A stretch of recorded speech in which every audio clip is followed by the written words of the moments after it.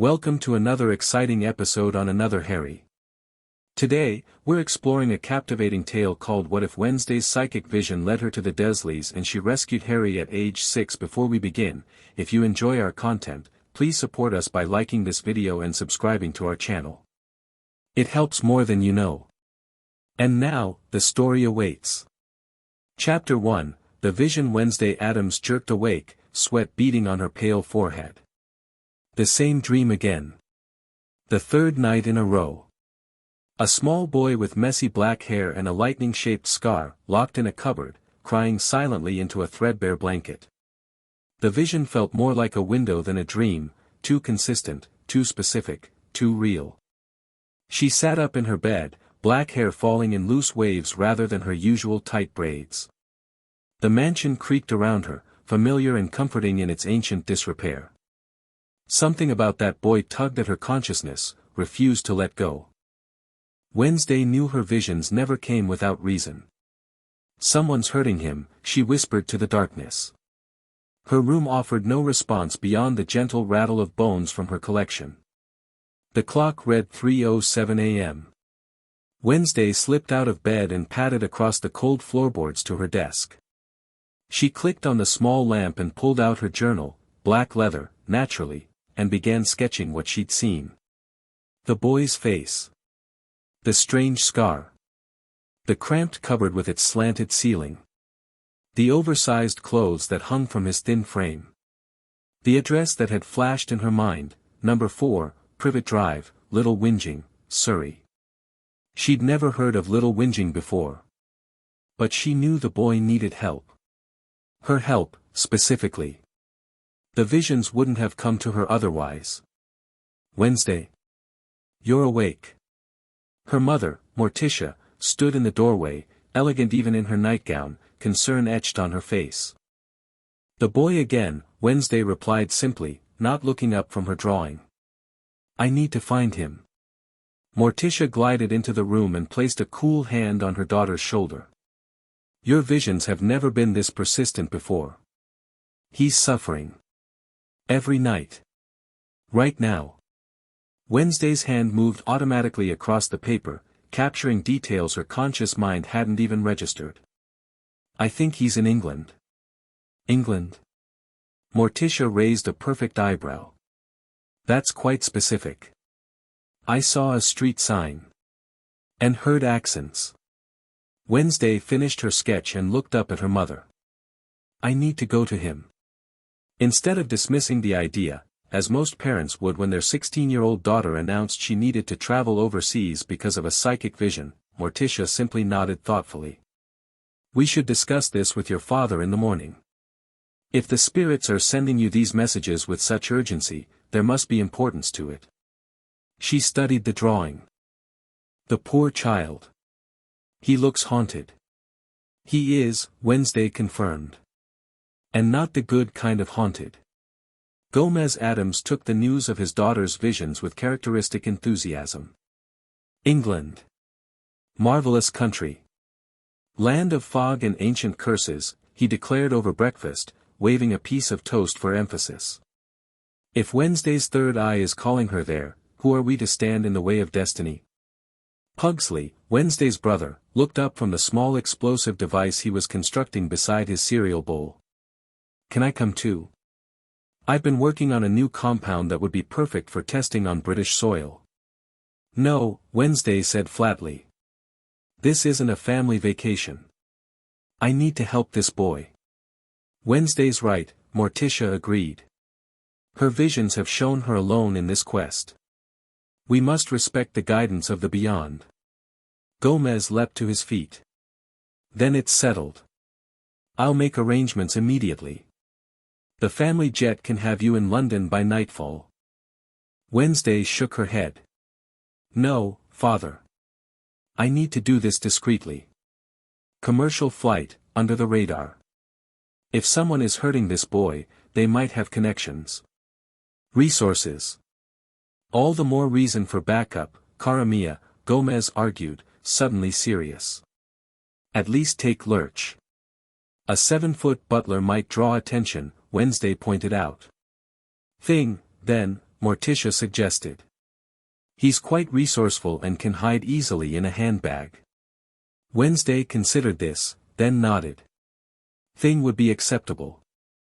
The disembodied hand, which had been serving coffee, gave an enthusiastic thumbs up.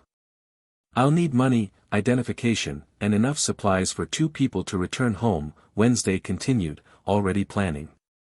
The boy will come back with me. Her parents exchanged a look, but neither objected. The Addams family had a long tradition of taking in strays and outcasts. It was practically the family business. Are you certain about this, Wednesday? Grandmama asked, looking up from the pot of bubbling breakfast stew that nobody but she would touch. Crossing oceans for a boy you've only seen in visions? He could be anywhere in England. I know exactly where he is, Wednesday replied. Number 4, Privet Drive. Little Whinging, Surrey. And I've seen inside the house. I could draw you the floor plan.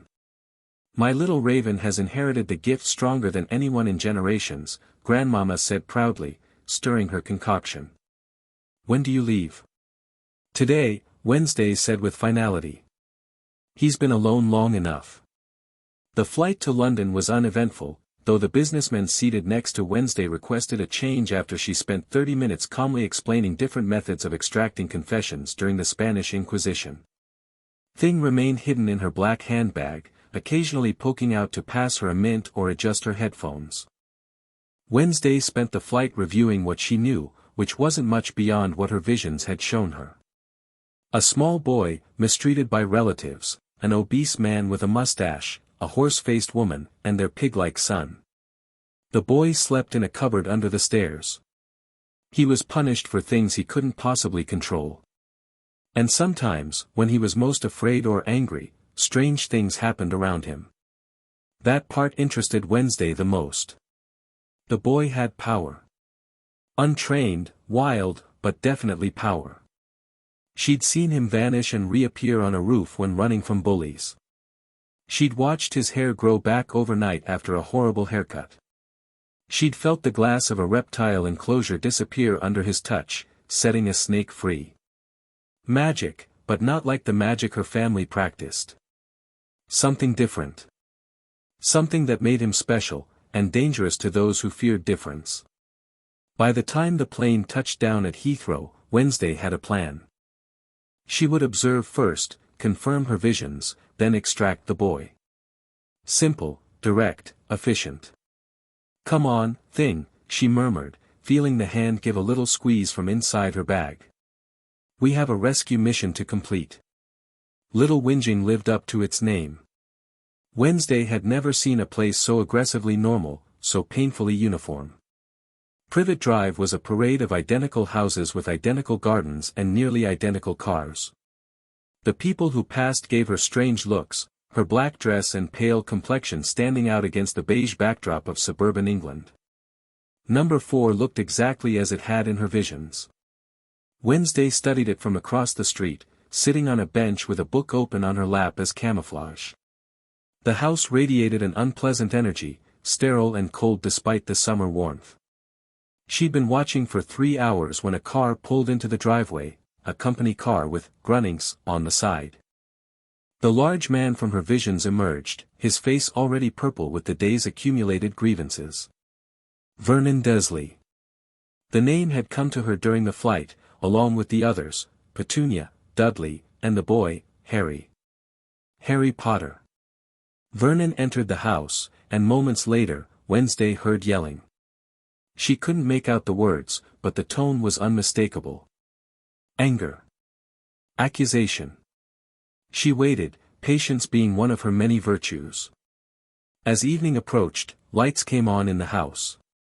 Through the front window, she could see a family of 3 sitting down to dinner. No sign of Harry. It was time for a closer look. Wednesday circled to the back of the house, staying in the shadows of neighboring fences. The Dursleys' backyard was as immaculate as the front, with not a weed or toy out of place. She moved to a window and peered inside. There, in the kitchen, a small figure washing dishes. Harry. He looked even smaller in person, swimming in clothes several sizes too large. From her vantage point, she could see the sharp angles of his shoulder blades through the thin t-shirt, the way he had to stand on a stool to reach the sink. As she watched, the obese boy, Dudley, deliberately bumped into Harry while passing, causing a plate to slip from his grasp and shatter on the floor. The reaction was immediate and disproportionate. Vernon surged from his seat, face contorting with rage. He grabbed Harry by the arm and yanked him away from the sink, shouting directly into his face. Wednesday couldn't hear the words, but she could read the fear in Harry's posture, the way he made himself smaller, eyes downcast, shoulders hunched. Vernon pointed toward the front hall, and Harry nodded repeatedly, backing away. Instead of being allowed to clean up the broken plate, he was sent away, towards the cupboard, Wednesday guessed. She'd seen enough. Thing tapped her shoulder from where he'd crept up, making a series of gestures. Yes, Wednesday agreed. Tonight. She waited until the house went dark and quiet. The summer night was mild, a crescent moon providing just enough light to navigate by. Wednesday moved silently across the lawn, Thing scampering alongside her. The back door presented no challenge. The Dursleys, smug in their suburban security, had left it unlocked. Wednesday slipped inside, the darkness no impediment to her night-adapted eyes. The house smelled of furniture polish and roast beef and something less pleasant, fear, perhaps. She moved through the kitchen into the hall, automatically avoiding the spots she knew would creak based on her visions. There, the cupboard under the stairs. A small vent in the door, and a lock on the outside. Who locks a child in a cupboard? Wednesday felt a rare flicker of anger. The Addams family had dungeons and torture chambers, certainly, but those were for entertainment and family bonding, never punishment for children. She knelt by the cupboard door and peered through the vent. In the dim light, she could make out a small form curled on a thin mattress. Harry was asleep, but even in sleep, he didn't look peaceful. His body was tense, one arm wrapped protectively over his head. Wednesday picked the simple lock with ease, her cousin Itt had taught her when she was 4, and gently opened the door. The cupboard was even worse than her visions had shown. Spider webs hung from the ceiling. The mattress was stained and lumpy. A single threadbare blanket. A few broken toy soldiers lined up carefully on a shelf, alongside some oversized clothes folded with pathetic neatness. "Harry," she whispered. "Harry Potter." The boy's eyes snapped open immediately, the alertness of someone accustomed to being woken suddenly. He scrambled backward, pressing against the wall. Who are you?" His voice was barely audible, British accent making the word sound even smaller somehow. "My name is Wednesday Addams," she said, keeping her voice low and even. "I've come to take you away from here." Harry's eyes, startlingly green behind smudged glasses held together with tape, widened in fear and confusion. Are you from the school? Did Uncle Vernon call someone?" "No," Wednesday said. "I'm not from any school. I saw you in my visions. I know they hurt you here." Harry stared at her, uncomprehending. "Visions? I'll explain later. We don't have much time." Wednesday extended her hand. "Do you want to stay in this cupboard, or do you want to come with me?" Harry hesitated, suspicion warring with desperate hope on his face. "Where would we go?" "My home. America. Where no one will lock you in cupboards or make you go hungry or hit you for things you can't control." Harry flinched at the accuracy of her words. "How do you know? I told you." "Visions." Wednesday kept her hand extended, patient. "I know about the strange things that happen around you too. The glass at the zoo. The roof at school. Your hair growing back." Now Harry looked truly frightened. "You can't know about that. No one believes me when I say I didn't do it on purpose." "I believe you," Wednesday said simply. "Because I understand. My family is different too." As if on cue, Thing crept around the corner of the cupboard door and gave Harry a little wave. The boy's mouth fell open in shock. "This is Thing," Wednesday introduced. "He's family." Harry stared at the disembodied hand, then back at Wednesday, then at Thing again.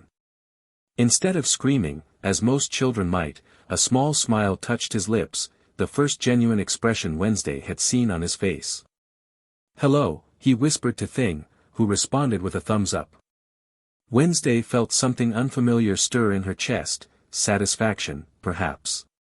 "We should go now, while they're asleep. Is there anything you want to take with you?" Harry glanced around the cupboard, then reached for the broken soldiers and a folded paper under his pillow. "Just these." "Get dressed," Wednesday instructed, noticing he was wearing oversized pajamas. "Warmest clothes you have. It's a long journey." As Harry changed into equally oversized day clothes, Wednesday took stock of his physical condition. Too thin by far. Bruises on his arms in various stages of healing. The lightning scar on his forehead seemed to pulse faintly in the darkness, something Wednesday found curious but filed away for later investigation. "Ready," Harry whispered, clutching his meager possessions. Wednesday nodded and led him silently through the house and out the back door. Thing scampered ahead, serving as lookout. They were halfway across the yard when a light suddenly came on upstairs. Harry froze like a frightened animal. "Keep moving," Wednesday urged, taking his hand. His fingers were cold and trembling in hers. They slipped through the back gate and into the alley behind Privet Drive. Wednesday had arranged for a taxi to wait 2 streets over. "Where are we going?" Harry asked, struggling to keep up with Wednesday's purposeful stride. "London first. Then the airport. I have papers for you." "Papers? But I don't have a passport." Wednesday glanced down at him. "The Addams family has connections. Don't worry about the details." As they turned the corner onto Magnolia Crescent, Harry suddenly stopped, looking back with a strange expression. "What is it?" Wednesday asked. "I don't know. I felt." He shook his head. "Like something broke. Or snapped." Wednesday followed his gaze. For a moment, she thought she saw a shimmer in the air around number 4, like heat waves rising from pavement, but in the cool night air. Then it was gone. "Magic," she said with certainty. "Yours, reacting to leaving that place." Harry looked up at her with a mixture of fear and wonder. "Magic isn't real. Uncle Vernon says, your uncle is an ignorant man who fears what he doesn't understand," Wednesday cut him off. "Magic is absolutely real. Different kinds, different sources, but real. You have it. I have it. My family has it. I have magic." Harry whispered the question like it was both terrifying and wonderful. "Yes. And someone wanted to keep you with those people badly enough to use magic to hide you there." Wednesday tugged his hand. "Which means we need to move quickly. I don't know who they are, but I doubt they'll be happy I'm taking you." As if summoned by her words, a distant crack split the night air, like a car backfiring, but sharper. Thing, who had climbed onto Wednesday's shoulder, began making urgent gestures. "Someone's coming," Wednesday translated. "Run." They ran, Harry stumbling to keep up with Wednesday's longer strides. She adjusted, slowing just enough while maintaining urgency. Why are you helping me?" Harry gasped as they ran. "You don't even know me." Wednesday didn't break stride. "I know enough. No one deserves what they did to you. And my visions have never been wrong." Another crack, closer this time. Wednesday pulled Harry into the shadow of a hedge as a tall figure in flowing robes appeared under a streetlight at the end of the block. "What was that? How did they just appear?" Harry whispered. "More magic," Wednesday murmured. "Different from yours or mine." The figure turned slowly, as if scanning the area. Even at a distance, Wednesday could make out a long silver beard and half-moon glasses catching the streetlight. "Stay very still," she instructed Harry. "That man is looking for you." Harry peered through the hedge. "Who is he?" "I don't know. But he's powerful." Wednesday could feel it, a humming in the air around the old man, like static electricity but deeper, older. The man raised what appeared to be a stick, murmured something, and a silver light pulsed outward. When it reached their hiding spot, Wednesday felt it wash over them like cold water. She instinctively pulled Harry closer, shielding him with her body. The silver light seemed to hesitate, swirling around them for a moment before dissipating. The bearded man frowned, looking directly at their hiding place. "Harry," he called, his voice gentle but carrying clearly in the night.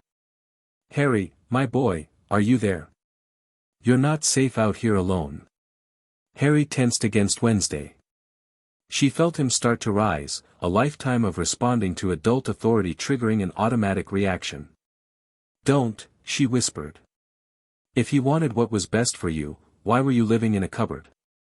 Harry froze, uncertainty plain on his face.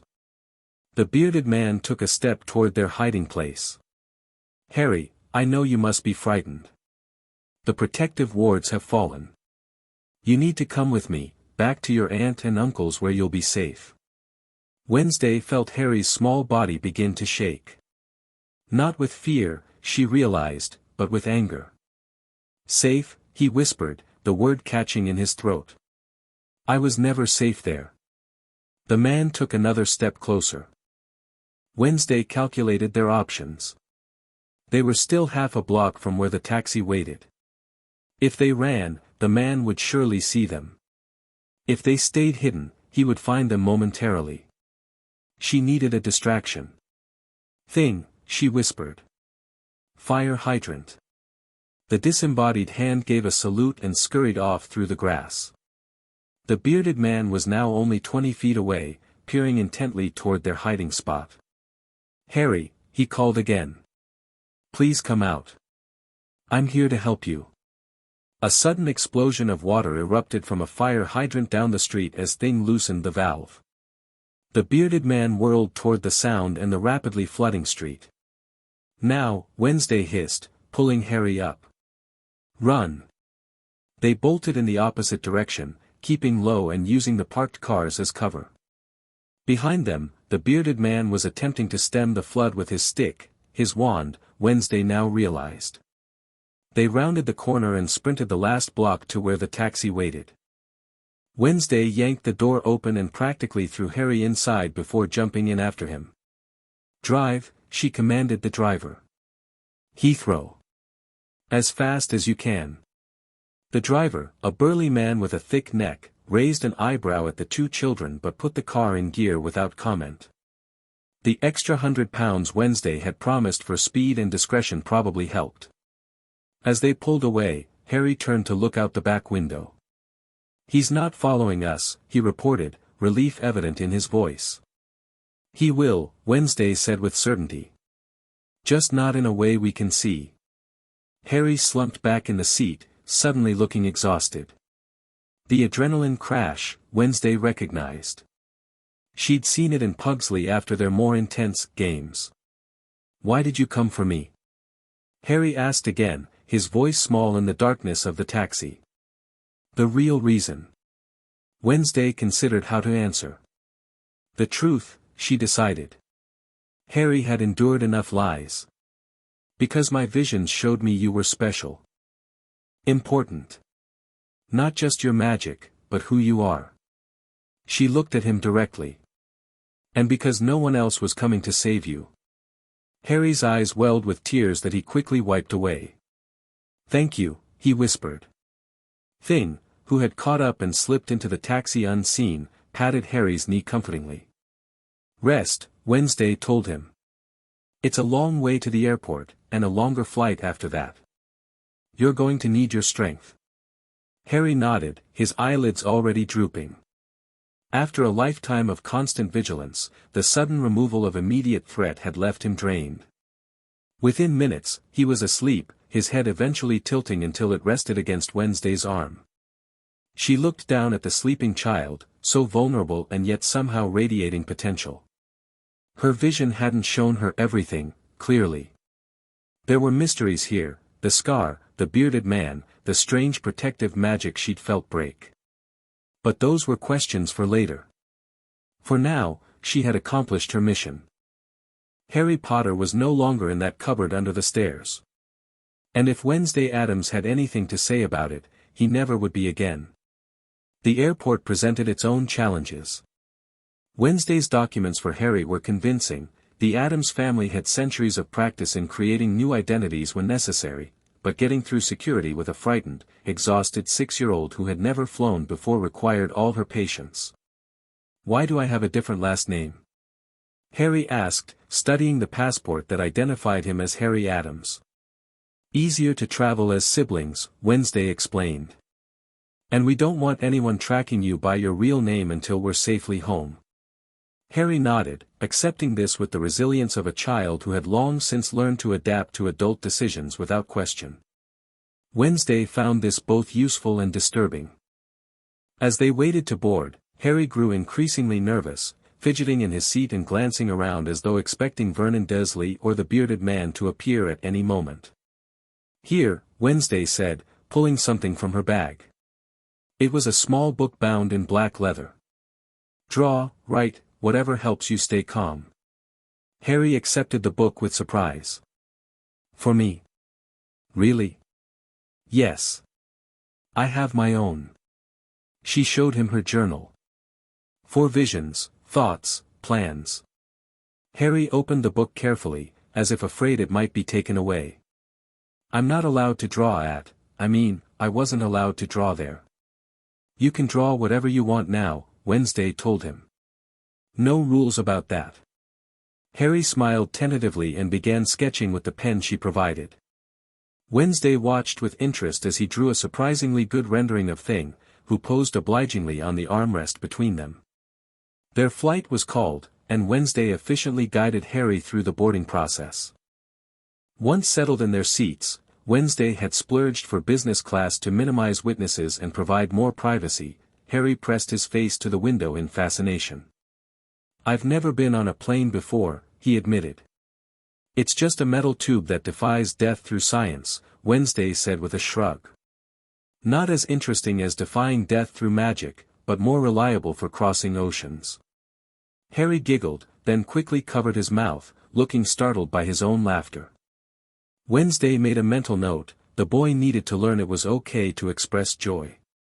As the plane began taxiing, Harry suddenly gripped the armrests, his knuckles turning white. "It's normal," Wednesday assured him. "The shaking, the noise. When we take off, your stomach will feel funny." "That's normal too." Harry nodded, not letting go of the armrests. Thing climbed onto his knee and patted his hand reassuringly. The takeoff went smoothly, and once they reached cruising altitude, Harry gradually relaxed. He was clearly fighting to stay awake, his head nodding forward only to jerk back up with stubborn determination. "Sleep," Wednesday told him. "I'll keep watch." "Promise you won't leave?" Harry asked, vulnerability bleeding through his brave facade. "I promise. Addams family honor." Wednesday raised her hand in a solemn gesture. "We never abandon our own." This seemed to satisfy Harry, who finally allowed himself to drift off. Wednesday watched him sleep, noting how even unconscious, a certain tension remained in his small body, a child expecting to be woken at any moment for some chore or punishment. Things settled on the armrest between them, occasionally adjusting Harry's blanket when it slipped. Wednesday opened her journal and began writing, recording the events of the night and her observations of Harry. The lightning scar fascinated her. It didn't look like any normal scar, it was too clean, too precisely shaped, and sometimes it seemed to glow faintly when Harry was upset. A flight attendant approached, then faltered slightly under Wednesday's intense stare. "Can I get you anything, miss?" she asked, her professional smile slipping. "Privacy," Wednesday replied flatly. The attendant nodded quickly and moved on, making a note to minimize disturbances to the strange girl and her sleeping brother. Hours passed. Wednesday dozed briefly but mostly kept vigilant watch. Harry slept deeply despite the occasional turbulence, his exhaustion finally catching up to him. When they were about 2 hours from New York, Wednesday sensed something change. A subtle shift in the air pressure that had nothing to do with the plane's altitude. She scanned the cabin, her dark eyes narrowing. 3 rows ahead, a man had turned in his seat to look back at them. He was attempting to be casual about it, but Wednesday caught the intensity of his gaze, and the stick-like object partially concealed in his sleeve. Another wizard. Someone from the same magical society as the bearded man. Wednesday nudged Thing, who had been napping in her handbag. The hand immediately became alert, peeking out to see what had caught her attention. "Wizard," she mouthed, nodding subtly toward the man. "Watching us." Thing made a series of gestures that suggested creating a diversion. "Not yet," Wednesday whispered. "Wait until we land. If he tries anything before then, the plane could be endangered."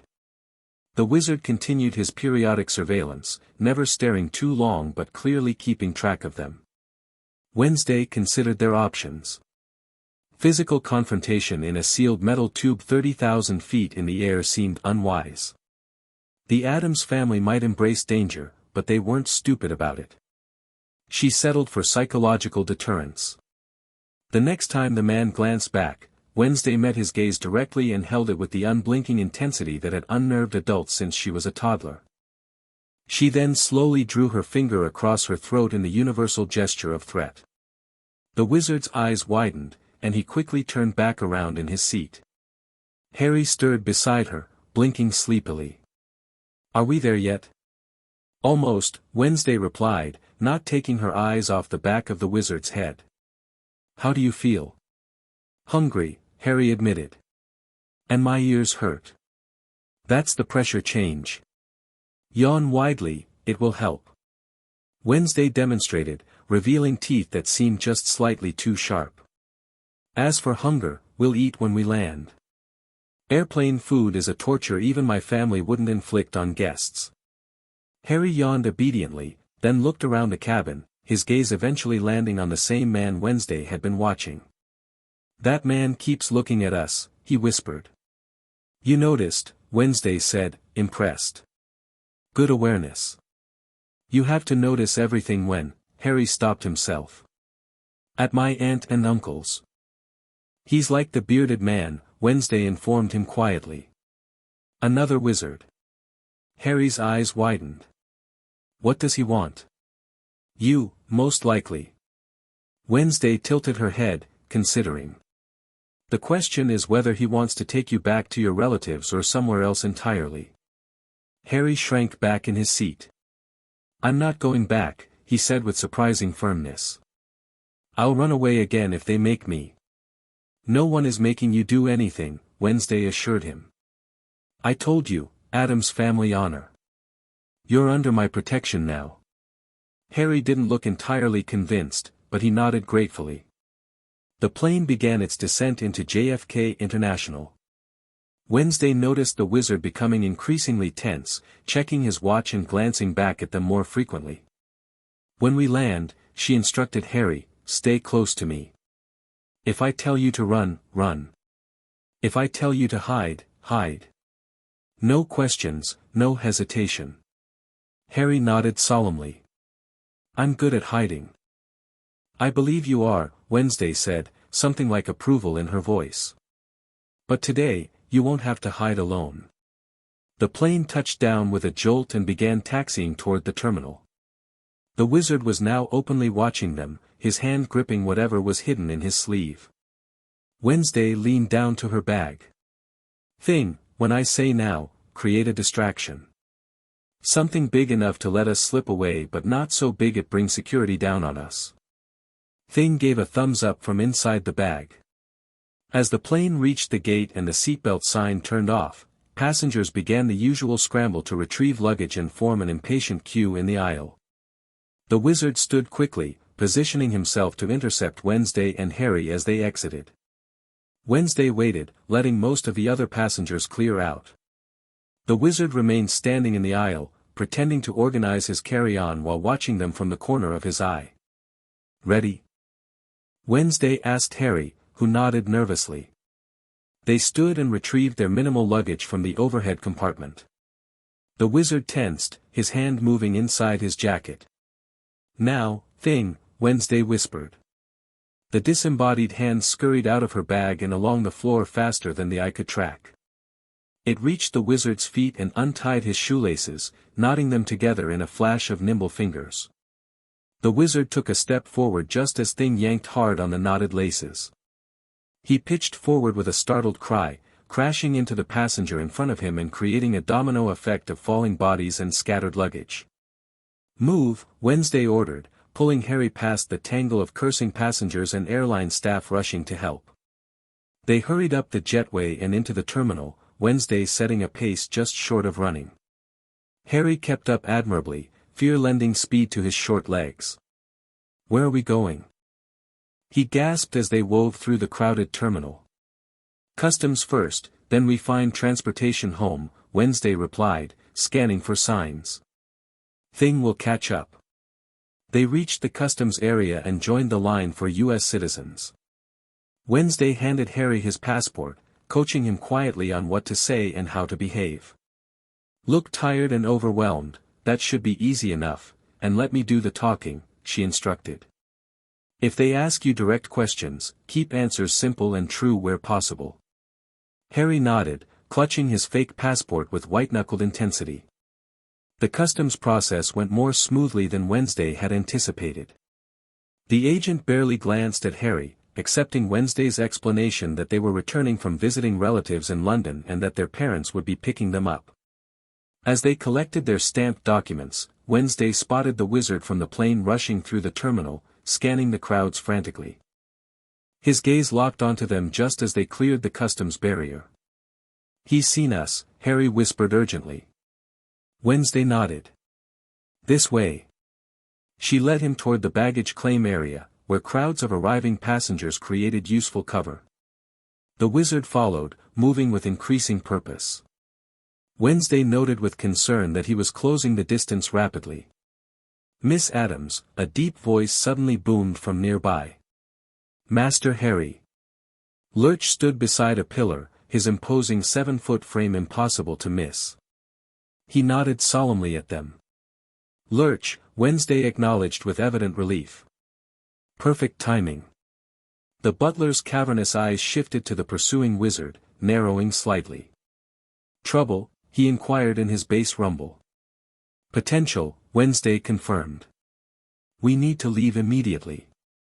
Lurch nodded and stepped forward, placing himself as a physical barrier between them and the wizard.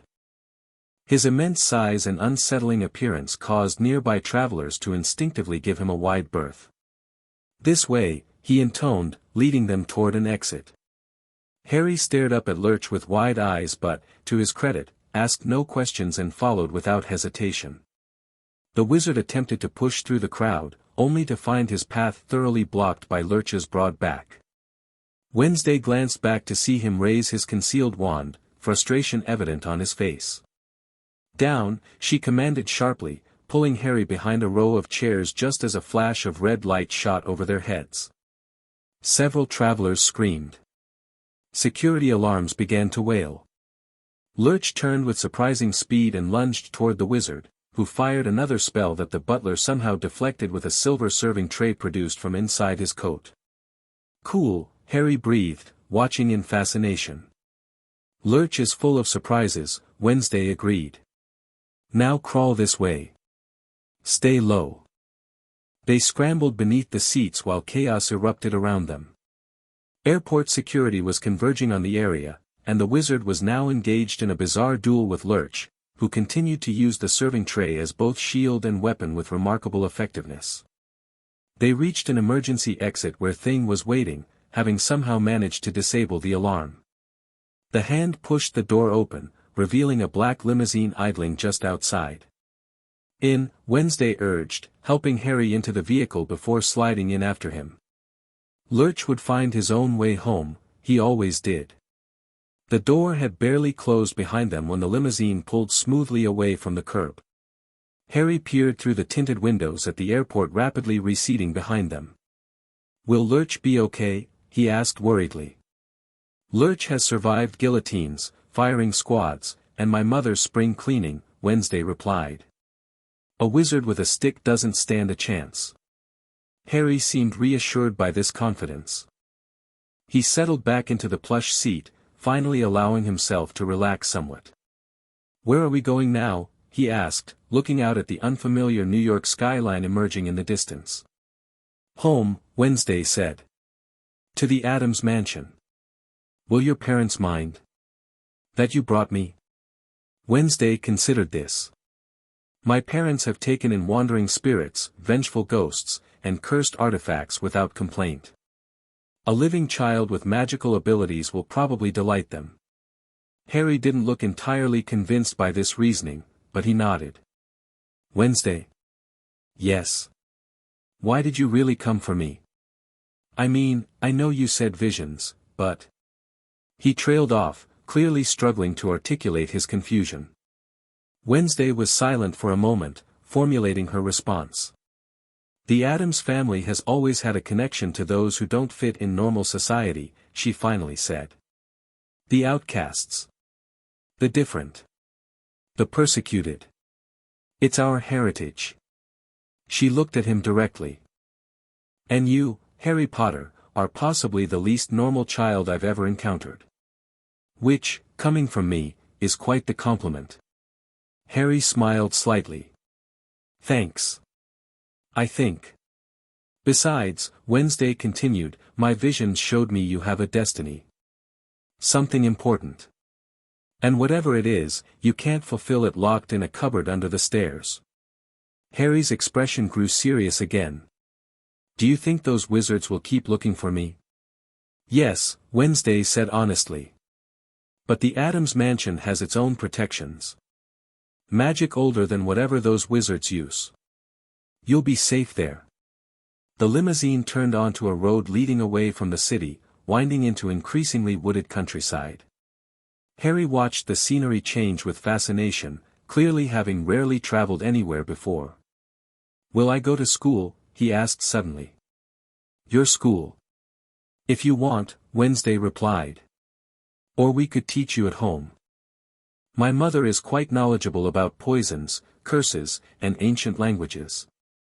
My father excels at fencing, explosives, and demonic summoning.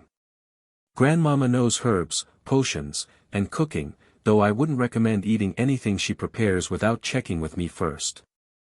Harry laughed, then looked startled by his own amusement. "You're joking, right?" Wednesday raised an eyebrow. Addamses rarely joke about education. The limousine turned onto a narrow road barely visible among the overgrown foliage.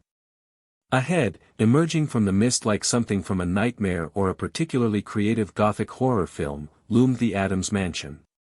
Turrets and towers stretched toward the cloudy sky. Gargoyles perched on cornices.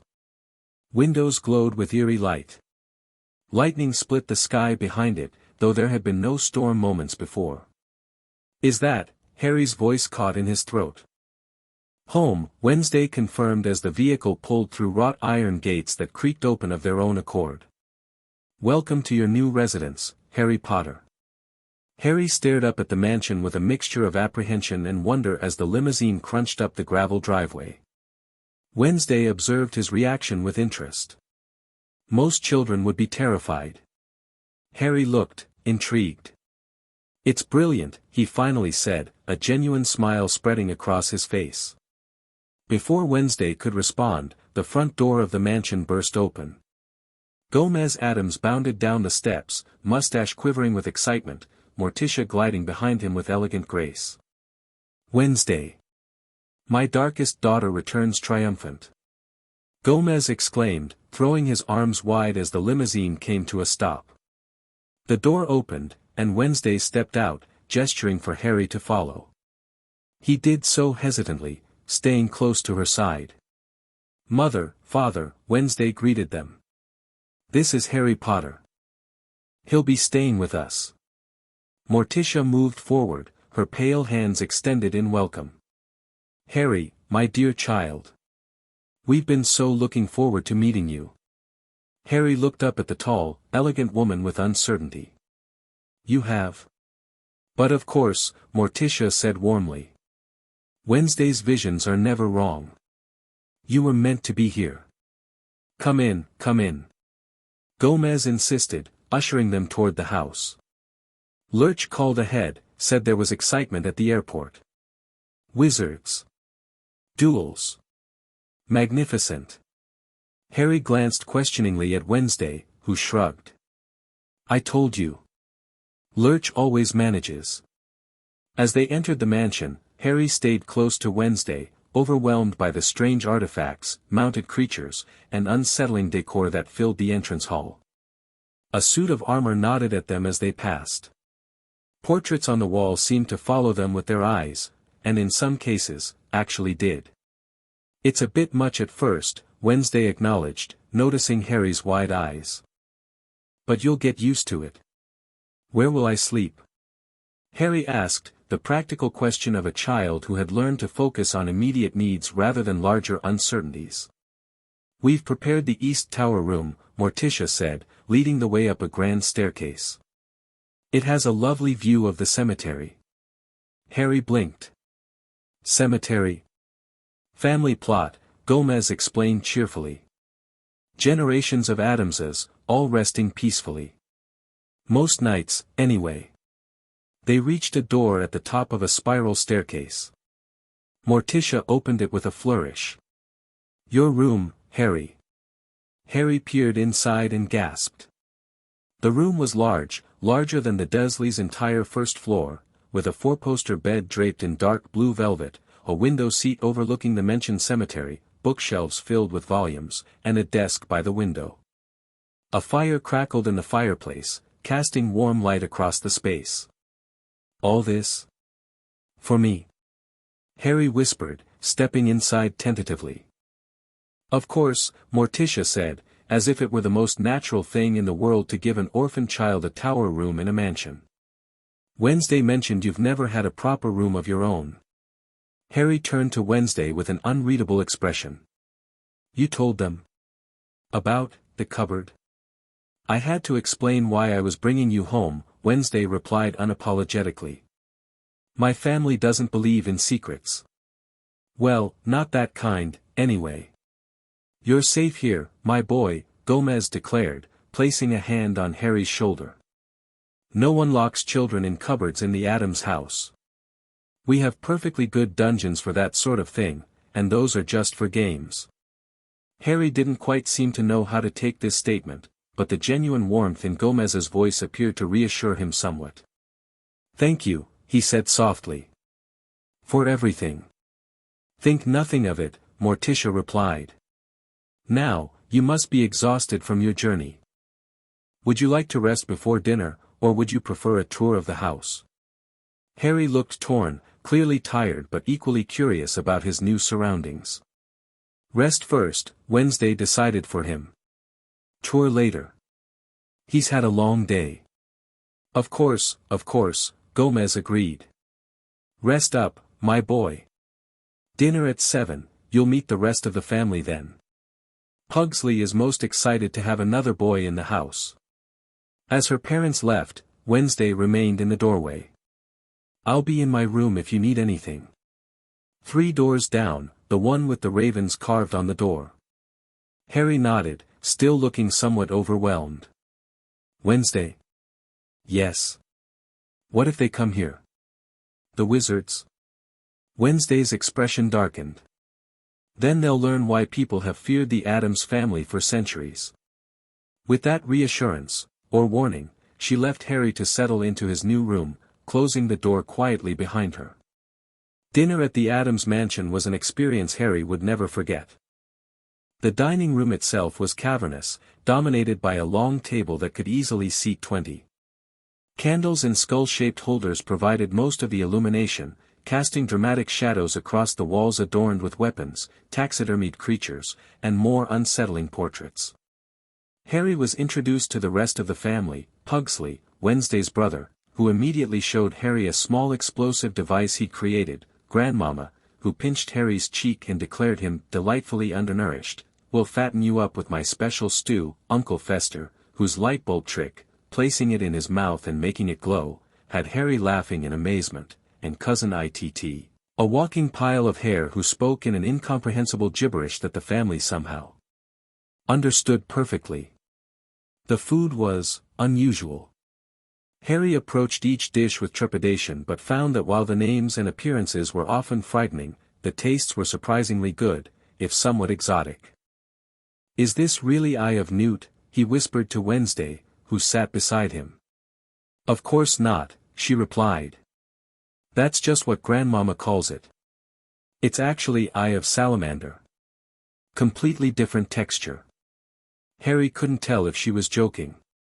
The conversation flowed around him, the Addams family including him naturally without making him the center of attention, a consideration Harry deeply appreciated.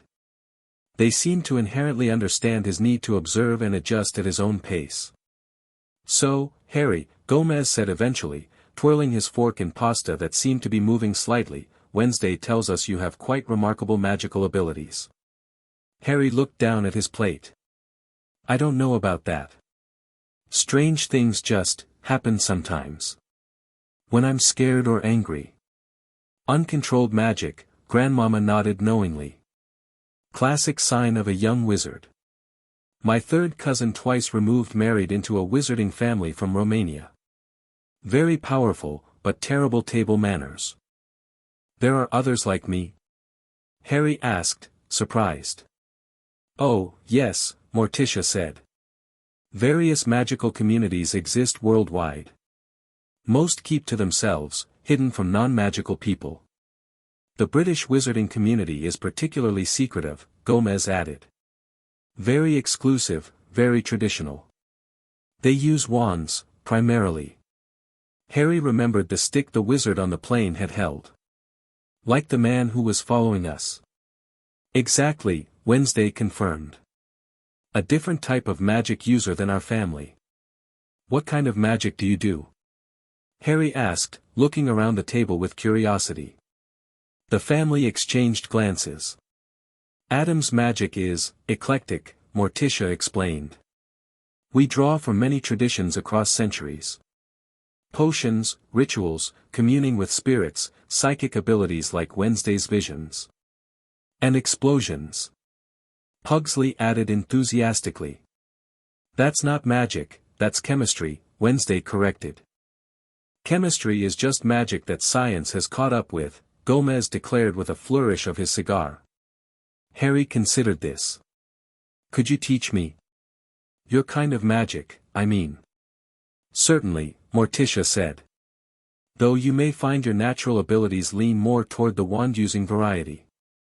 We'll help you explore both. But first," Gomez interjected, "we should discuss the wizards who are looking for you." Lurch's description matches members of what the British call their Ministry of Magic, their magical government, essentially. Harry's appetite suddenly diminished. "Will they try to send me back to the Dursleys?" "They might try," Gomez said, his usually jovial expression hardening. "But they'll find that challenging from both legal and magical perspectives. Your aunt and uncle were unfit guardians by any standard," Morticia added. "We've already contacted our lawyers." "The documentation Wednesday gathered." "Documentation?" Harry interrupted, looking at Wednesday. Wednesday pulled a small camera from her pocket. "I took pictures while you were sleeping. The cupboard. The locks. The bars they were beginning to install on the smallest bedroom window." Harry blinked, surprised. "I didn't notice." "You were exhausted," Wednesday said simply. "And I'm very quiet. The point is," Gomez continued, "we have ample evidence to support a claim of custody in the non-magical legal system. As for the magical authorities." He grinned. "The Addams family has certain, diplomatic immunities within various magical communities." "What my husband means," Morticia translated, seeing Harry's confusion, "is that our family is very old, very well connected, and just dangerous enough that most magical authorities prefer to leave us alone. Oh, Harry said, not entirely understanding but feeling reassured nonetheless. Dinner concluded with a dessert that bubbled ominously but tasted like the most delicious chocolate pudding Harry had ever eaten. As Lurch cleared the plates, Gomez stood. "Now, Harry, how about that tour?" he suggested. "Every atom should know the secret passages and hidden rooms. They've saved our lives on more than one occasion." Harry looked to Wednesday, who nodded encouragingly. "Go ahead. I need to update my journals. I'll check on you before bed." The tour with Gomez was both terrifying and exhilarating. The mansion seemed to defy physics, with rooms that shouldn't fit where they were and corridors that sometimes led to different places depending on the time of day. There were indeed secret passages behind bookshelves, under rugs, and through fireplaces. The dungeon, which Gomez cheerfully described as, "where we keep the really fun toys," was actually more like a medieval-themed playroom, albeit with functioning instruments of torture. All voluntary, of course, Gomez assured him when he saw Harry eyeing a rack warily. Wonderful for stretching the spine after a long day. The conservatory housed plants Harry was certain could move on their own, many with teeth. The library contained books bound in materials he decided not to ask about. The music room featured an organ that played itself occasionally and a harpsichord that screamed when certain keys were pressed. By the time they reached the attic, home to something called Cousin Amar, that Gomez decided Harry wasn't quite ready to meet yet, Harry's head was spinning with information.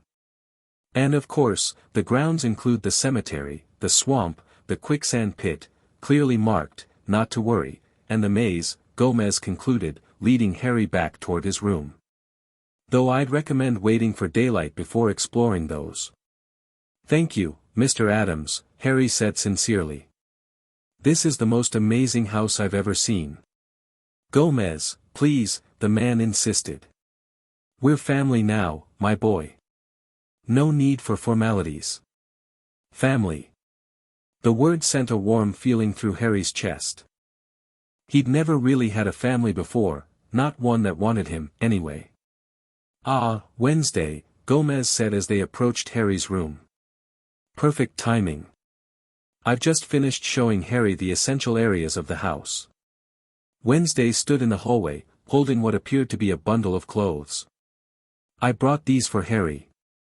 Pugsley's old things. They should fit better than what he has now." Harry accepted the clothes gratefully. Though still black like most Adams' attire, they were clean, whole, and actually his size, luxuries he wasn't accustomed to. "I'll leave you too," Gomez said. "Harry, sleep well. Breakfast whenever you wake, Grandmama is an early riser, and Lurch is always available." After he bounded off down the hallway, Wednesday followed Harry into his room. "How are you adjusting?" Harry sat on the edge of the bed. "It's a lot. But, good. Everyone's been really nice." "Nice isn't a word often applied to our family," Wednesday noted with a hint of amusement. "But they mean well. Will I really be able to stay?" Harry asked, the question that had been lingering in his mind throughout dinner. "Yes," Wednesday said with certainty. "My father wasn't exaggerating about our family's influence. And if legal means fail, we have other methods." She moved to the window, looking out at the moonlit cemetery. "The bearded man who was looking for you, I believe he's the one who placed you with your relatives in the first place. If so, he has much to answer for." Harry joined her at the window. "Why would he do that? Leave me with people who didn't want me?" "I don't know yet," Wednesday admitted. "But I intend to find out." They stood in silence for a moment, watching a mist rise eerily from between the gravestones. "Wednesday?" "Yes. I'm glad you had visions about me." Wednesday turned to look at him, her expression softer than usual. "So am I." She reached into her pocket and pulled out a small object, a slim black whistle carved with strange symbols. "If you need anything during the night, blow this. It summons thing. He'll either help you directly or fetch me." Harry took the whistle, turning it over in his hand. Thank you. Wednesday nodded and moved toward the door. Try to rest. Tomorrow we'll begin testing your magical abilities and researching British Wizarding Society. Knowledge is power. Wednesday. Harry called as she reached the door. Yes. Are you sure I'm special? The question was asked so hesitantly, with such vulnerability, that Wednesday paused. Harry Potter, she said, I've had visions about many things, disasters, opportunities, threats, mysteries. But I've never had visions as persistent or clear as those about you. She fixed him with her intense gaze. Whatever magic brought you to my attention is ancient and powerful. So yes, you're special. Never doubt that. With those words, she left, closing the door softly behind her. Harry changed into the pajamas Wednesday had brought, black, of course, but soft and comfortable, and climbed into the massive bed. After the cramped cupboard, the space felt almost overwhelming. The mattress was soft, the pillows plump, the blankets warm. He lay awake for a while, processing the day's events. 24 hours ago, he'd been locked in a cupboard, hungry and afraid. Now he was in a tower room in a mansion with people who seemed to actually want him around. People who called him special instead of freak. People who promised to protect him. It felt too good to be true. Yet as he drifted off to sleep, Harry found himself believing it might be real after all. The Addams family was strange, certainly, possibly even stranger than him, but they had shown him more kindness in one day than the Dursleys had in 6 years. For the first time he could remember, Harry Potter fell asleep feeling safe. Chapter 2, The Sanctuary. Harry woke to sunlight streaming through heavy velvet curtains he'd forgotten to close. For a moment, he lay frozen in confusion, the soft bed, the spacious room, the absence of Aunt Petunia's shrill voice demanding he start breakfast. Then yesterday's events crashed back into his memory. The rescue. The flight. The Addams family. He sat up, half expecting to find himself back in the cupboard, this whole adventure nothing but a cruel dream.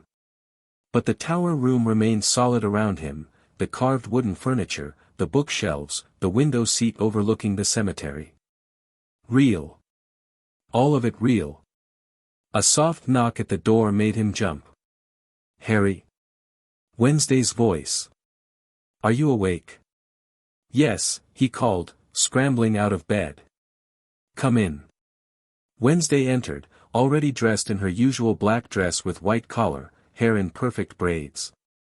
Thing rode on her shoulder, giving Harry a cheerful wave. You slept well, she observed.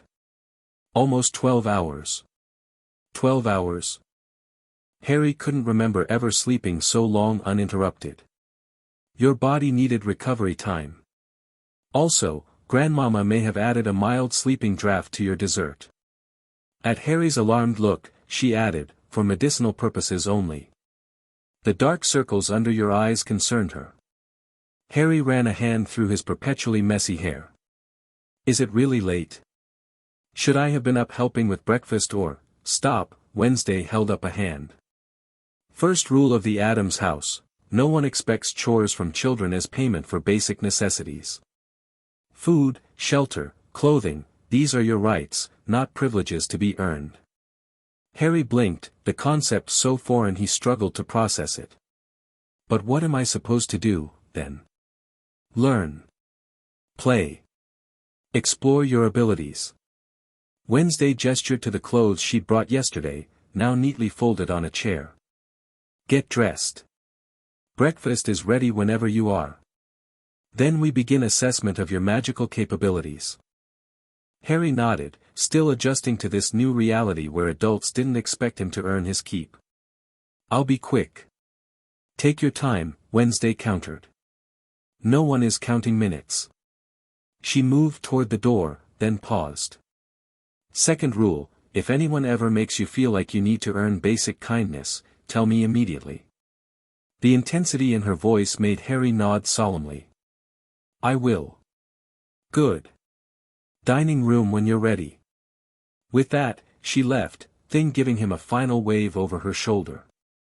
Harry dressed quickly despite Wednesday's assurance that he could take his time. Old habits died hard.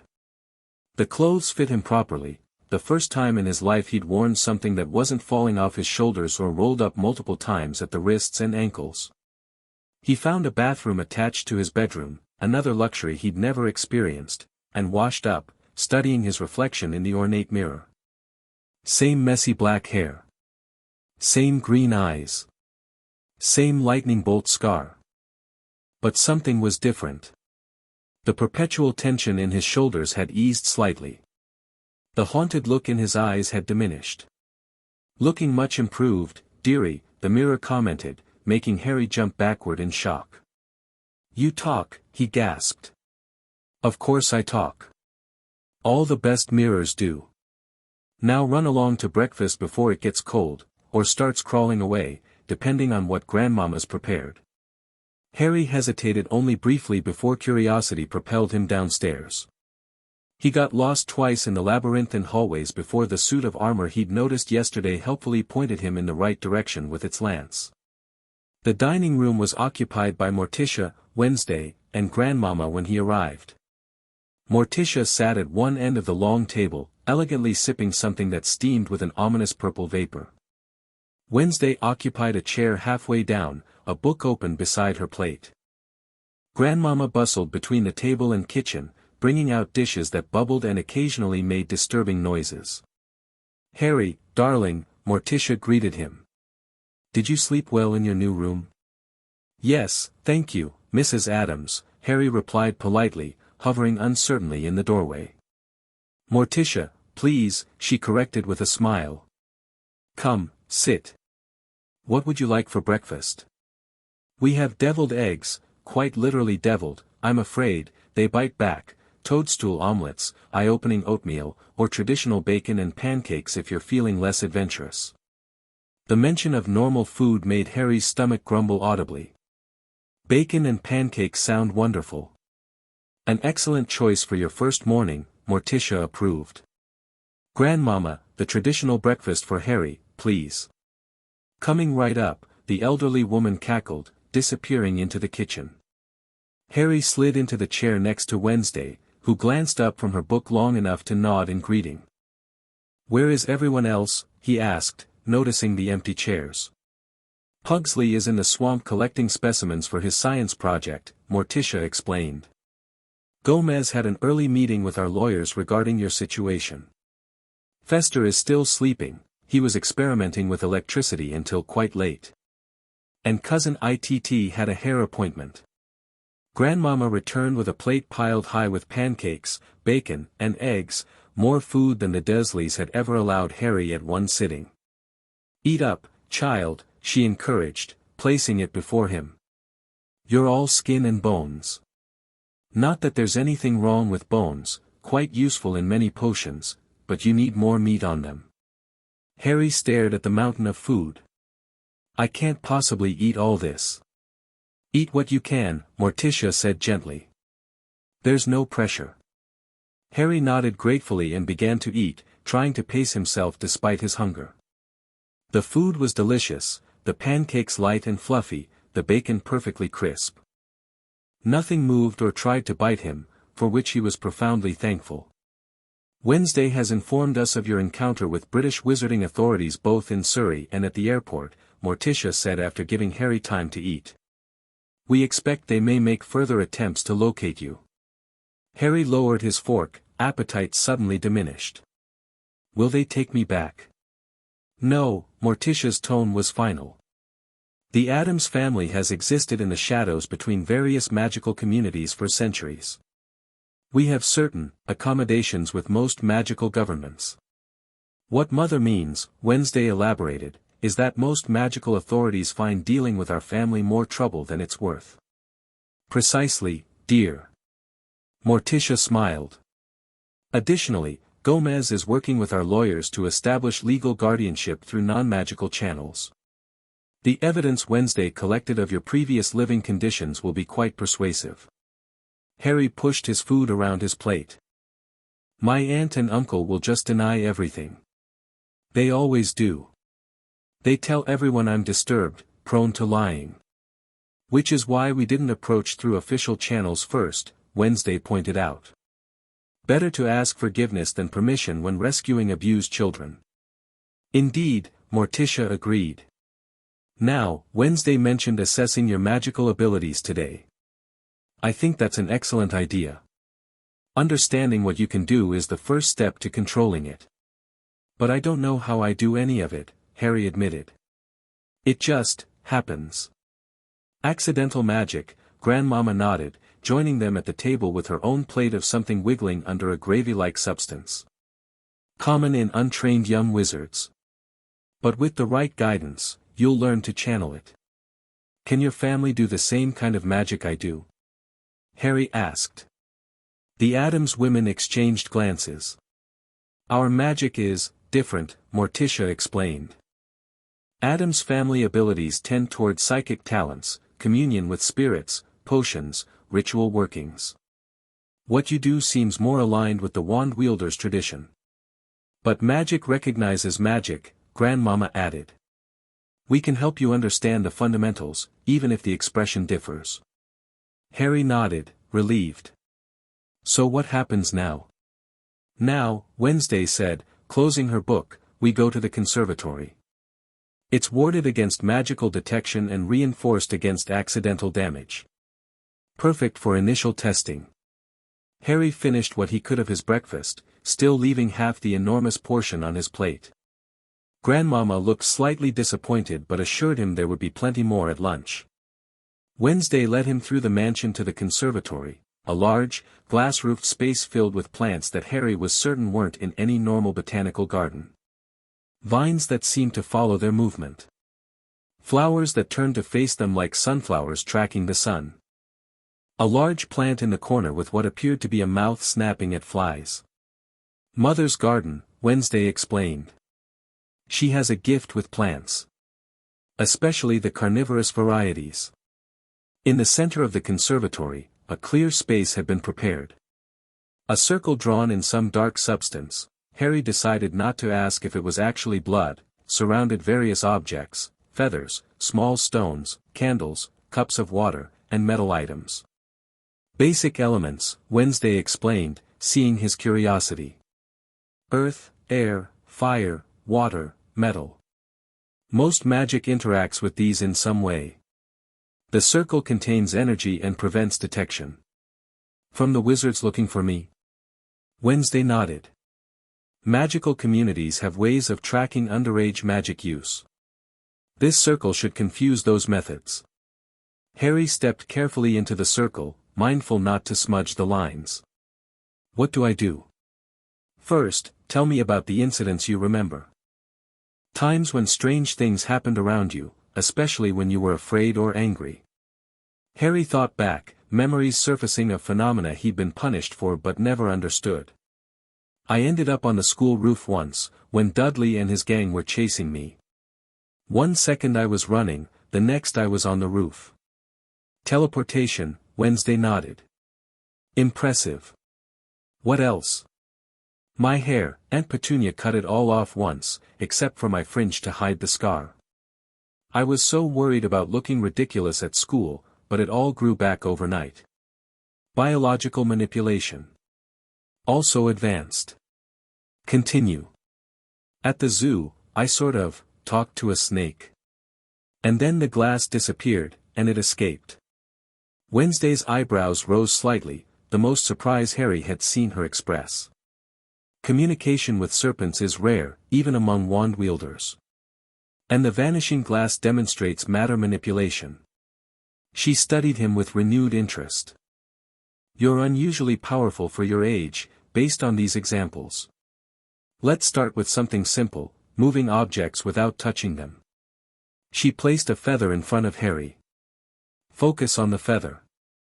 Remember how it felt when those other incidents happened, the energy, the need. Then direct that feeling toward making the feather move. Harry stared at the feather, trying to recapture the sensation of those moments of accidental magic. They had all been triggered by strong emotion, fear, embarrassment, sympathy for the trapped snake. He thought of how desperately he'd wanted to escape Dudley that day on the playground, the pure need to be somewhere else, anywhere else. The feather twitched. Good, Wednesday encouraged. Again. More intent. Harry concentrated harder, imagining the feather lifting, floating. The feather rose 6 inches off the ground, hovering steadily. Excellent control for a first attempt, Wednesday noted, jotting something in a small black book she carried. Now try directing it, move it to the right. Harry mentally pushed, and the feather obediently drifted right. Left. It moved left. Up to the ceiling. The feather shot upward, moving faster than Harry intended, hitting the glass roof with a soft tap. Down, gently. Harry tried to ease it down, but it plummeted instead, catching itself just before hitting the floor and then settling gently on the stones. Harry let out a breath he hadn't realized he was holding, a grin spreading across his face. I did it. I actually controlled it. Indeed. Wednesday made another note. Let's try something more challenging. For the next hour, she guided him through progressively more difficult exercises, moving heavier objects, lighting candles with thought alone, making water swirl in patterns in a bowl. Some came easily, others required multiple attempts. By the end, Harry was sweating with exertion, but exhilarated. That's enough for today, Wednesday decided, seeing his fatigue. Magic uses energy, especially when you're still learning control. You need to build stamina gradually. This is brilliant, Harry said, sitting cross-legged in the circle to rest. At the Dursleys, I was punished whenever anything strange happened.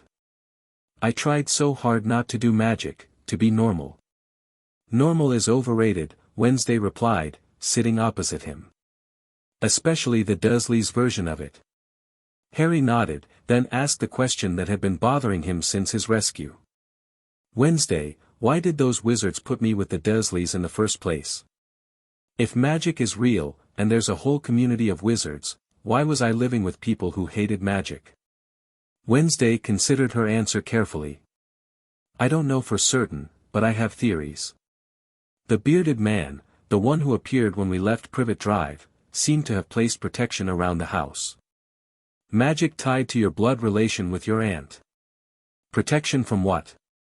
That's the question, isn't it? Something or someone dangerous enough that this wizard believed living with abusive relatives was an acceptable price for your safety. Her dark eyes studied him intently. Your scar isn't an ordinary injury. It radiates magical energy. I can sense it. Something significant happened to you, Harry Potter. Harry touched his forehead automatically. Aunt Petunia said I got it in the car crash that killed my parents. I doubt very much that was a car crash, Wednesday said. More likely a magical attack of some kind.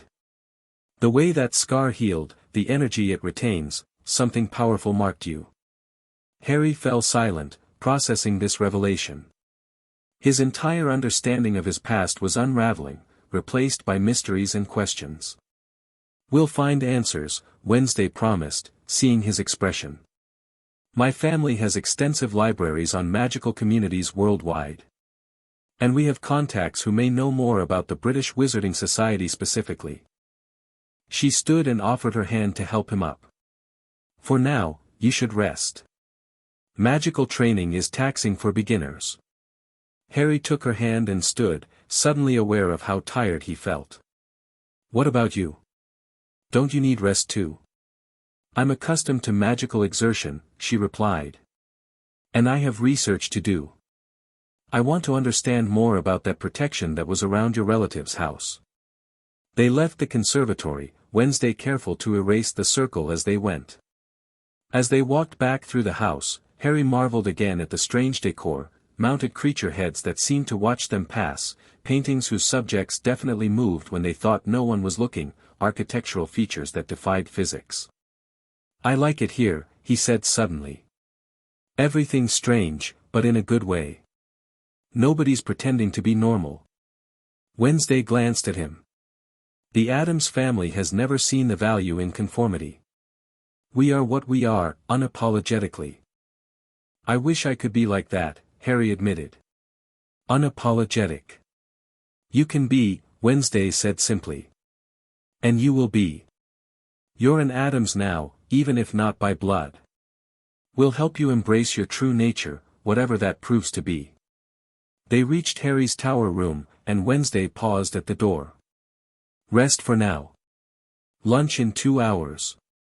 This afternoon, if you're feeling recovered, Pugsley wants to show you his collection of unusual specimens. Mother thought you might also enjoy a proper tour of the grounds. That sounds great, Harry said enthusiastically, then hesitated. Wednesday. Thank you. For everything. Wednesday nodded once, the barest hint of a smile touching her lips. You're welcome, Harry Potter. After she left, Harry flopped onto his bed, staring up at the canopy overhead. His mind raced with everything he'd learned, about his magic, about his past, about the new family that had taken him in without hesitation. For the first time in his life, he felt a sense of belonging. Of possibility. Whatever mysteries surrounded his past, whatever dangers might still pursue him, he wasn't facing them alone anymore. Harry Potter had found his sanctuary. In the library of Hogwarts School of Witchcraft and Wizardry, Albus Dumbledore paced between towering bookshelves, his usually twinkling eyes grave with concern.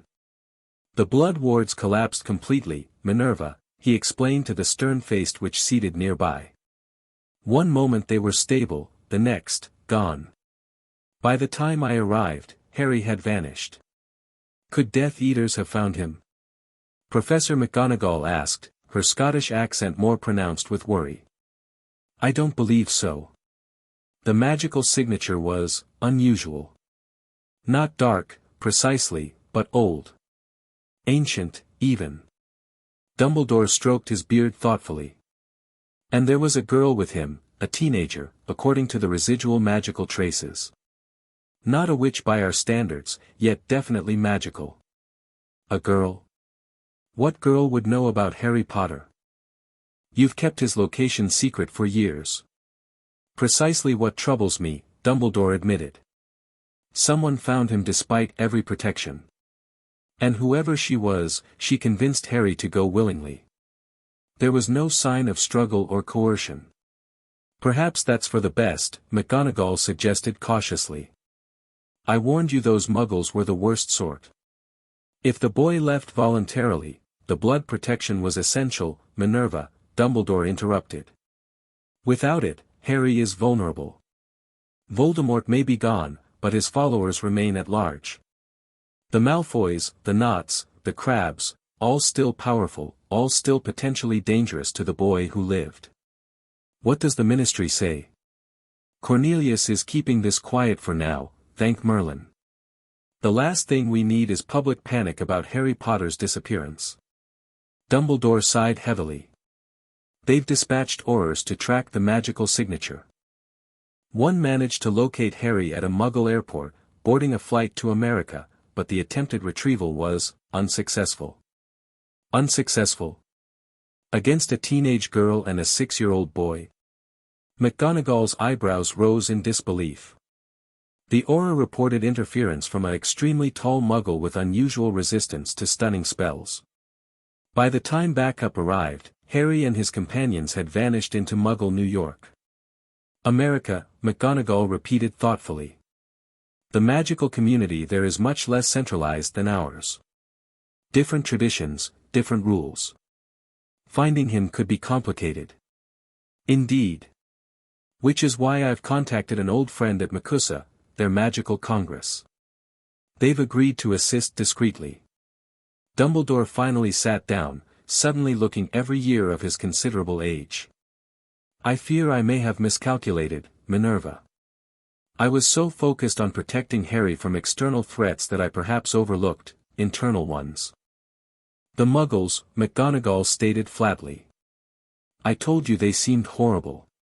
Yes, well, children are often resilient. And the blood protection was paramount. Dumbledore didn't quite meet her eyes. We must focus now on retrieving Harry safely and re-establishing those protections. And if he doesn't wish to return to those Muggles? Dumbledore frowned. He's 6 years old, Minerva. Too young to make such decisions. Once we find him, we can evaluate the situation and make necessary adjustments to his care. Perhaps more frequent monitoring. McGonagall pressed her lips into a thin line but said nothing further on the subject. What can I do to help? For now, maintain normal operations here. The fewer people who know Harry is missing, the better. Dumbledore rose again. I'll be traveling to New York tomorrow to coordinate with McCusa personally. With luck, this situation will be resolved quickly and quietly. As McGonagall left his office, Dumbledore moved to the window, gazing out at the Scottish countryside. Something about this situation felt wrong, not just Harry's disappearance, but the nature of it. The magical signature he'd detected at Privet Drive had been unlike anything he'd encountered in decades. Ancient family magic, perhaps, but of a tradition unfamiliar to him. And that was troubling indeed.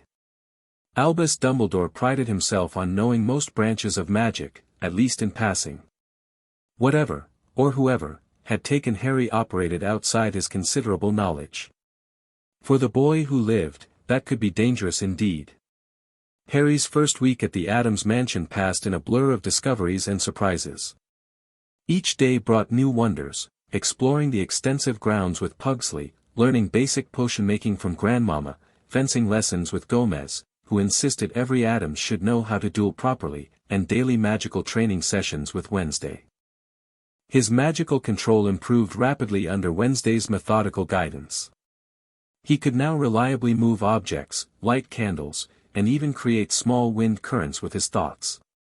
Each success built his confidence, each day free from punishment or shame helping heal wounds deeper than physical. The Adams family treated his abilities not as freakish, but as natural and worthy of development. They celebrated his progress, encouraged experimentation, and viewed accidental magical outbursts, like when he accidentally shattered a vase during a nightmare, as normal growing pains rather than punishable offenses.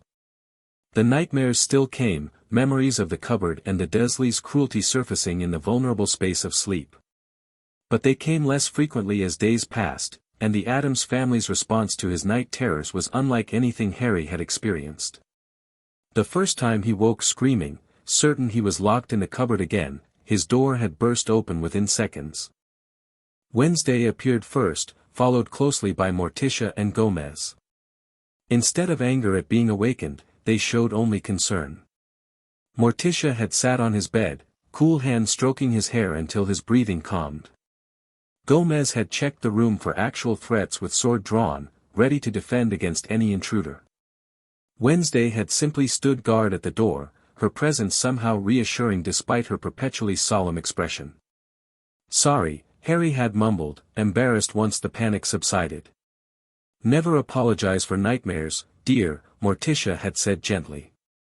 The Adams family has a great appreciation for the dark places of the mind. They're nothing to be ashamed of. After that night, he found a dream catcher hanging above his bed, a gift from Grandmama, who explained it was specifically designed to filter nightmares, capturing the truly harmful ones while allowing the merely frightening to pass through. A growing mind needs some darkness to flourish, she'd explained, but not the kind that wounds the spirit. On the 8th day, Harry sat with Wednesday in the library, practicing a new skill, maintaining a small flame above his palm without burning himself.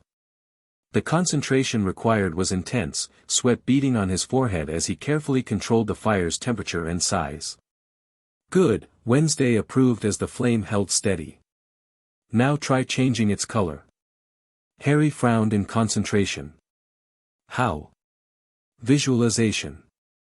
Imagine the flame turning blue. Harry pictured it in his mind, the yellow-orange fire cooling, shifting to blue. To his delight, the flame responded, gradually taking on a sapphire hue. Green now, Wednesday instructed. The flame shifted again, becoming emerald. Excellent. Now extinguish it slowly, don't just drop it, reduce it gradually. Harry focused on making the flame smaller, dimmer, until finally it winked out completely. He grinned triumphantly at Wednesday. Did you see that? I changed the colors. Your control is improving rapidly, she acknowledged. Your natural aptitude is, she broke off suddenly, head tilting as if listening to something Harry couldn't hear. Her eyes narrowed. What is it? Harry asked, immediately alert to the change in her demeanor. Someone's attempting to breach the outer wards, she said, standing. Multiple someones. Magical signatures consistent with the wizards from London. Harry's heart raced. They found us? How? Unknown. But the mansion's defenses are holding. Wednesday moved to a bookshelf and pulled a specific volume, causing the shelf to swing outward and reveal a hidden alcove containing a crystal ball. Mother. Intruders at the north boundary, she spoke into it. Morticia's voice emanated from the crystal. I'm aware, dear. Your father is greeting them. Greeting them? Harry asked, confused. Shouldn't we be hiding or something? Wednesday shook her head. The Addams family doesn't hide. Besides, they've only reached the outer grounds. The mansion itself has much stronger protections. Come, we should join my parents. She led Harry through a hidden passage behind another bookcase that emerged near the front foyer. Lurch was waiting there, looking even more somber than usual. Visitors, he intoned, gesturing toward the door. We know, Wednesday replied. Where are mother and father? North Gate, Lurch rumbled. Following. They followed Lurch through the mansion and out onto the grounds. The Addams estate extended for acres in all directions, surrounded by a wrought iron fence with gargoyle-topped posts. As they approached the north gate, Harry could see Gomez and Morticia standing calmly on their side of the fence, facing a group of oddly dressed individuals on the other. Ah, Wednesday, Harry. Gomez called cheerfully, as if this were a planned social call rather than a confrontation. Come meet our persistent visitors. Harry stayed close to Wednesday as they approached. Outside the gate stood 5 people, 3 men and 2 women, all wearing robes similar to what the bearded man in Surrey had worn. They held wands at their sides, not quite pointed at the Addamses but clearly ready. Mr. and Mrs. Addams, one of the men said, stepping forward. He was tall with short grey hair and a weathered face. As I was explaining, I'm Orr Hawkins from the Magical Congress of the United States. These are my British colleagues. We've come about the boy. Harry tensed, instinctively stepping slightly behind Wednesday. Yes, so you said, Gomez replied jovially. Something about extradition and custody rights. Fascinating legal territory, spanning both magical and non-magical jurisdictions. Mr. Addams, this isn't a legal debate, Hawkins said firmly. Harry Potter is a British magical citizen under the protection of their ministry. His removal from his legal guardians constitutes kidnapping under both magical statutes. Interesting perspective, Morticia commented, her voice cool and smooth. Our understanding is that rescuing a child from documented abuse falls under exception clauses in both American and British magical and non-magical law. Alleged abuse, one of the British wizards corrected. Which would need to be substantiated through proper channels, not vigilante action. We have substantial evidence, Wednesday stated flatly. Photographic, testimonial, and medical. Harry Potter was systematically neglected and abused by the Dursley family. His magical outbursts were punished. He was housed in a cupboard under stairs. Fed inadequately. Clothed in rags. Harry flinched at having his treatment discussed so bluntly, but felt a surge of gratitude that Wednesday didn't soften the truth. These are serious allegations, Hawkins acknowledged, his expression suggesting he wasn't entirely comfortable with his assignment. But they should be addressed through proper channels. Albus Dumbledore has been Harry's magical guardian since his parents' deaths. Any concerns should have been brought to him. Dumbledore, Wednesday repeated, eyes narrowing. The bearded wizard who placed Harry with abusive relatives and then failed to monitor his well-being for 6 years? Now see here, one of the British witches bristled. Albus Dumbledore is the greatest wizard of our age. He would never knowingly place a child in danger. Then his definition of danger requires significant recalibration, Morticia observed. Harry bears physical and psychological scars from his time with the Dursleys. Our family healer documented multiple improperly healed bones, chronic malnutrition, and evidence of regular physical discipline. Harry's eyes widened at this revelation. When had they documented that? Then he remembered that check-up Grandmama had insisted on his second day, which had seemed more like an eccentric old woman fussing than a medical examination. Auror Hawkins seemed troubled by this information. Be that as it may, there are procedures, which failed spectacularly to protect an orphan child, Gomez interrupted, his usual joviality dimming. We've already filed for emergency custody in the non-magical courts, with documentation of Harry's condition upon arrival in our care. Our lawyers are preparing parallel filings with MACUSA. That's your right, Hawkins conceded. But until those proceedings conclude, the boy should be placed in neutral custody. Absolutely not, Wednesday said firmly. Harry stays with us. Harry stepped forward then, finding courage in the Adamses' unwavering support. I want to stay here, he said, his voice small but determined. The Adamses have been kind to me. The Dursleys locked me in a cupboard and called me freak. I'm not going back there. The Aurors exchanged uncomfortable glances. Clearly they hadn't expected the child to speak so directly or with such obvious fear of his previous placement. No one is suggesting returning you to your relatives immediately, Hawkins said carefully. But there are safe houses, trained caregivers. I believe we've heard enough, Morticia interrupted smoothly. Harry has expressed his preference. We've expressed our position. Unless you plan to forcibly breach the protections of an ancient magical household, with all the diplomatic incidents that would entail, I suggest we continue this discussion through legal representatives. Hawkins sighed, clearly caught between his orders and his own ethical concerns. Dumbledore arrives tomorrow. He's requested a meeting with you and the boy. We would be delighted to host him for tea, Morticia replied, perfectly poised. 3 o'clock. We can discuss Harry's future civilly. And if we insisted on removing the boy now, one of the British wizards asked, hand tightening on his wand. Gomez smiled, but it didn't reach his eyes. I wouldn't advise attempting to breach Adam's family property without invitation. The consequences could be regrettable. As if in response to his words, the ground beyond the fence began to ripple slightly. Fog rose from the cemetery to their right, taking vaguely humanoid shapes. The gargoyles atop the fence posts turned their heads to stare at the Aurors. 3 o'clock tomorrow, Hawkins said quickly, placing a restraining hand on his British colleague's arm. We'll inform Dumbledore. With reluctant nods, the Aurors backed away from the gate and disappeared with loud cracks. Once they were gone, Harry released a breath he hadn't realized he was holding. They're coming back tomorrow. With Dumbledore? Yes, Wednesday confirmed. The bearded wizard from Surrey. Are you really going to let them in? Harry asked anxiously.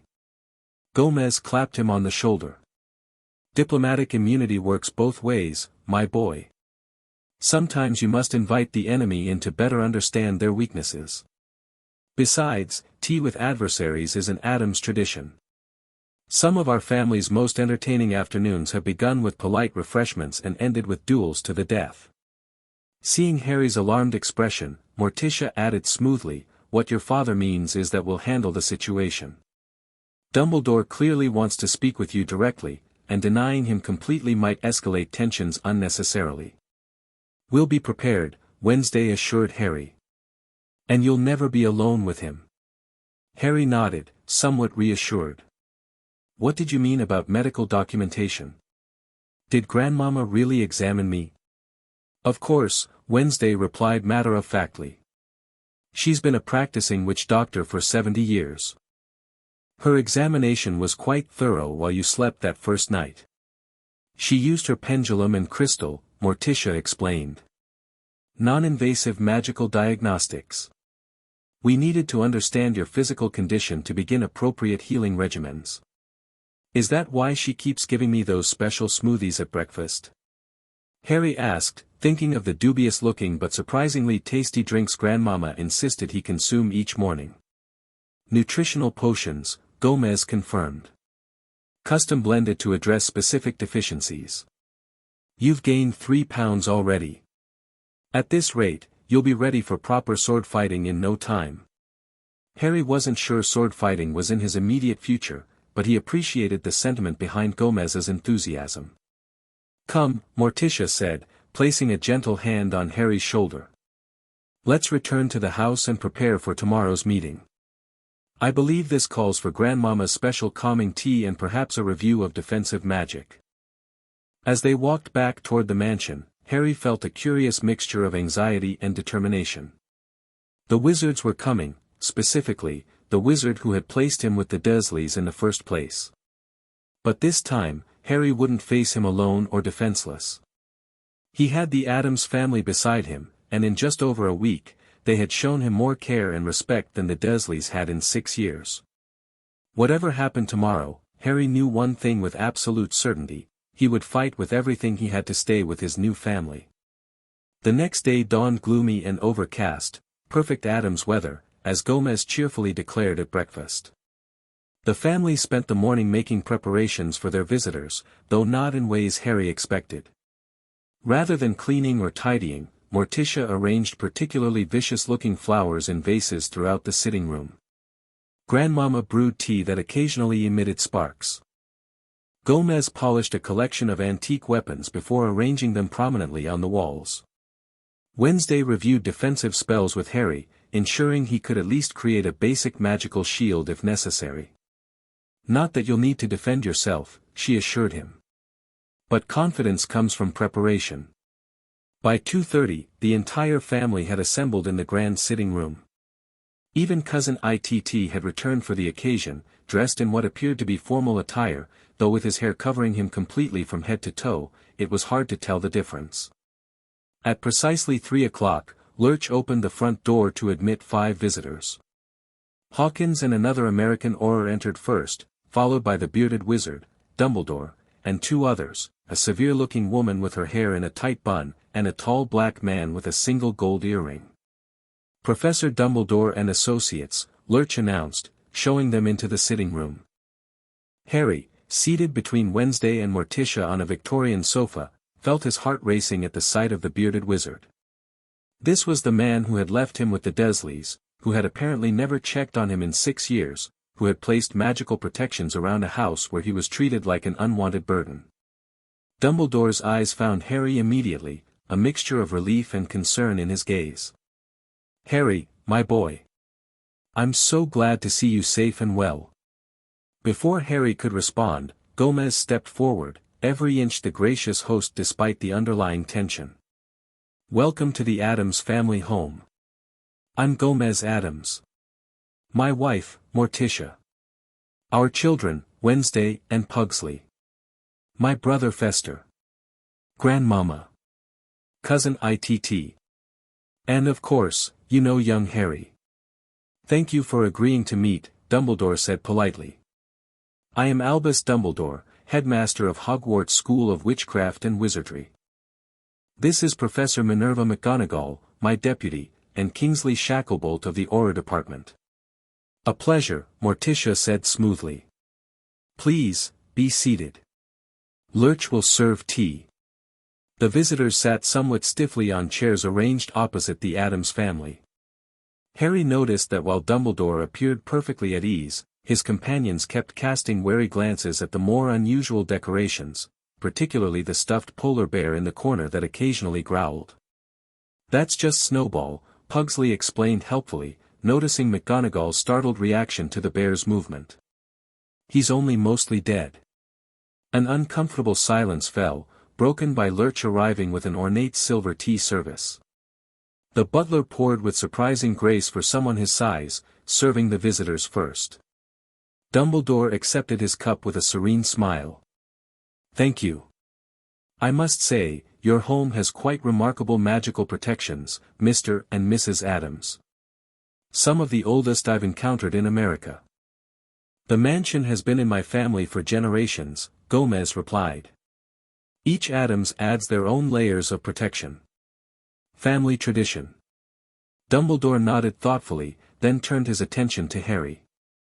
Harry, you've given us quite a worry. Disappearing from your aunt and uncle's home so suddenly. Wednesday shifted slightly beside Harry, a subtle show of support. Harry swallowed hard and spoke directly to Dumbledore.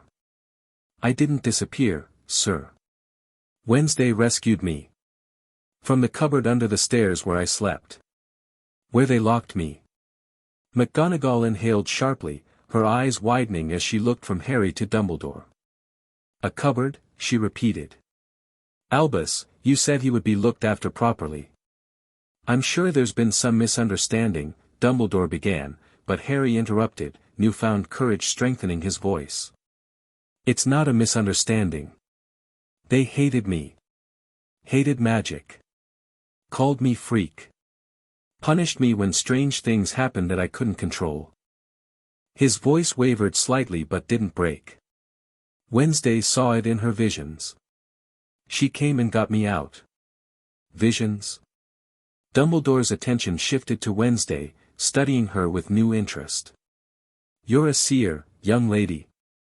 My psychic abilities manifested early, Wednesday replied evenly. The visions of Harry were persistent and specific. I saw his mistreatment clearly. We have photographic evidence if you wish to verify. That won't be necessary at present, Kingsley Shacklebolt spoke for the first time, his deep voice resonating in the room. However, such documentation would be relevant to any formal custody proceedings.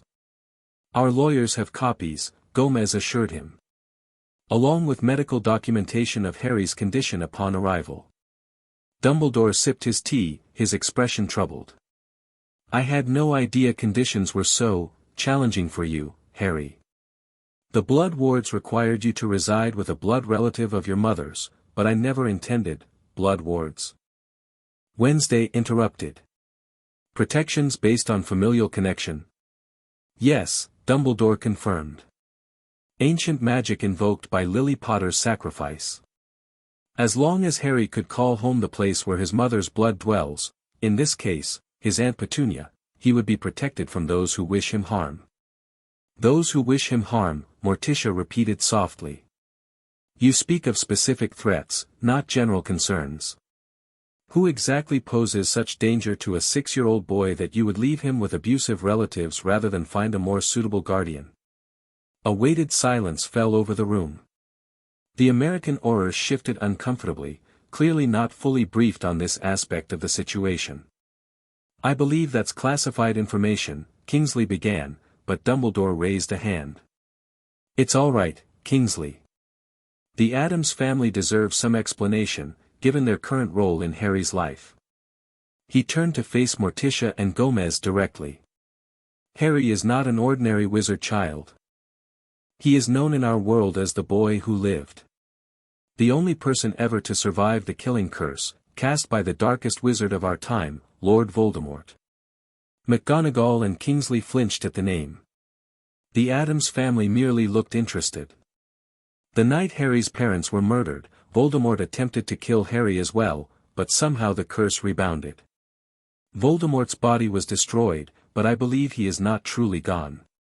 Merely weakened, formless, waiting for an opportunity to return. Dumbledore's blue eyes were grave. His followers, Death Eaters, they call themselves, would consider Harry a valuable target, both for revenge and as leverage should their master return. Fascinating, Wednesday murmured, looking at Harry with new understanding. That explains the magical resonance in your scar. Harry touched his forehead automatically. My parents were murdered. Aunt Petunia said they died in a car crash. A car crash. McGonagall sounded outraged. Lily and James Potter die in a car crash. It's an insult to their memory. So you placed Harry with relatives who lied about his parents' deaths, mistreated him systematically, and attempted to suppress his magical nature, all to maintain blood protections against a potentially non-existent threat. Morticia summarized, her voice dangerously soft. When you phrase it that way, Dumbledore began, but Gomez cut him off. It seems clear that whatever your intentions, the execution was deeply flawed. No child should suffer abuse for theoretical protection. Gomez set down his teacup with a decisive click. The fact remains that Harry is now safe, well cared for, and rapidly recovering under our roof. The blood protections are irreplaceable, Dumbledore insisted. Without them, perhaps not irreplaceable, Wednesday interrupted, her dark eyes fixed on Harry's scar.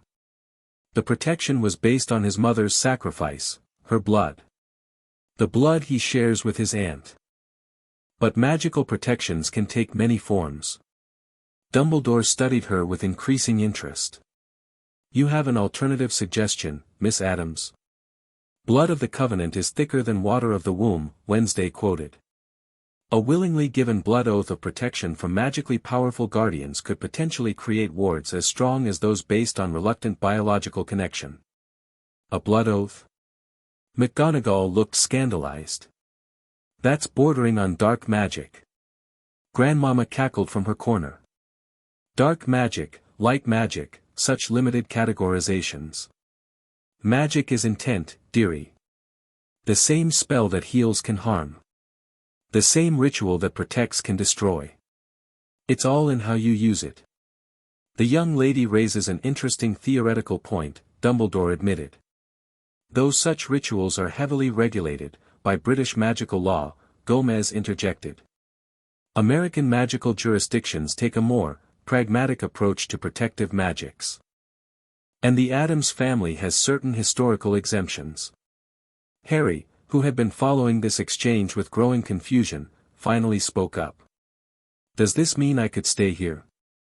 With the Addamses? And still be protected from from him? All eyes turned to him, and Harry fought the urge to shrink back.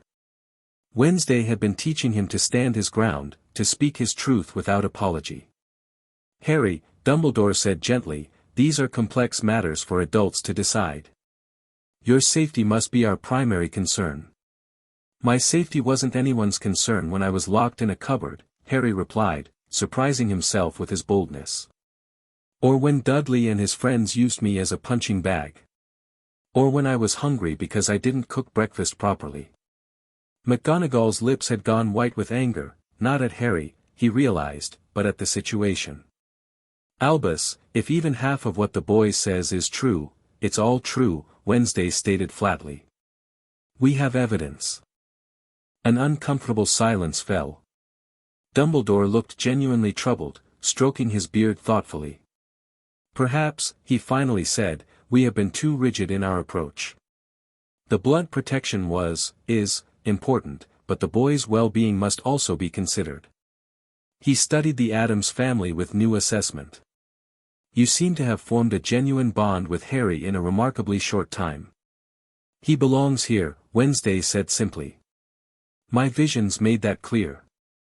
The Addams family has always sheltered those who don't fit into conventional society. Harry is one of us now.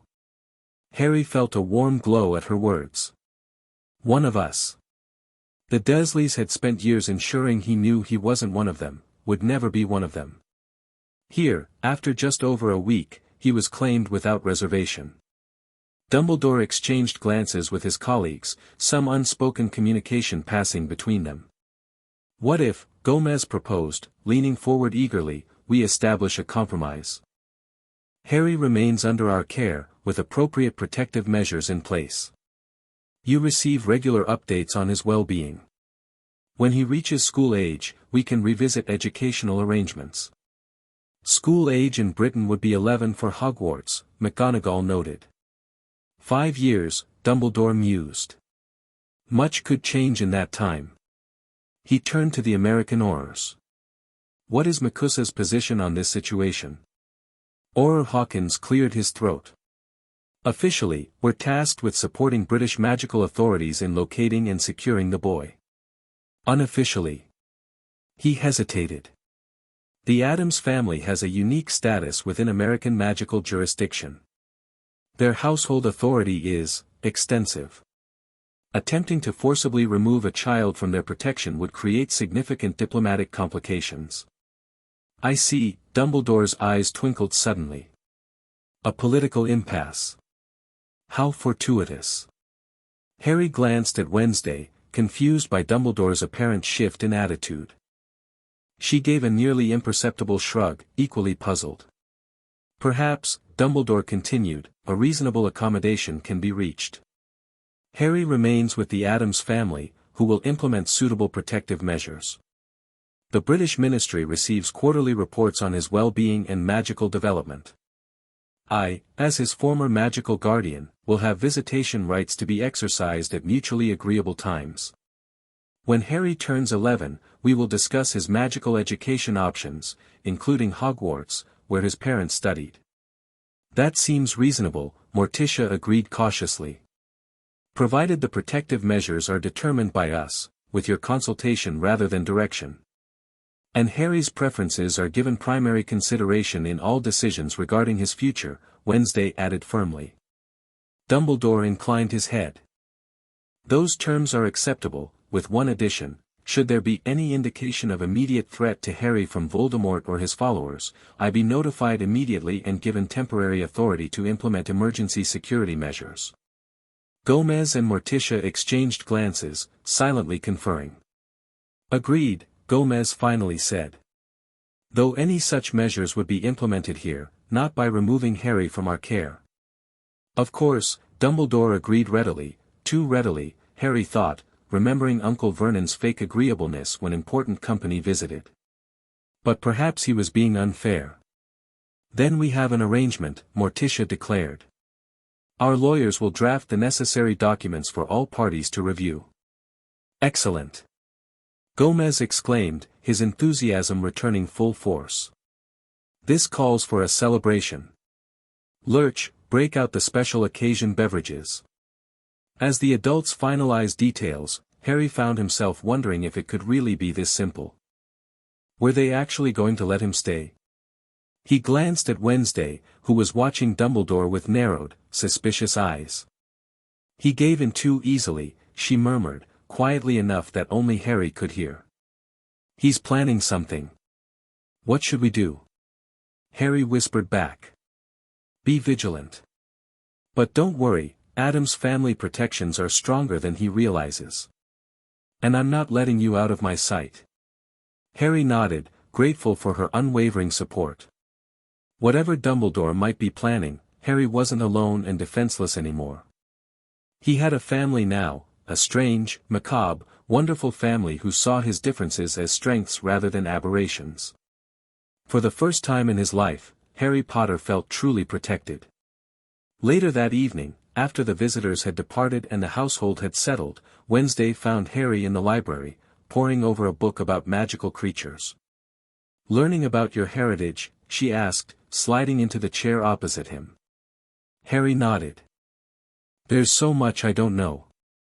About magic, about my parents, about why that Voldemort person wanted to kill me. We'll find answers, Wednesday promised. The agreement today buys us time and legal standing, but we should remain cautious. You don't trust Dumbledore, Harry observed. It wasn't a question. I don't trust anyone who leaves a child in an abusive home and calls it protection, Wednesday replied bluntly.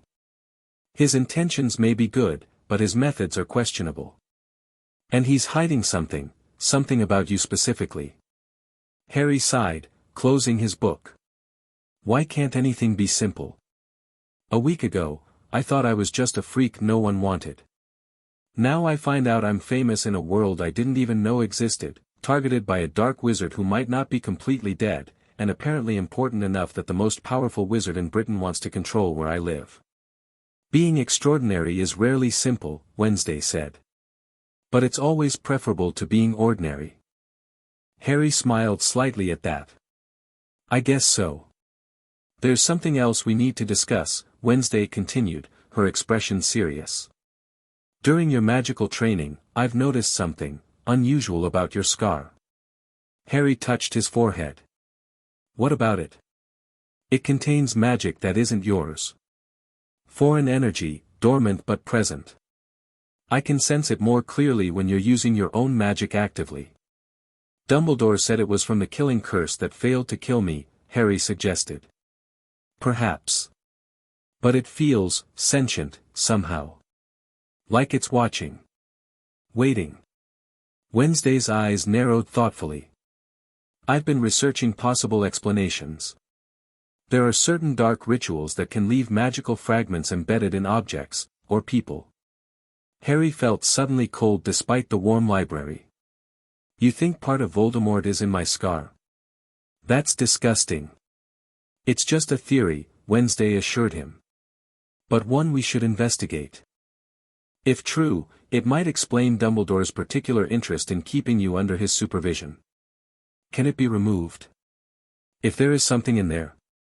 Possibly. The Addams family grimoires contain various exorcism and purification rituals. Grandmama is already researching options. Harry nodded, processing this disturbing possibility. Is it dangerous? To me? It's been dormant for 5 years, Wednesday pointed out logically. If it could directly harm you, it likely would have already. But as you grow stronger magically, interactions could become unpredictable. Better to address it sooner rather than later. Okay, Harry agreed, trusting her judgment. What do we do? For now, continue your training. Control over your own magic will help prevent accidental activation of the foreign element. Meanwhile, the adults will research removal methods. Wednesday rose from her chair. It's getting late. You should rest. Harry stood as well, returning his book to the shelf. Wednesday. Thank you. For everything. She tilted her head slightly. You've said that before. I know. But I mean it every time. As they walked from the library, Harry realized something had shifted fundamentally in how he viewed himself. A week ago, learning he might have some dark wizard's magic stuck in his head would have confirmed everything the Dursleys had told him, that he was a freak, dangerous, unwanted. Now, it was just another puzzle to solve, another challenge to overcome. Because he wasn't alone anymore. He had people who valued him, protected him, saw his differences as strengths rather than flaws. He had Wednesday, who had literally crossed an ocean because her visions showed him suffering. He had the Addams family, who had embraced him without hesitation. Harry Potter had found his sanctuary, and he would fight with everything he had to keep it. Deep in the forests of Albania, a shadow moved through the trees. Not a natural shadow, this one seemed to flow against the wind, purposeful and malevolent. Animals fled from its path. Plants withered as it passed. The shadow paused at the edge of a small clearing, where a cloaked figure crouched beside a campfire. The figure was muttering to itself, consulting a map spread on the ground. The tracking spell failed again, the figure mumbled, voice hoarse with frustration. The Potter boy should have been easily found with his magical signature. But something's interfering. Strong wards, unfamiliar magic. The shadow drifted closer, silent and hungry. The master needs the boy, the figure continued, unaware of the presence behind him. The prophecy binds them. Without Potter, the ritual cannot be completed. The shadow hesitated, absorbing this information. Then, with sudden decision, it lunged forward, engulfing the cloaked figure in darkness. A strangled cry echoed briefly through the forest, then silence fell. When the shadow receded, the figure remained, but something had changed. It stood straighter now. Its movements became more precise, deliberate. Its eyes, when they opened, glowed with an unnatural reddish light. Potter, it whispered in a voice no longer entirely its own. Found by a family of dark practitioners. How convenient.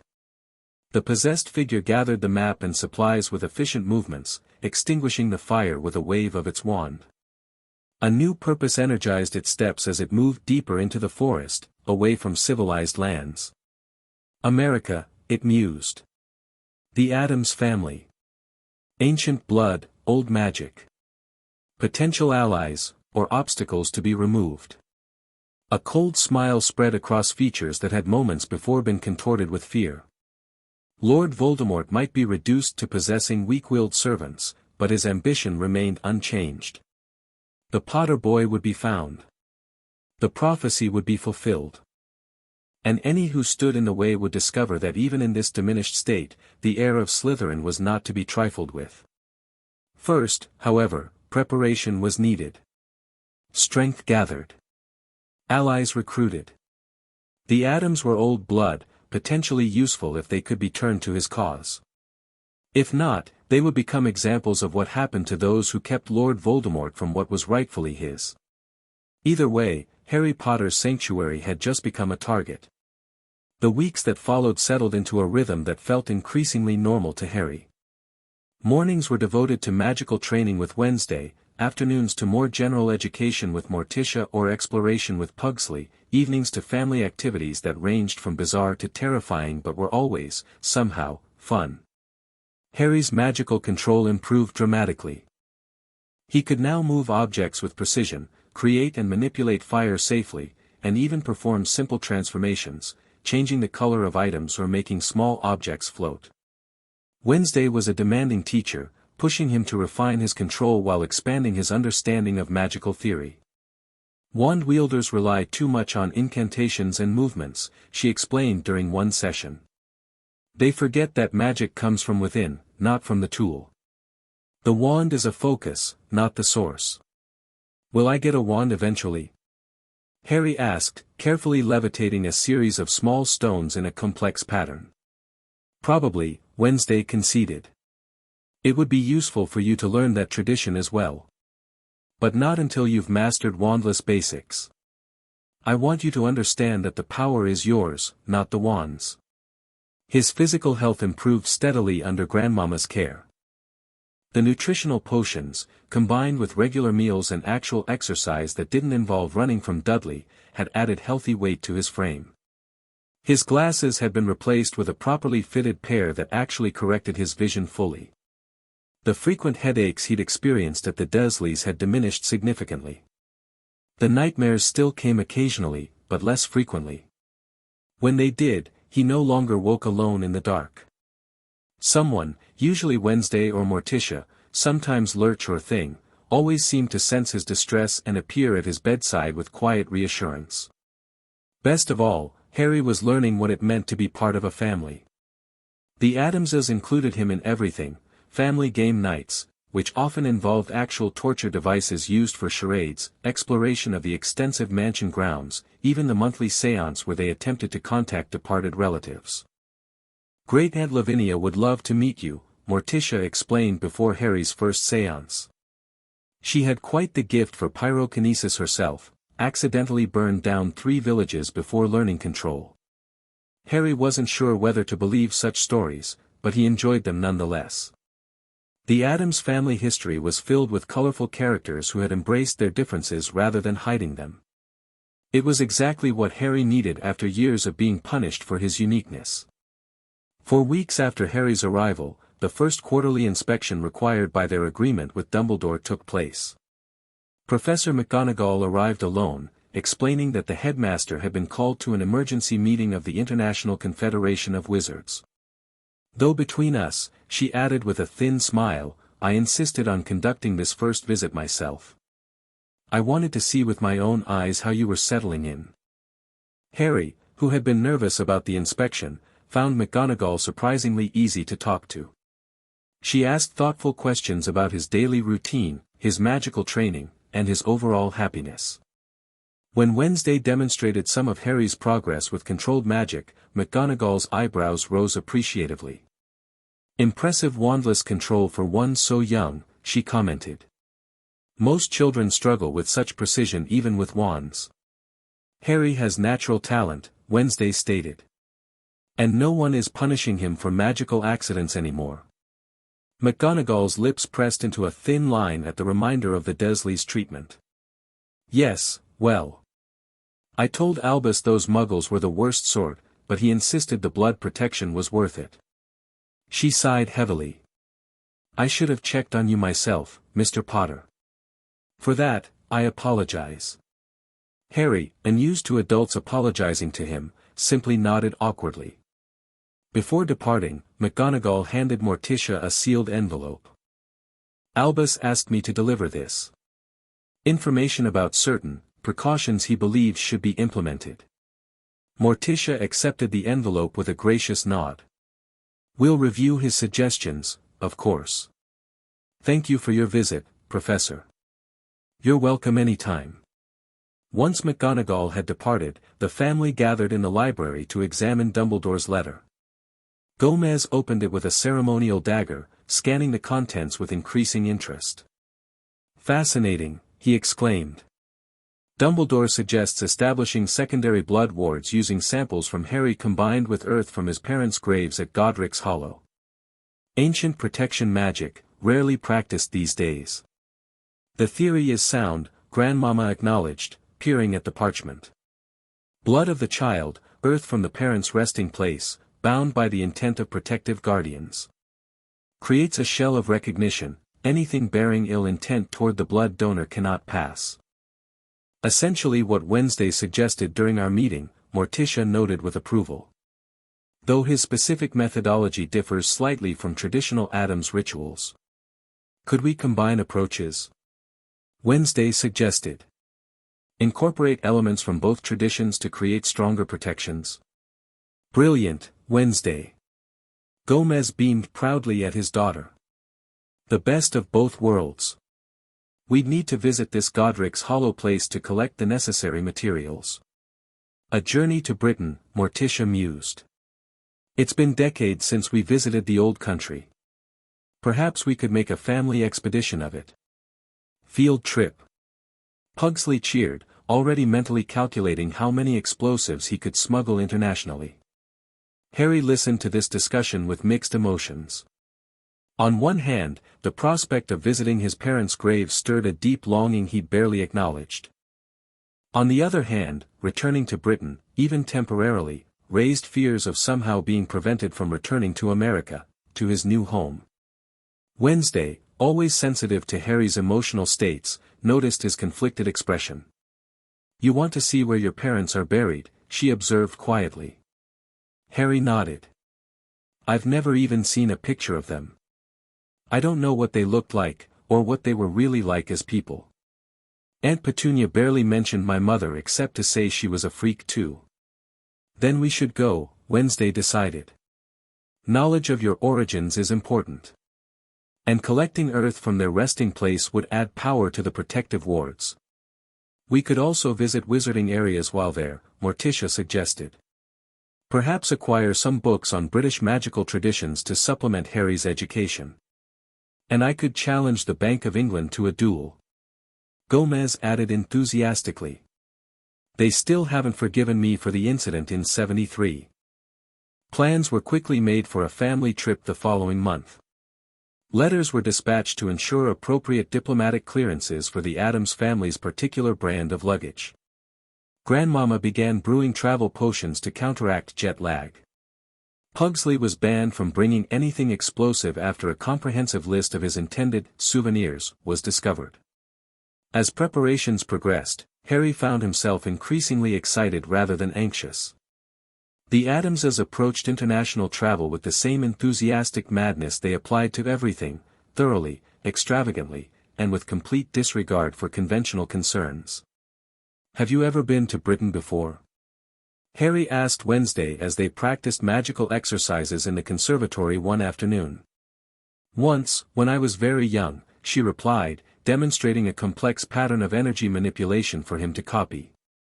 We visited the family crypt in Wales.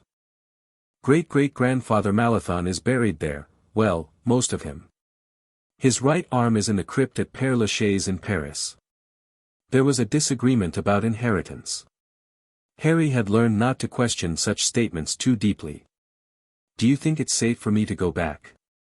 What if Dumbledore tries something? Wednesday considered this as she corrected Harry's technique. No, rotate your energy counterclockwise, yes, like that. As for Dumbledore, he's unlikely to act directly against the agreement. His reputation is too important to him. But he'll watch for opportunities, weaknesses to exploit. You really don't trust him, Harry observed. I don't trust anyone who believes the ends justify the means, Wednesday replied simply. Dumbledore left you in an abusive home for what he considered a greater good. That indicates a willingness to sacrifice individual well-being for his broader goals. But what if he's right? About Voldemort coming back, I mean. About me needing protection. Then we protect you properly, Wednesday stated, as if it were the most obvious thing in the world. Without making you pay for that protection with your childhood. Harry nodded, comforted by her certainty. Over the past month, he'd come to trust Wednesday's judgment implicitly. Her direct, uncompromising approach to problems was exactly what he needed after years of the Dursleys' lies and manipulations. As the date of their trip approached, Harry continued his magical training with increased focus. Something about the prospect of returning to Britain, however briefly, motivated him to master as much control as possible before facing the world that had both created and abandoned him. The night before their departure, Harry sat on the window seat in his tower room, looking out at the moonlit cemetery. Thing kept him company, playing a solitary game of cards nearby. Thing, Harry said thoughtfully, do you think my parents would be happy about me living with the Adamses? The disembodied hand paused its card game and turned toward Harry attentively. I mean, Harry continued, from what little Dumbledore and McGonagall have said, they were heroes in the wizarding world. Fighting against Voldemort. And the Adamses are, well, they're brilliant, but they're not exactly conventional heroes. Thing made a series of gestures that Harry had learned to interpret over the past weeks. You think they'd care more about me being safe and happy than about who was providing that? Harry translated. Maybe you're right. Thing patted his knee reassuringly, then resumed its card game. Harry returned his gaze to the cemetery, thinking about the journey ahead. Tomorrow he would cross an ocean to visit the graves of parents he couldn't remember. He would stand on British soil for the first time since being taken to Privet Drive as a baby. He would confront, in some small way, the past that had shaped him. But he wouldn't do it alone. He would have the Addams family, his family, beside him. Whatever happened, whatever he discovered about his past, his present was secure. His future, for the first time he could remember, held promise rather than dread. Harry Potter, the boy who lived, had found more than sanctuary with the Addams family. He had found belonging. And nothing, not Dumbledore, not the British ministry, not even the lingering threat of Voldemort, was going to take that away from him. The journey to Britain began in characteristically Addams fashion, with chaos, confusion, and ultimately surprising efficiency. The family traveled on their private jet, which Harry discovered was considerably more luxurious than the commercial flight he'd taken with Wednesday. It was also decorated in typical Addams style, with gargoyle-shaped seat buckles, overhead compartments that occasionally growled, and window shades depicting various medieval torture scenes. Father won the jet in a game of poker with a sheik, Wednesday explained as they settled into their seats. Or possibly lost, depending on how you view air travel. Either way, we redecoded to make it homier. The flight passed quickly, filled with Gomez's enthusiastic storytelling about previous Addams adventures in Britain, Pugsley's attempts to experiment with cabin pressure, and Grandmama's distribution of travel potions that turned everyone's tongues temporarily blue but effectively eliminated jet lag. They landed at a private airfield outside London, where two vintage Rolls-Royces awaited them, both black, both with darkened windows, both driven by men who looked suspiciously like Lurch's cousins. "We'll head directly to Godric's Hollow," Gomez announced as they loaded their decidedly unusual luggage into the vehicles. According to Dumbledore's information, it's a mixed magical muggle village. The wizarding sections are concealed from non-magical eyes, but should be visible to all of us, given our various magical heritages. Harry, seated between Wednesday and Pugsley in the first car, felt a nervous excitement building. He was about to visit his parents' graves, something he'd never imagined possible during his years at the Dursleys. What if there are other wizards there, he asked anxiously. Won't they recognize me? Dumbledore said I was famous. Unlikely, Wednesday replied. The scar is distinctive, but you're much younger than they would expect to see Harry Potter wandering about. Besides, we've taken precautions. The precautions included a careful styling of Harry's hair to cover his scar, non-prescription glasses of a different shape than his usual pair, and clothing that would blend in with Muggle Britain rather than wizard robes. "Remember, we're just tourists visiting historical sites," Morticia reminded everyone as they drove. "The magical community doesn't need to know Harry Potter is in Britain until we're safely away again." The drive to Godric's Hollow took several hours, during which Harry alternated between nervous anticipation and drowsing against Wednesday's shoulder. When he woke fully, the cars were pulling into a quaint village that looked like it belonged on a postcard: thatched cottages, a small church with a cemetery, a village square with a war memorial. "We're here," Gomez announced unnecessarily as they parked near the church. "Let's proceed on foot from here, less conspicuous." The family exited the cars, drawing curious glances from locals despite their relatively subdued attire. The Adamses simply had a presence about them that attracted attention, even when trying to blend in. "The cemetery should be this way," Morticia said, consulting a small map. "Behind the church." They walked as a group through the village square. Harry noticed something odd as they passed the war memorial. For a moment, it seemed to shimmer and change, transforming briefly into a statue of a man, a woman, and a baby before returning to its original form.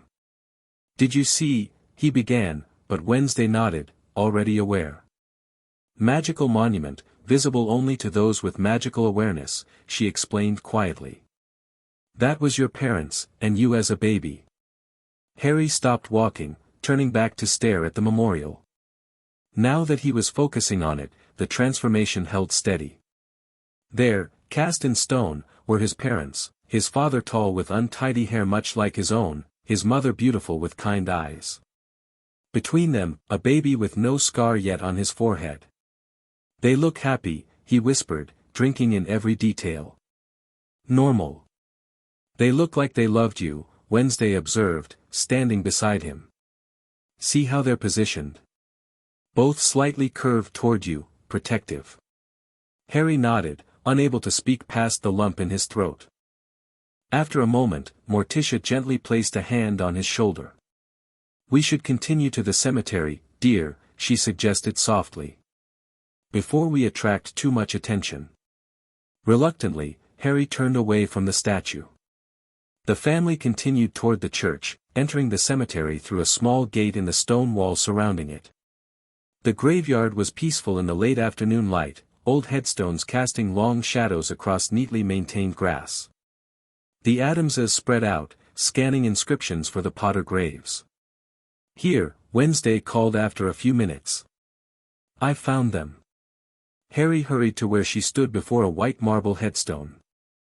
The inscription read, "James Potter, Lily Potter, born March 27, 1960, born January 30, 1960, died October 31, 1981, died October 31, 1981. The last enemy that shall be destroyed is death."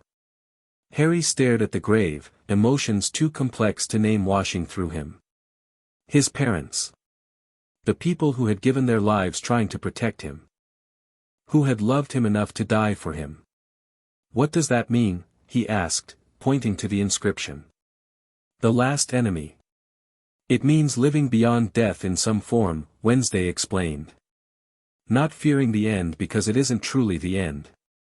Harry nodded slowly, reaching out to touch the cool marble. "I don't remember them at all. Sometimes I thought I could remember a green light, but that's all." The Addams family had respectfully moved back, giving Harry space with his parents' grave. Only Wednesday remained beside him, a silent support. "I wish I could talk to them," Harry said softly. "Ask them questions. Know if they'd be proud of me." Wednesday considered this. Grandmama could potentially arrange a séance here.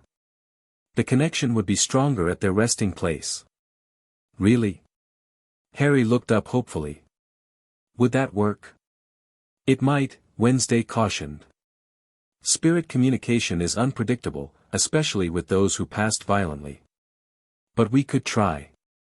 Harry nodded eagerly. "Yes, please. I'd like to try." Wednesday gestured to Grandmama, who approached with a knowing smile. "I thought you might ask, child." I've come prepared. From her voluminous bag, Grandmama produced several candles, a small vial of powder, and what appeared to be a very old, very worn book. We'll need to wait until dusk, she explained. The veil thins as day transitions to night. Meanwhile, we should collect the earth we came for. Gomez produced a silver trowel and a small velvet pouch. With solemn ceremony, he removed a small amount of soil from the grave and placed it in the pouch, which he then handed to Harry. For the protective ritual, he explained. Keep it close. Harry tucked the pouch carefully into his pocket, feeling the weight of it, literal and symbolic, against his leg. The family settled in to wait for dusk, Gomez and Morticia exploring the older sections of the cemetery with professional interest, Pugsley and Fester comparing the deterioration rates of different headstone materials, and Wednesday sitting quietly with Harry beside his parents' grave. Tell me about them, Wednesday said after a while. What you've learned. Not much, Harry admitted. Dumbledore said they fought against Voldemort. Professor McGonagall mentioned in her visit that my dad was excellent at transfiguration and my mom was brilliant at charms and potions. That's about it. We should find more sources, Wednesday decided. People who actually knew them, not just authority figures with agendas. How would we do that? There must be others who were friends with your parents. Teachers, classmates, colleagues. Wednesday's practical approach to the problem was comforting. We'll make a list, research connections. As the sun began to set, casting long shadows through the cemetery, Grandmama returned to the grave and began preparations. She placed black candles at the four corners of the plot, sprinkled the mysterious powder in a circle, and opened her book to a marked page.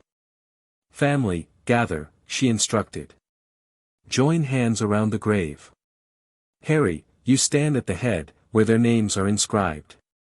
Focus your thoughts on your parents, your desire to connect with them. The Addams family formed a circle around the grave, holding hands.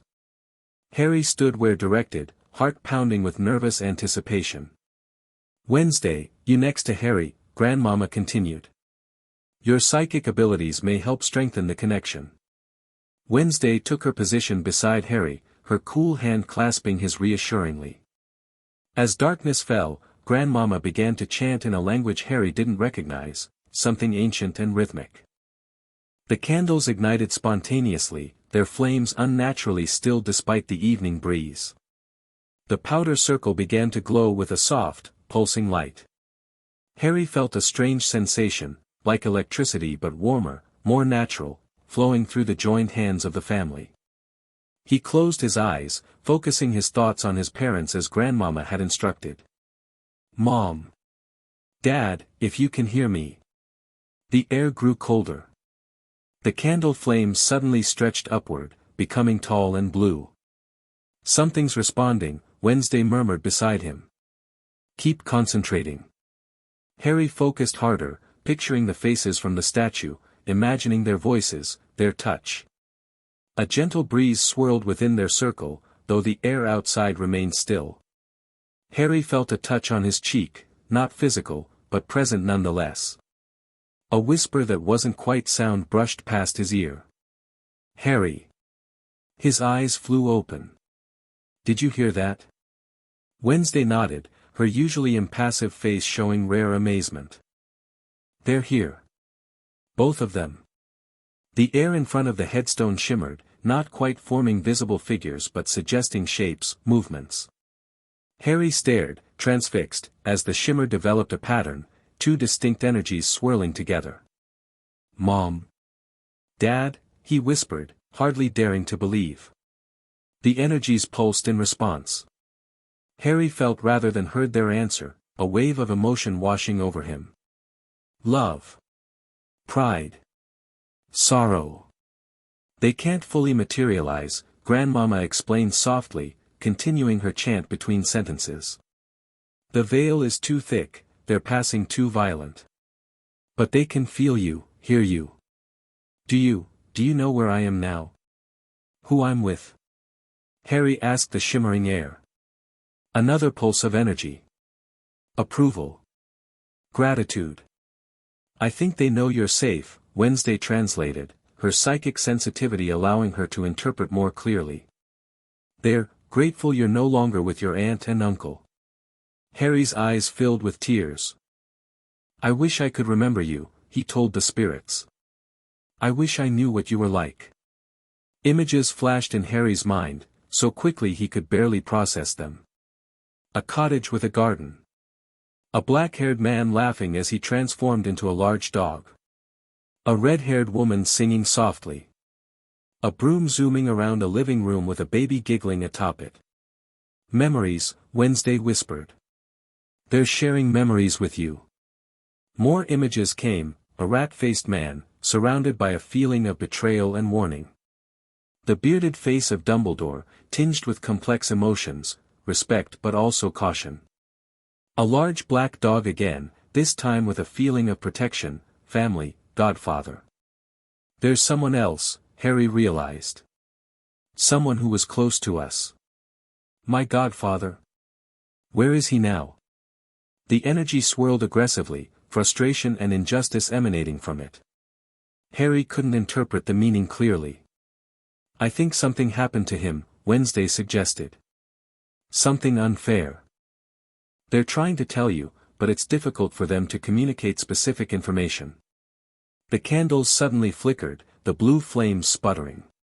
We're losing the connection, Grandmama warned. The energy required to maintain it is substantial. They can't hold it much longer. Mom, Dad, Harry said urgently, I love you. I wish you were here, but the Adamses are taking good care of me. I promise. One final surge of emotion washed over him, pure love, unmistakable and overwhelming. The shimmering air pulsed brightly once more, then gradually faded. The candles returned to normal, and the circle of powder stopped glowing. Harry stood still, tears streaming down his face, unwilling to break the circle and completely sever whatever tenuous connection might remain. Wednesday squeezed his hand gently. They heard you, she said with certainty. They know you're safe. Grandmama closed her book. A remarkably strong connection for such difficult circumstances. They must have been powerful magical practitioners in life. And their love for you remains powerful beyond death, Morticia added softly. That's rare, Harry. Cherish it. Gomez cleared his throat, unusually solemn. We should go now. It's fully dark, and we've accomplished what we came for. The family released hands, breaking the circle. Grandmama collected her candles and book, leaving the cemetery as they had found it. As they walked back toward the cars, Harry remained quiet, processing the experience. The brief connection had given him more than he'd dared hope for, confirmation that his parents had loved him, that they approved of his new family, that their spirits somehow continued to watch over him. Thank you, he said finally, addressing the entire family. For bringing me here. For the séance. For everything.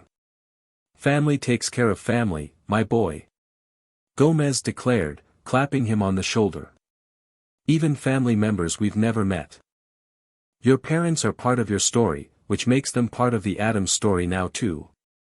As they reached the cars, Harry glanced back at the village, at the church, the cemetery, and the memorial that had briefly shown him his parents' faces. He had come seeking connection to his past and found it, however fleeting. The earth in his pocket would help protect his future. The memories shared by his parents' spirits would sustain him in the present. They were about to enter the cars when Wednesday suddenly stiffened, her head turning sharply toward a nearby copse of trees. Someone's watching us, she said quietly. Magical signature. Not friendly. The Addams adults immediately moved into protective positions around Harry and the children, their casual demeanor shifting to alert watchfulness. Can you tell who? Morticia asked, scanning the area with narrowed eyes. No, Wednesday replied. But the energy feels corrupt. Twisted. Not like the British wizards we've encountered before. Gomez produced a sword from his walking stick, something Harry hadn't realized was possible until that moment. Show yourself, he called toward the trees. The Addams family does not appreciate lurkers unless we've invited them specifically. Silence answered him. After a tense moment, Wednesday shook her head. They've gone. Disapparated, that popping teleportation the British wizards use. Into the cars, Morticia directed calmly. Quickly now. They piled into the vehicles, an air of watchfulness replacing the solemn peace of earlier. As they drove away from Godric's Hollow, Harry clutched the pouch of earth from his parents' grave, finding comfort in the tangible connection to his past even as concern about the mysterious watcher nagged at him. Was it Dumbledore, he asked Wednesday. Or someone from the Ministry checking on us? She shook her head. The magical signature was different. Darker. Unstable somehow. A Death Eater? Harry suggested, remembering Dumbledore's warnings about Voldemort's followers. Possibly. Or something else entirely. Wednesday's expression was troubled. The energy reminded me of what I sense from your scar sometimes. Similar, frequency. Harry's hand went automatically to his forehead. You think it was connected to Voldemort somehow? I don't know, Wednesday admitted, which was unusual for her. But I think we should complete the protective ritual as soon as possible after returning home. Harry nodded, suddenly eager to be back in the safety of the Addams mansion, with its ancient protections and familiar strangeness. This brief return to Britain had connected him to his past, but it had also reminded him of the threats that had driven him from this country as an infant. Whatever, or whoever, had been watching them in Godric's Hollow, Harry's instincts told him it wasn't friendly. And after years of surviving the Dursleys by reading subtle cues and anticipating danger, he had learned to trust those instincts. The sanctuary of the Addams mansion called to him now. It was time to go home. The final leg of their journey back to America was tense but uneventful. The family remained vigilant, Gomez arranging for additional security measures on their private flight. Upon landing, they transferred immediately to waiting vehicles and returned to the mansion without delay. Home sweet home. Gomez declared as they passed through the wrought iron gates, which creaked shut behind them with reassuring finality. Nothing like a family vacation to make you appreciate your own dungeons and graveyards. Harry felt the tension in his shoulders ease as the familiar silhouette of the mansion came into view. Strange how quickly this Gothic nightmare of a building had come to represent safety and belonging to him. We should proceed with the protective ritual immediately, Morticia suggested as they entered the house. While the earth from Lily and James's resting place is still fresh with their energy. Agreed, Grandmama nodded. I'll prepare the necessary components in the conservatory. The greenhouse glass will allow moonlight to enhance the ritual. Moonlight? Harry questioned. But it's the middle of the day. The conservatory has its own moon, Wednesday explained matter-of-factly. Mechanical, but magically synchronized with the actual lunar cycle. Grandmama installed it for her nocturnal plants. Harry had learned not to question such statements too deeply. The Addams family approach to home improvement was creative, to say the least. While Grandmama prepared for the ritual, Harry was sent to rest and change into special ceremonial clothing, loose black pants and a white shirt that Morticia had sewn specifically for this purpose. The white represents purity of intent, she explained, helping him adjust the collar. The protection we create must come from love and genuine desire to keep you safe, not from fear or darker emotions. Those create different kinds of wards, effective but potentially corrupting over time. When Harry entered the conservatory an hour later, he barely recognized the space. The plants had been moved to create a large central clearing. In the middle, a complex pattern had been drawn on the stone floor using what appeared to be powdered silver. 7 black candles marked key points in the design. Above, the artificial moon glowed with surprising realism, its light focusing through specially arranged mirrors to illuminate the ritual space. The entire Addams family waited, all dressed in ceremonial attire, black with subtle silver embroidery that caught the moonlight. Only Harry wore white, making him the visual focal point of the gathering. Come, Harry, Grandmama gestured him forward. Stand in the center circle. Harry moved carefully to avoid disturbing the silver patterns, taking his place in the small circle at the center of the design. Wednesday stood directly opposite him, at the northern point of the pattern. Morticia and Gomez flanked her to the northwest and northeast. Pugsley, Fester, and Grandmama completed the circle. The ritual we perform tonight combines elements of traditional Addams family protection magic with aspects of the blood warding suggested by Dumbledore, Grandmama explained. The earth from your parents' grave provides a connection to the original protection your mother created through her sacrifice. Your blood, just a drop, activates that connection. Our combined magical intent creates a new protective shell around you and this property. Will it hurt? Harry asked nervously. Only for a moment, Morticia assured him. A small pinprick. Nothing compared to what you've already endured. Grandmama approached Harry, carrying a small silver dagger with an ornate handle. Your hand, child. Harry extended his right hand, palm up. With practiced precision, Grandmama made a tiny cut on his palm, just enough to draw a single drop of blood, which she caught in a small crystal vial. Now the earth, she instructed. Harry reached into his pocket with his uncut hand and removed the velvet pouch. Grandmama opened it and poured the earth from his parents' grave into a silver bowl, then added Harry's blood drop, stirring the mixture with the ceremonial dagger. With earth and blood combined, we create the foundation, she intoned. Now for the intent. She carried the bowl around the circle, allowing each family member to add something, a hair from Wednesday, a tear from Morticia, a drop of sweat from Gomez's brow, similarly personal elements from the others. With each addition, the mixture in the bowl changed color slightly, from dark brown to a rich, glowing red gold. When Grandmama returned to Harry, the mixture had become almost luminous. Now you add your intent, Harry. Hold the bowl and focus your thoughts on what protection means to you.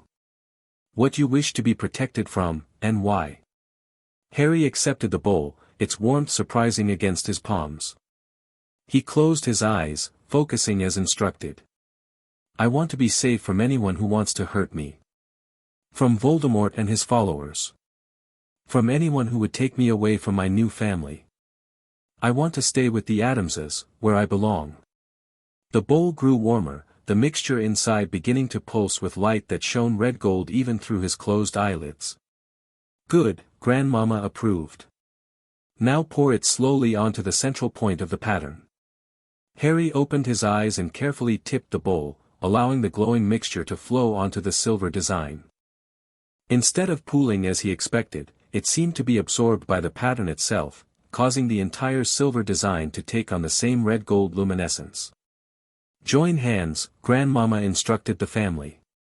Complete the circle of intent.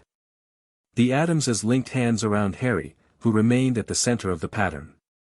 Grandmama began to chant in a language Harry didn't recognize, something ancient and resonant. Wednesday joined in first, then Morticia, then the others, their voices blending in eerie harmony. The pattern beneath Harry's feet began to pulse in rhythm with the chant. He felt a strange sensation, like the ground was breathing beneath him. The artificial moonlight seemed to intensify, focusing more directly on the ritual space. As the chanting continued, Harry felt something shift inside him, a warmth spreading outward from his core to his limbs. His scar tingled uncomfortably, then began to burn. He raised a hand to his forehead, alarmed. Wednesday noticed immediately, her chanting faltering. His scar, she called over the voices. It's reacting to the ritual. Grandmama adjusted her chant, adding new phrases, directing the family to follow. The burning in Harry's scar intensified. He gasped in pain, dropping to his knees in the center of the pattern. Something's fighting the protection, Wednesday observed, her psychic sensitivity allowing her to perceive the magical currents. Something inside the scar. Exactly as we suspected, Morticia said grimly. A fragment of foreign magic embedded in the wound. Should we stop? Gomez asked, concerned by Harry's obvious pain. No, Grandmama insisted. This is an opportunity. The protective magic is forcing the fragment to reveal itself. We can address it directly now. She altered the chant again, the others following her lead. The pattern beneath Harry glowed even brighter, sending tendrils of light upward to surround him in a cocoon of red-gold energy. The pain in his scar peaked, drawing a cry from his lips. Then, incredibly, something began to emerge from the lightning bolt wound, a dark, oily vapor that hissed and writhed as it was pulled from his flesh. Harry watched in horror and fascination as the substance was extracted from his scar, suspended in the air above him by the ritual's power. "What is that?" Pugsley asked, wide-eyed. "A soul fragment," Wednesday answered, her voice tight with concentration as she maintained the chant. "Part of someone else's spirit, embedded in Harry's scar." "Voldemort," Harry whispered, somehow certain. "It's from him." The dark fragment struggled against the containment of the ritual's light, taking on a vaguely humanoid shape that twisted and contorted in apparent agony. A high, thin scream emanated from it, not physical sound, but psychic pain that everyone present could feel pressing against their minds. "What do we do with it?" Fester asked, grimacing at the psychic assault. "Destroy it," Grandmama replied. "Or contain it. We weren't prepared for this specific circumstance, but the ritual gives us power over it temporarily." "Destroy it," Harry said firmly, rising to his feet despite the lingering pain in his scar. "I don't want any part of him inside me or anywhere near me." Grandmama nodded approvingly. "Stand in the power position, then. Arms extended, palms out. Focus your intent on rejecting this fragment completely. Imagine pushing it away from you forever." Harry assumed the position, facing the writhing dark vapor. The fear he'd initially felt was replaced by determination, anger, even. This thing had been inside him for years, a parasite feeding on his life force. The thought disgusted and enraged him. "Get out," he said, his voice stronger than he expected. "You don't belong in me. You never did. I reject you completely." The fragment seemed to recoil from his words, the screaming intensifying. Harry continued, finding power in his declaration. "I am Harry Potter. I am an Adams now too. You have no place in me, no power over me. Go back to wherever the rest of you is hiding and leave me alone." As he spoke, the red gold light surrounding him intensified, pulsing in time with his heartbeat. The Addams family's chanting grew louder, supporting his intention. The dark fragment contracted, as if being compressed by an invisible force. With a final, piercing psychic scream, the fragment collapsed in on itself and then exploded outward in a shower of dark particles that dissolved into nothing before touching any surface. The red gold light flared brilliantly, then settled into a steady glow that sank into the ritual pattern, into the floor, and seemed to spread outward through the foundations of the mansion itself. Harry fell to his knees again, suddenly exhausted. Wednesday broke the circle first, rushing to his side. "Harry? Are you all right?" He nodded weakly. "Tired. But, better somehow. Lighter." Wednesday helped him to his feet as the rest of the family gathered around. Grandmama examined his scar with a critical eye. "The connection is severed," she confirmed. "Whatever that fragment was, it's gone now. And the protective ritual seems to have worked even more effectively than anticipated. The wards are anchoring to the property, and to each of us." "What does that mean?" Harry asked, leaning on Wednesday for support. "It means," Morticia explained gently, "that the protection travels with you to some extent. Whenever you're with any Addams family member, a portion of the ward's power surrounds you. The full strength is here, at the mansion, but you'll never be completely unprotected again." "And the fragment?" Harry touched his scar, which felt different somehow, less sensitive, more like a normal scar. "Gone to wherever the rest of its owner resides," Grandmama said. "Though I expect its destruction was felt by the main consciousness. We may have inadvertently announced our intentions to Voldemort himself." Harry shuddered at the thought. "So he knows where I am now." "He likely knows something happened," Wednesday reasoned. But the protective ward should prevent him from pinpointing your exact location or approaching the mansion directly. And we're hardly defenseless, Gomez added cheerfully. The Addams family has faced dark wizards before. Great-grandfather Alphonse had a positively delightful ongoing feud with a necromancer in Constantinople. Lasted 80 years before they finally killed each other in a spectacular duel explosion. Harry wasn't entirely reassured by this family anecdote, but he appreciated the sentiment behind it. The Addamses faced threats head-on, with confidence born of centuries surviving the unusual and supernatural. I think, Morticia suggested, noting Harry's exhaustion, we should all rest now. The ritual has taken much from each of us, Harry especially. Tomorrow we can discuss implications and next steps.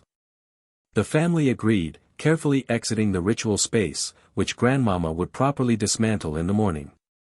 Wednesday helped Harry to his room, where he collapsed onto his bed, physically and emotionally drained.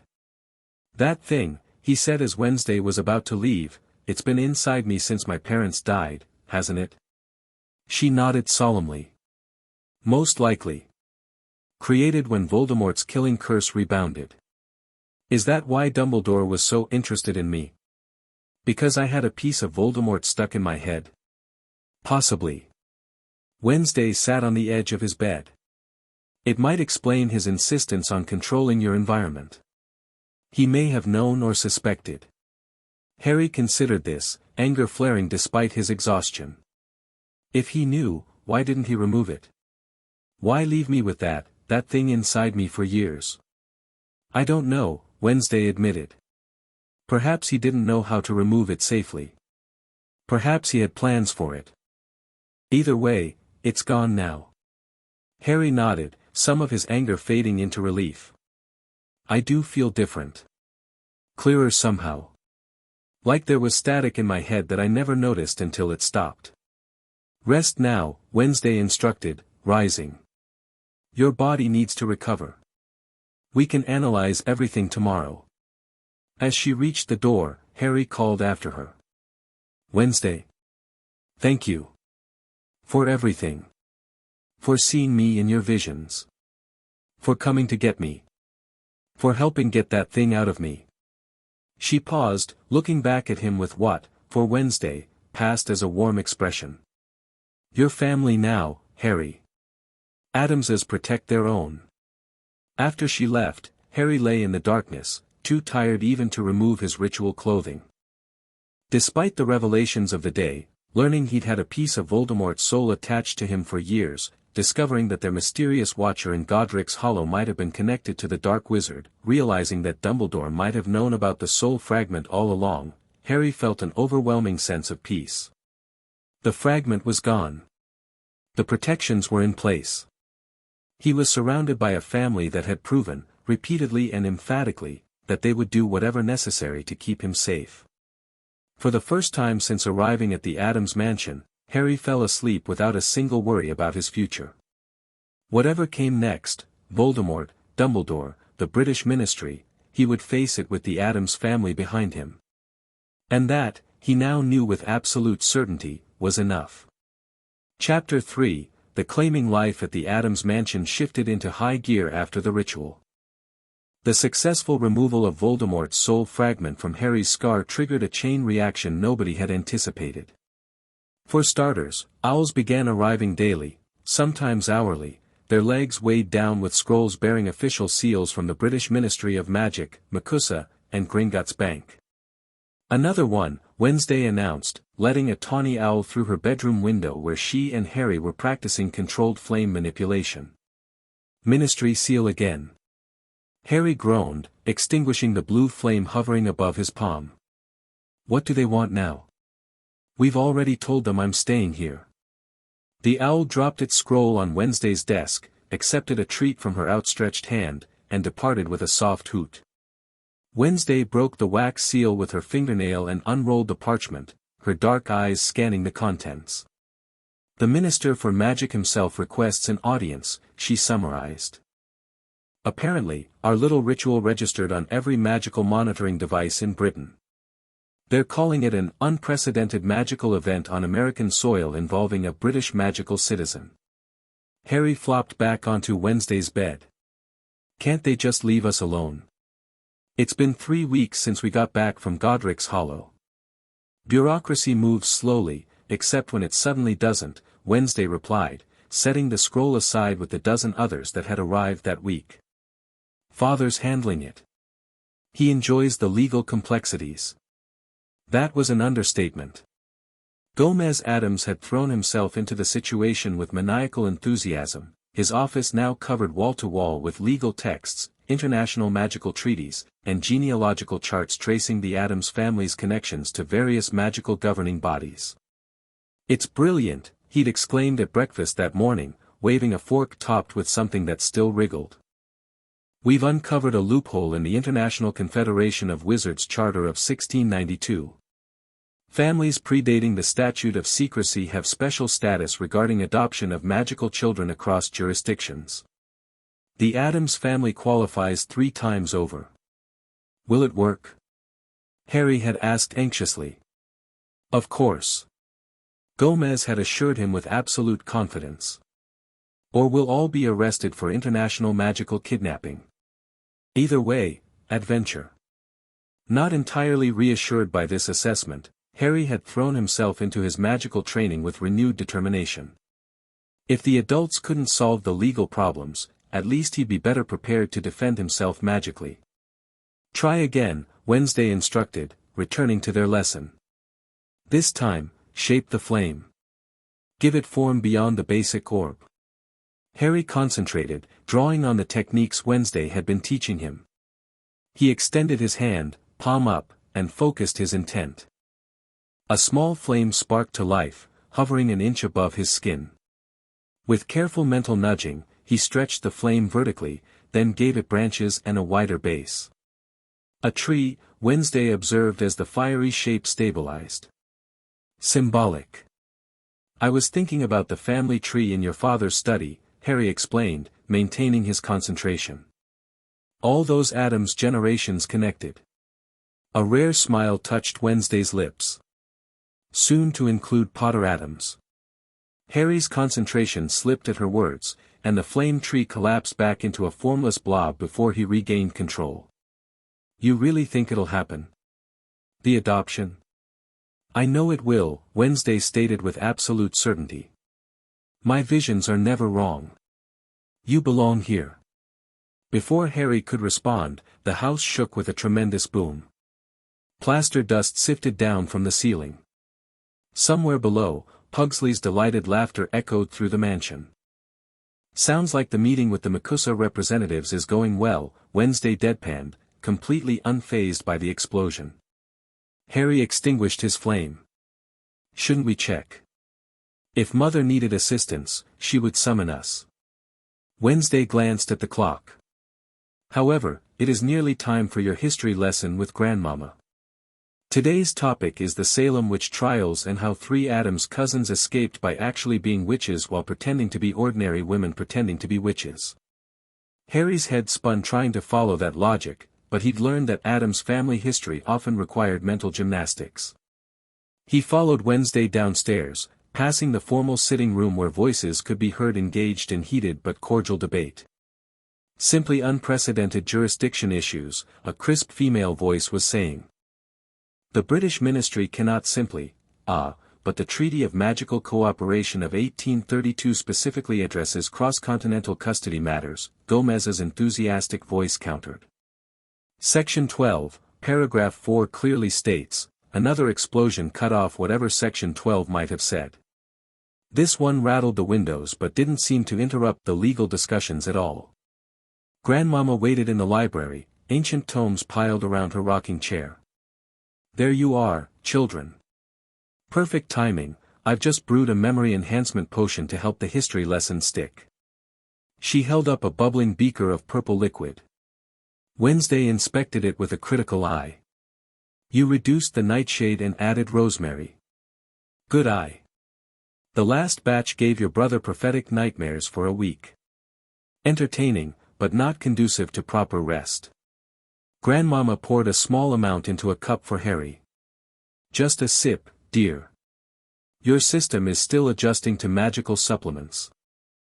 Harry had learned to trust Grandmama's concoctions, despite their occasionally alarming appearances and side effects. He took a careful sip, finding the taste surprisingly pleasant, like blackberries with a hint of something metallic. Now then, Grandmama settled into her chair. Salem, 1692.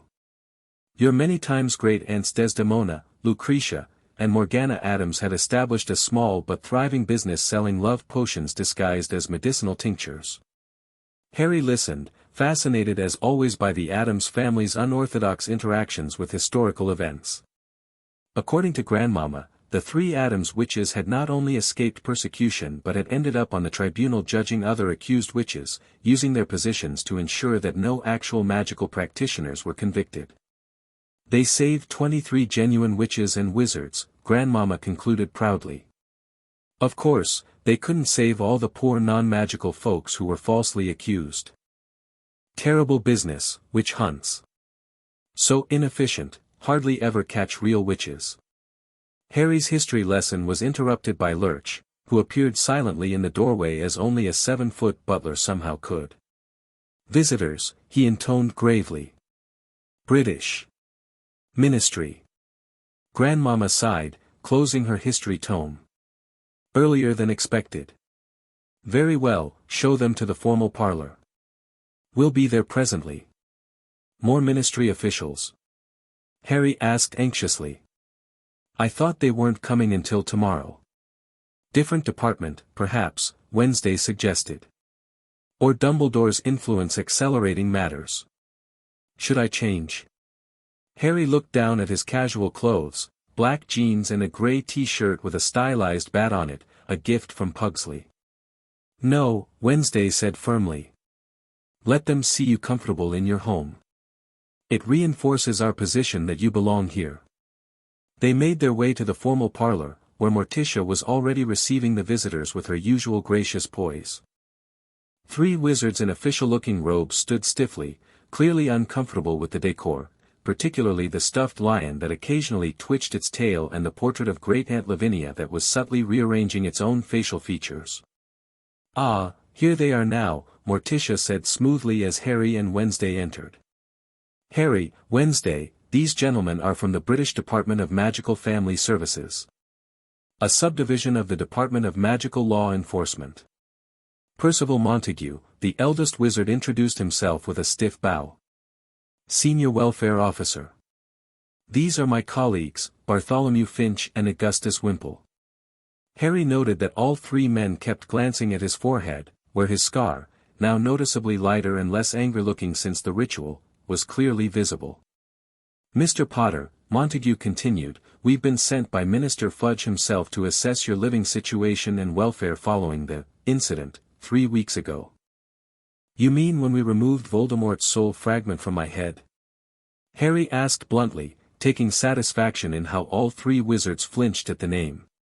Yes, well, that's precisely the sort of matter we need to discuss, Montague replied, recovering his composure. Extremely serious magical intervention performed on a minor British wizard without ministry oversight or approval. Medical emergency, Wednesday stated flatly. The parasitic soul fragment was actively harmful to Harry's well-being.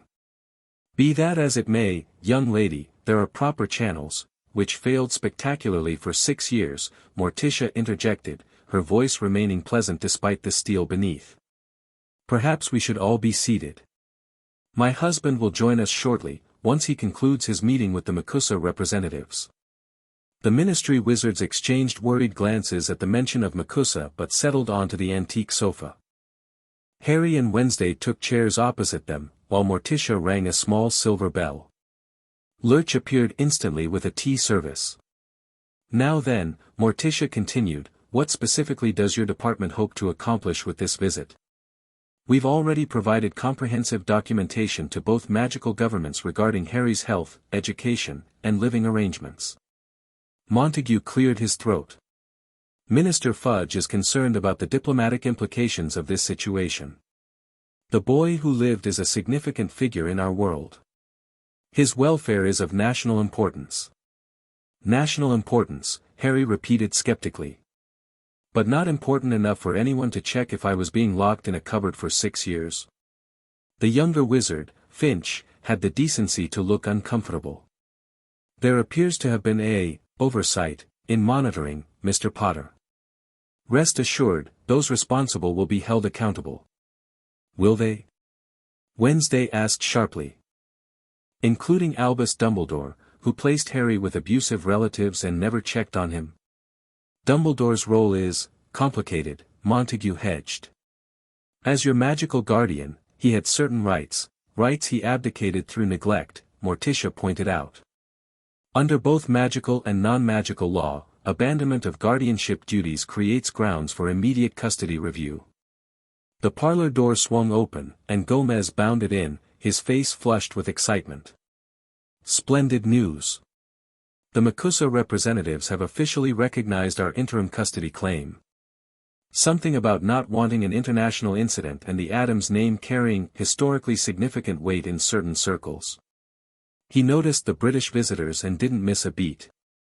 Ah! The ministry contingent. Perfect timing. We can settle everything at once. Mr. Adams, Montague began stiffly, this is not quite so simple as, but it is. Gomez interrupted cheerfully, pulling a thick scroll from inside his jacket. International magical family law is refreshingly straightforward when you account for the 17 major treaties, 42 bilateral agreements, and 3 blood pacts that govern cross-jurisdictional guardianship. Blood pacts, the third wizard, Wimple, spoke for the first time, looking alarmed. Figure of speech, Gomez waved dismissively, though Harry caught Wednesday's barely perceptible eye roll. The point is, we've established legal standing for permanent adoption proceedings through both magical and non-magical channels. MACUSA has provisionally approved our petition pending British ministry consent or proof of their jurisdictional authority. The minister will never approve, Montague began, but Gomez cut him off again. The minister doesn't have to approve. That's the beauty of it. Gomez unrolled the scroll with a flourish. According to the Anglo-American Magical Cooperation Treaty of 1920, when a magical child resides on American soil for more than 30 consecutive days under protective circumstances, jurisdiction transfers to MACUSA unless the British ministry can demonstrate immediate familial ties within the magical community willing to claim guardianship. The ministry officials exchanged alarmed glances. But, the boy's magical guardian is Albus Dumbledore, Finch pointed out. A position granted by the Wisengamot, not by blood relation or prior parental designation, Gomez countered triumphantly. The treaty specifically requires blood relation or explicit parental appointment via magical will. Neither applies to Dumbledore. There must be some magical relation Wimple began. None have come forward in 6 years, Morticia observed calmly. Surely if such relations existed and wished to claim Harry, they would have done so before now. Harry watched this exchange with growing hope. Gomez seemed genuinely confident, not just putting on a show. The ministry officials, meanwhile, looked increasingly uncomfortable. The minister was quite explicit, Montague tried again. The minister is welcome to visit himself, Morticia offered graciously. We would be delighted to host him and discuss the situation directly. In the meantime, perhaps you'd like to actually speak with Harry about his preferences? Since his welfare is allegedly your primary concern. All eyes turned to Harry, who straightened in his chair. Wednesday gave him an encouraging nod. I want to stay with the Adams family, Harry stated firmly. They rescued me from the Dursleys. They've taught me about magic, about my parents. They removed Voldemort's soul fragment from my scar. He touched his forehead unconsciously. They treat me like family, not a freak or a burden.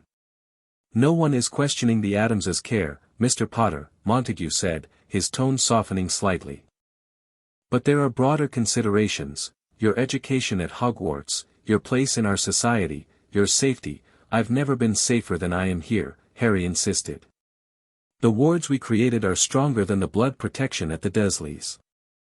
I'm learning more about magic every day. And I'm happy, which I never was there. The ministry officials seemed taken aback by Harry's articulate defense. Clearly, they had expected a timid, easily influenced child, not this confident young boy speaking his mind. Perhaps, Finch suggested hesitantly, a compromise could be reached? Shared custody. Summers with the Addams family, school terms at Hogwarts when he reaches 11. An interesting proposal, Morticia acknowledged. Though any arrangement would need to recognize the Addamses as Harry's primary family, with all legal rights that entails. The minister was hoping to restore Dumbledore's guardianship, Montague began. Absolutely not, Harry interrupted, surprising even himself with his vehemence. He knew where I was and what was happening to me. He did nothing. An uncomfortable silence fell. Wimple leaned over to whisper something to Montague, who frowned but nodded. We are authorized to propose conditional approval of your adoption petition, Montague finally said, contingent on certain assurances regarding Harry's magical education and continued connection to British Magical Society. Such as? Gomez asked, suddenly all business. Attendance at Hogwarts from age 11.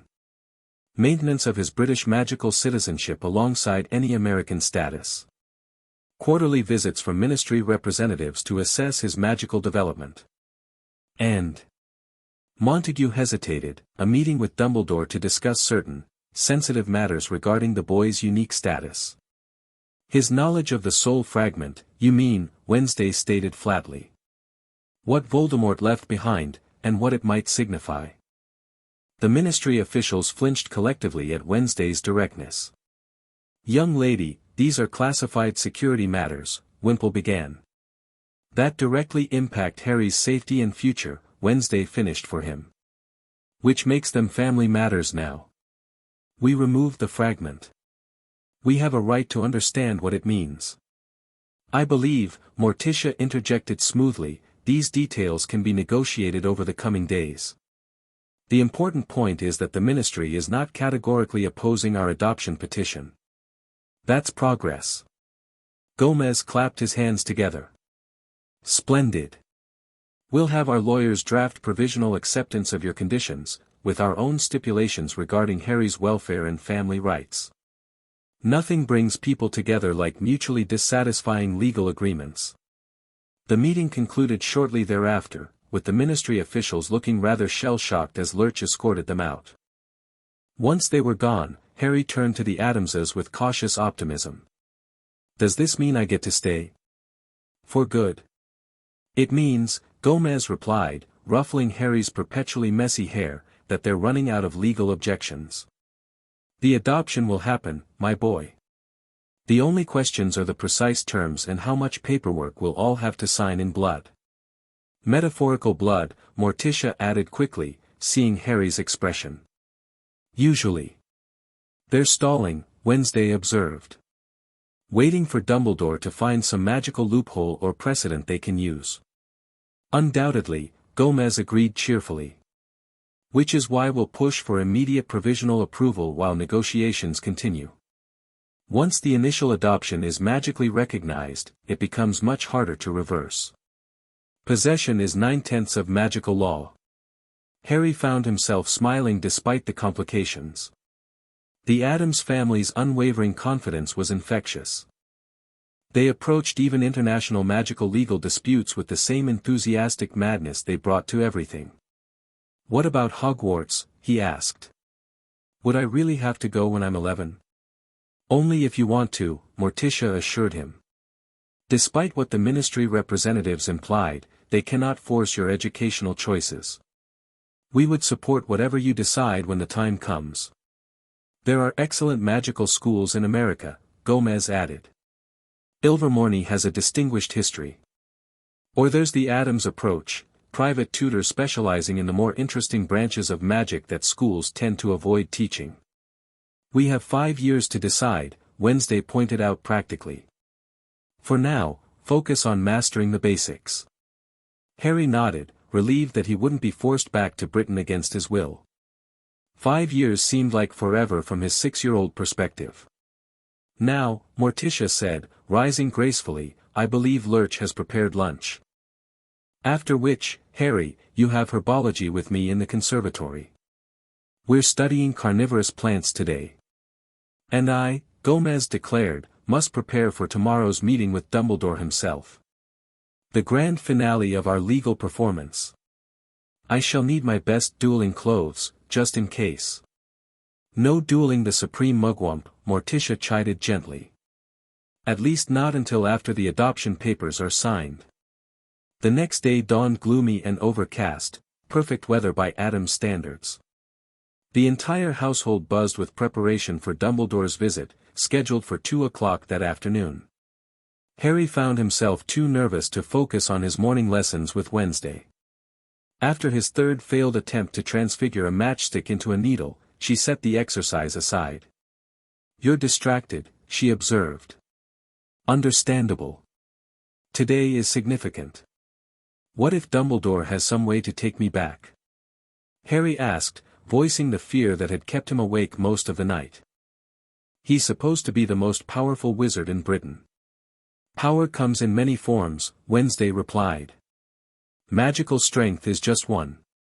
The Addams family has survived encounters with beings whose power made wizards like Dumbledore look like amateur magicians with rabbits in hats. Harry smiled slightly at her confidence. I just don't want to go back. Not to the Dursleys, not to Britain at all. You won't, Wednesday stated with absolute certainty. I saw you growing up here, in my visions. Years of you at this house, learning, developing your abilities. Those visions haven't changed. That was more reassuring than anything else. Wednesday's visions had proven remarkably accurate so far. At precisely 2 o'clock, Lurch announced Dumbledore's arrival. Unlike previous official visitors, the headmaster came alone, no ministry representatives, no MACUSA officials, not even Professor McGonagall. The Addams family received him in the main sitting room. Harry sat between Wednesday and Morticia on the Victorian sofa, with Gomez standing behind them. Grandmama, Pugsley, Fester, and cousin ITT completed the family tableau. A united front. Dumbledore entered with Lurch, looking exactly as Harry remembered, long silver beard, half-moon spectacles, colorful robes, today in a particularly vivid shade of purple with silver stars. His blue eyes twinkled as they swept the room, settling on Harry with what appeared to be genuine warmth. Harry, my boy, he greeted. You're looking remarkably well. The Addams family has clearly taken excellent care of you. They have, Harry confirmed, staying close to Wednesday. Better than the Dursleys ever did. If the direct reference to his previous placement bothered Dumbledore, he didn't show it. Yes, well, I've received comprehensive reports about the deficiencies in your aunt and uncle's care. A most unfortunate situation. I offer my sincerest apologies for not monitoring your circumstances more closely. Please, be seated, Morticia invited, gesturing to an armchair opposite them. Lurch will bring tea. Most kind, Dumbledore settled into the chair with surprising grace for a man his age. I understand from our ministry representatives that we're discussing potential terms for Harry's formal adoption. Indeed. Gomez confirmed enthusiastically. Your ministry has provisionally conceded jurisdictional authority to MACUSA, given Harry's established residence here and the absence of qualified magical relations in Britain. Yes, about that, Dumbledore's eyes twinkled. A rather interesting development has occurred. We've located Harry's godfather. Harry felt like the floor had dropped out from under him. A godfather? Someone his parents had chosen for him? The memory of the séance in Godric's Hollow flashed through his mind, his parents' spirits showing him images of a black dog, feelings of protection, family. Wednesday's hand found his, squeezing reassuringly. How convenient, she said, her voice dripping with skepticism. After 6 years of no contact, a godfather materializes just as our adoption petition gains legal traction. The circumstances are complicated, Dumbledore admitted. Sirius Black has been imprisoned in Azkaban, our wizard prison, since shortly after James and Lily's deaths. He was believed to have betrayed their location to Voldemort and subsequently murdered 13 people. Believed to have. Morticia caught the nuance immediately. You speak as though there is doubt. Dumbledore sighed heavily. Recent evidence has come to light suggesting Mr. Black may have been wrongfully imprisoned. The Ministry is reopening his case. If exonerated, he would have the strongest claim to guardianship as Harry's magically sworn godfather. Harry's emotions churned, hope at the prospect of someone connected to his parents, confusion about the imprisonment, suspicion about the timing, and fear of being separated from the Addams family. If he's innocent, why was he in prison for 6 years? Harry asked, finding his voice. He never received a trial, Dumbledore admitted, having the grace to look troubled. It was a dark time, Harry. The evidence seemed overwhelming, and the Ministry wanted swift justice. Justice without trial isn't justice at all, Gomez observed, uncharacteristically serious. It's vengeance wearing justice's clothes. Indeed, Mr. Addams. A failure of our system I have recently taken steps to rectify. Dumbledore leaned forward slightly.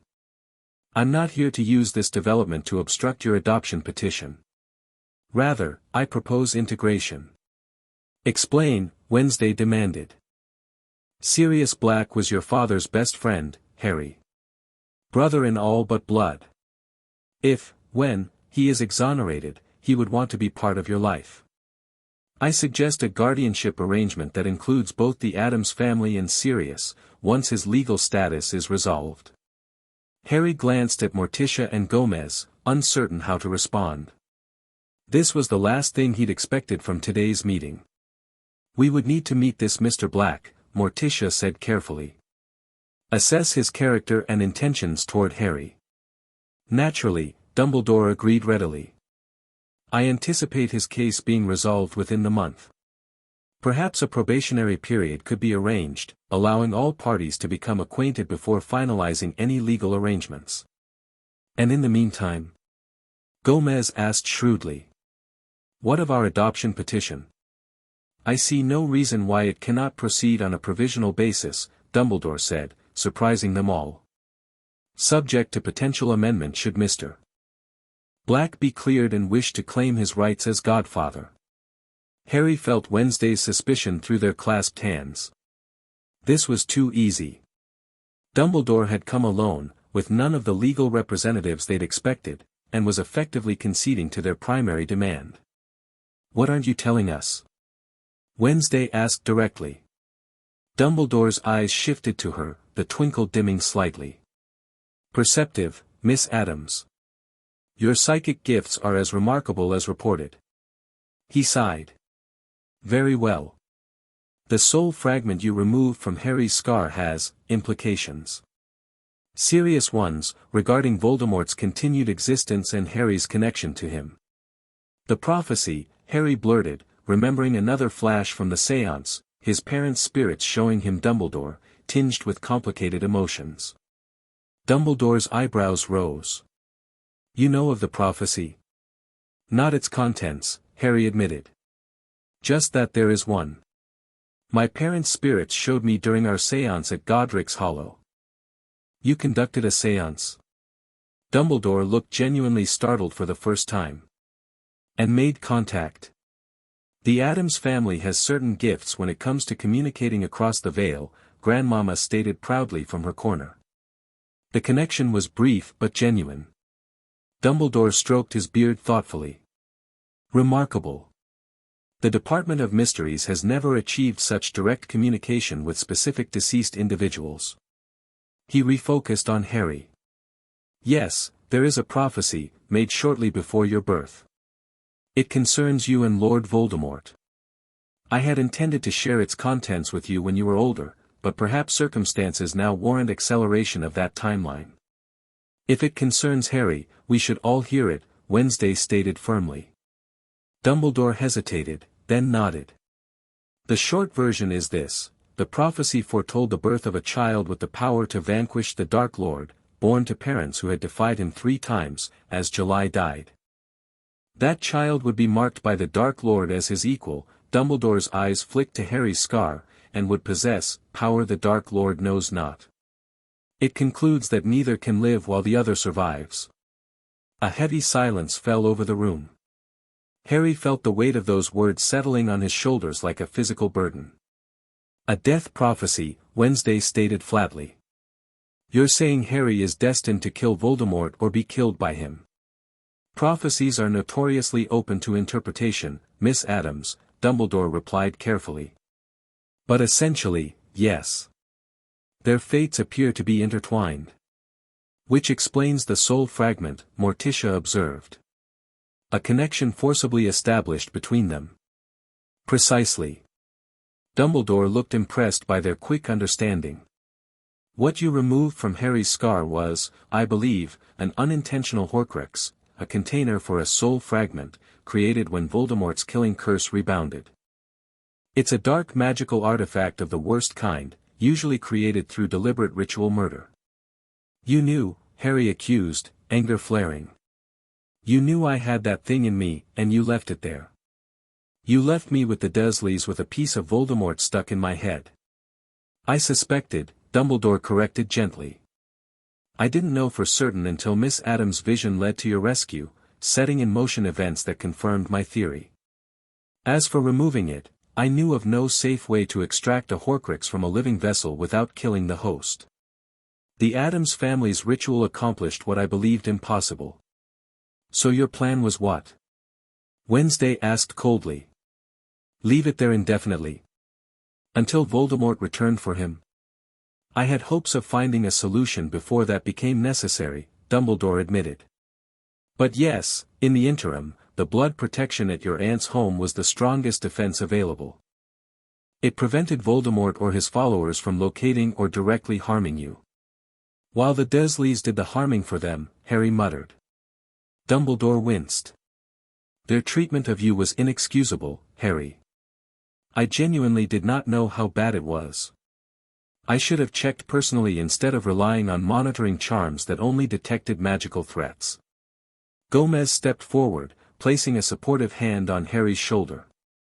While this history is certainly illuminating, Headmaster, it doesn't explain your sudden acquiescence to our adoption petition. You clearly believe Harry has a central role to play in your British wizarding conflict. Why surrender guardianship so easily? Dumbledore smiled slightly. Because, Mr. Adams, I'm capable of learning from my mistakes. The Adams family has provided Harry with something I failed to ensure, a loving home where his unique abilities are nurtured, not suppressed. You successfully removed a Horcrux I believed irremovable. Your family's protective magic proved strong enough to register throughout the magical world. He leaned forward, suddenly intense. In short, you have demonstrated yourselves to be formidable protectors for the boy. And with Voldemort surely aware that one of his Horcruxes has been destroyed, Harry needs precisely that protection. You're using us, Wednesday realized. You want the Adams family as Harry's defenders against Voldemort. I prefer to think of it as recognizing valuable allies, Dumbledore countered. But yes, in essence. Harry wasn't sure how to feel about this frank admission. On one hand, it meant Dumbledore was unlikely to try removing him from the Adamses' care. On the other, it confirmed that the headmaster viewed him primarily as a weapon or chess piece in his conflict with Voldemort. If we proceed with this arrangement, Morticia said carefully, what expectations would you have regarding Harry's role in this prophesied conflict? For now. None beyond his continued safety and magical education, Dumbledore replied. When he's older, 11, at minimum, we would need to discuss more specific preparations. Training beyond standard curriculum. Understanding Voldemort's weaknesses. Eventually, confronting the threat directly, though not until he's much older and fully prepared. And if we refuse? Gomez asked. If we decide Harry should have no part in your British wizarding war? Then I would respect that decision, Dumbledore said simply. Though I fear the prophecy would find ways to fulfill itself regardless. Such is the nature of true prophecies, they don't dictate what must happen so much as describe what will happen, one way or another. Harry had been listening intently, trying to process everything. Finally, he spoke up. "I want to know more about Sirius Black, my godfather. If he's innocent, why did everyone think he betrayed my parents?" Dumbledore seemed relieved by the change of subject. "Sirius was believed to be your parents' secret keeper, the person entrusted with hiding their location through a charm that conceals information inside a living soul. When Voldemort found them, the natural conclusion was that Sirius had revealed the secret. But he didn't." Harry pressed. "New evidence suggests they may have switched secret keepers without telling anyone, choosing Peter Pettigrew instead. The same Peter Pettigrew who Sirius allegedly murdered, along with 12 Muggles, when confronted after your parents' deaths." Allegedly? Wednesday caught the qualification again. "Recent magical detection spells have identified what appears to be Pettigrew's magical signature, still active. If he's alive, Sirius couldn't have killed him." Harry struggled to keep track of these revelations about people he'd never met, connections to parents he couldn't remember. The politics and betrayals felt distant compared to his immediate concern, staying with the Addams family. "If my godfather is innocent and freed," Harry asked directly, "would I have to go live with him instead?" Dumbledore's expression softened. "That would be between you, Mr. Black, and the Addams family to decide, Harry. I would not force such a separation after all you've been through. Perhaps a shared arrangement could be reached, allowing you to maintain your place here while building a relationship with your godfather.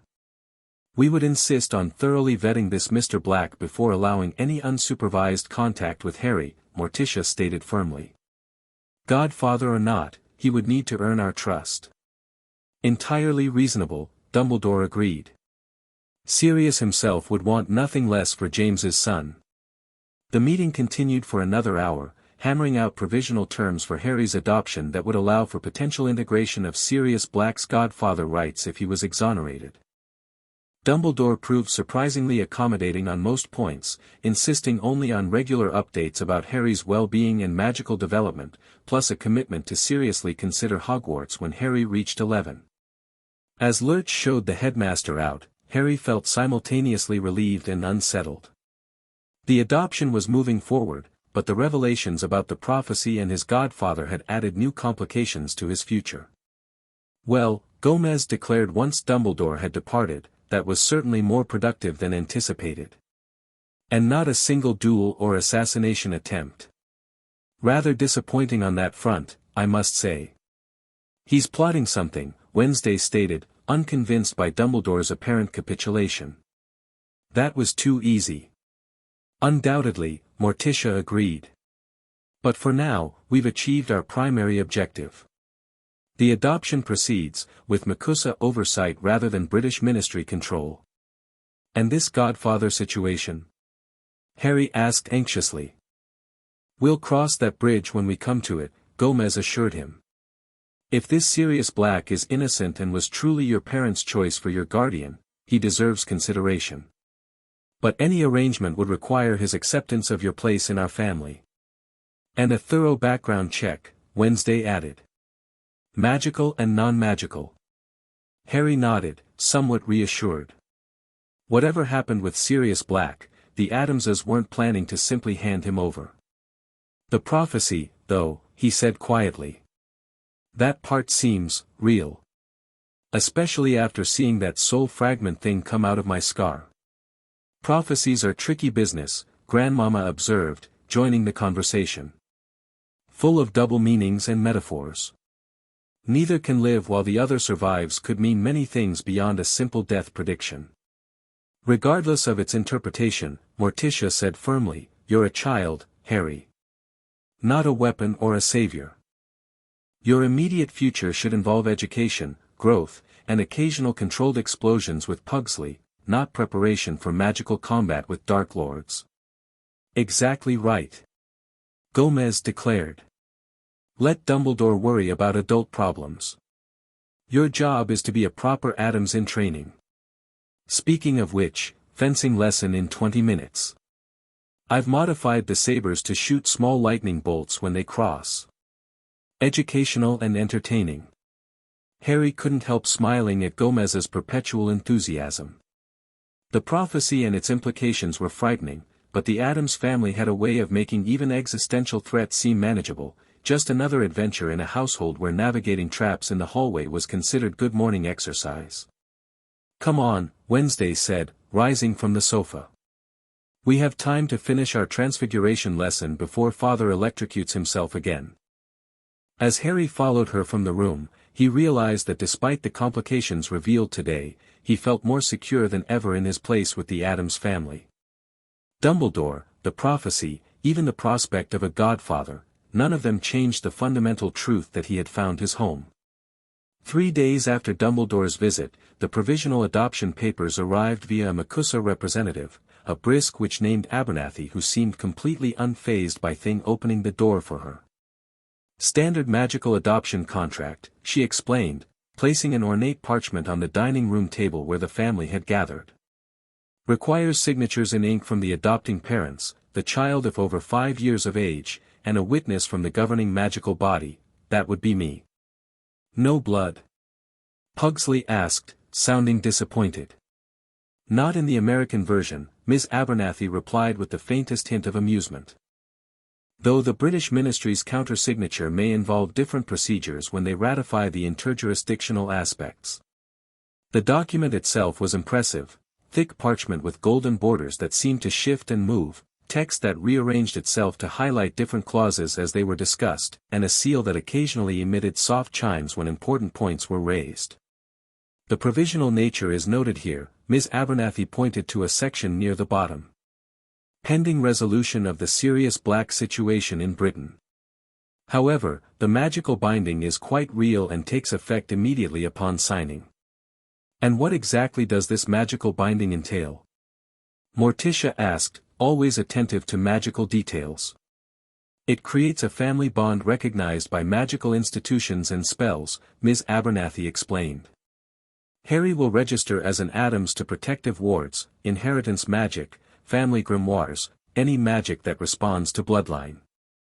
Not quite as strong as blood adoption, but significantly more powerful than mere legal guardianship." "Will it affect my connection to the Potter family?"